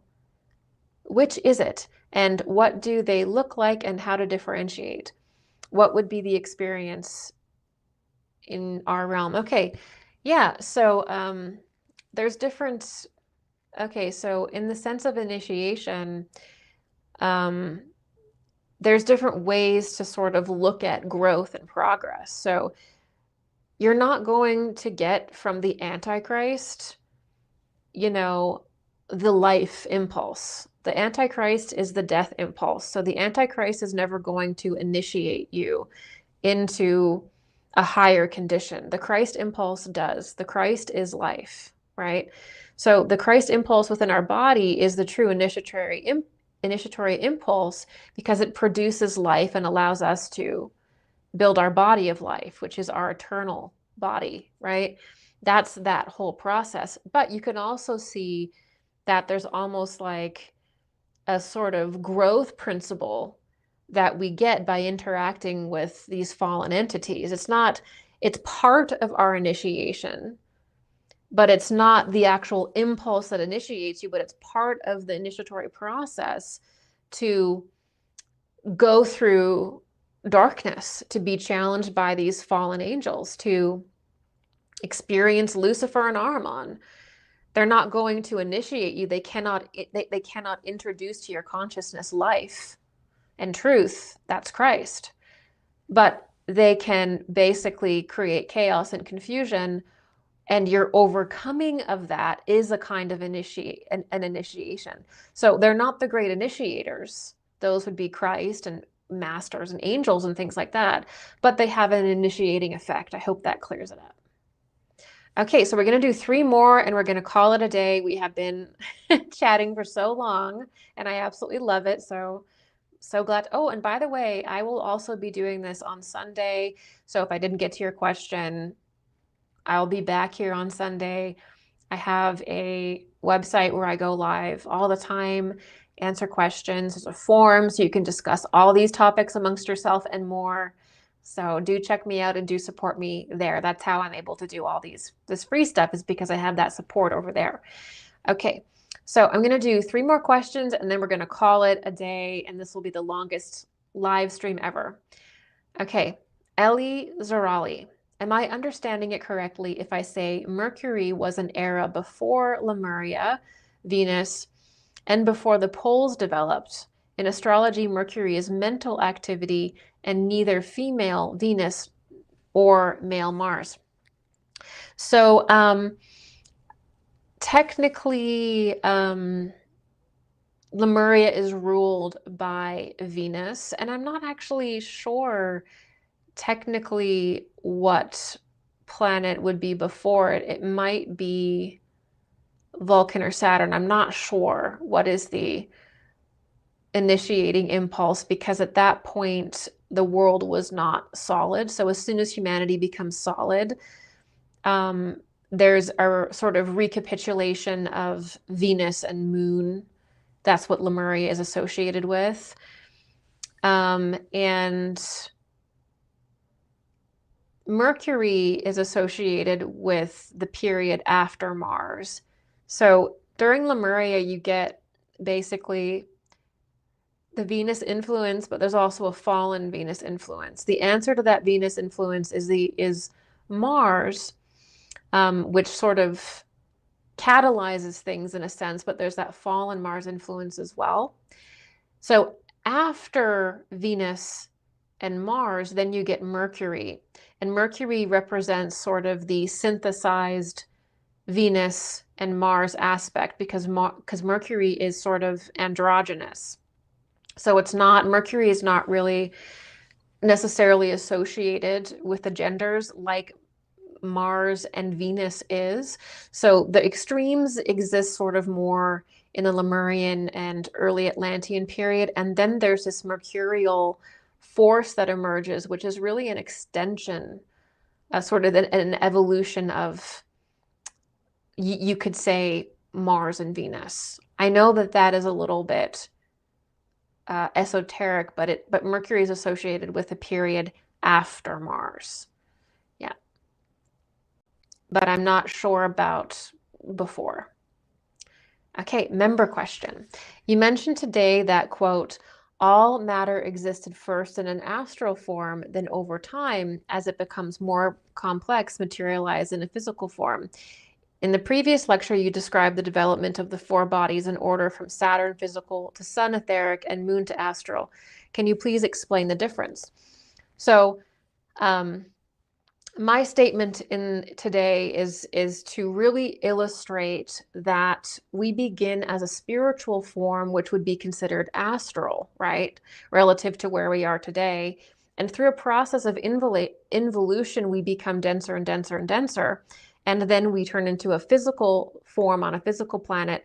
That planet then spiritualizes through the impulse of the sun, which is Christ, into a higher sort of existence. So that is the basic involution and evolution of a planet.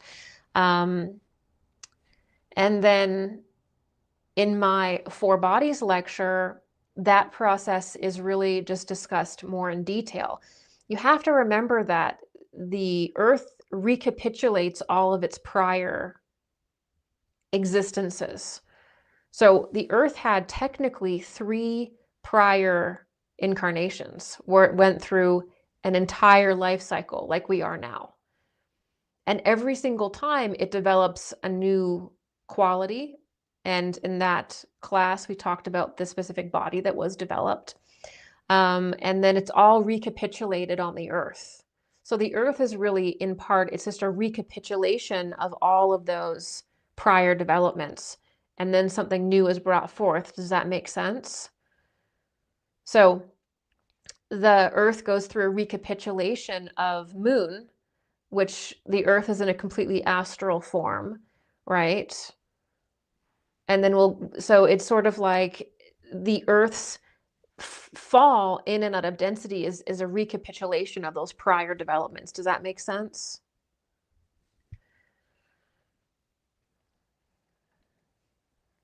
Okay. And the Saturn, I want to be clear that in Saturn development, okay, is not physical. It's where the seed of the physical form came to be as we know it. It's sort of where our beginning began, but we weren't actually physical in that development. We're not physical as we know it until Earth. But all of those processes are recapitulating to become the being and planet that we are now from all of those earlier stages. I know it's really wild, but I hope that makes sense. Okay, last question, you guys, and then we're going to call it a night, is from Sophie. Are astrology and planet placements really relevant to us and our evolution? I see people commenting their Mars placements. I've been wondering about this since I started watching your lectures. Yeah, astrology is a science, and astrology and astronomy were initially linked. And you can tell a whole lot about a soul, its purpose, its constitution, by its natal chart, by the transits it goes through. Astrology is a science. It's a science of spirit. And I have complete admiration for different astrologers. I think they're like miracle workers. I don't think astrology gets nearly the credit that it should have in the mainstream, though I think it's getting more. But I think that astrology is relevant. And if you just look at the reality that even upon our death and our process of rebirth, we're literally interacting with the planetary spheres. We're literally entering into them and living out a little existence and then coming back. We are the planets. We are the sun. And there's even mysteries that are beyond the sun that we can't even really get into unless we understand the basics of our own solar system. We can't even get into like the Pleiades or Sirius or Arcturus unless we understand first the dynamics of our own solar system and our sun. But when it comes to astrology, that's real. It's a real science. It's a real, and a lot of astrologers are incredible intuitives, and they just do amazing things. And I don't know how exactly the Mars placements would work in regards to what we're talking about. I don't know how directly that would be because I'm not an astrologer. But yes, I am a fan of astrology. I wouldn't call myself an adept in that. I focus on a different area of spirituality, but I have a lot of respect for astrologers. And I think that you can definitely ascertain a lot about someone's life, someone's future, by looking at their astrological chart. No question in my mind. All right, guys, thank you so much for joining me today. We are going to call it a night. Happy Thanksgiving if you are joining me from the US. Anywhere else, happy Thanksgiving anyway. It's been my absolute joy to connect with you today.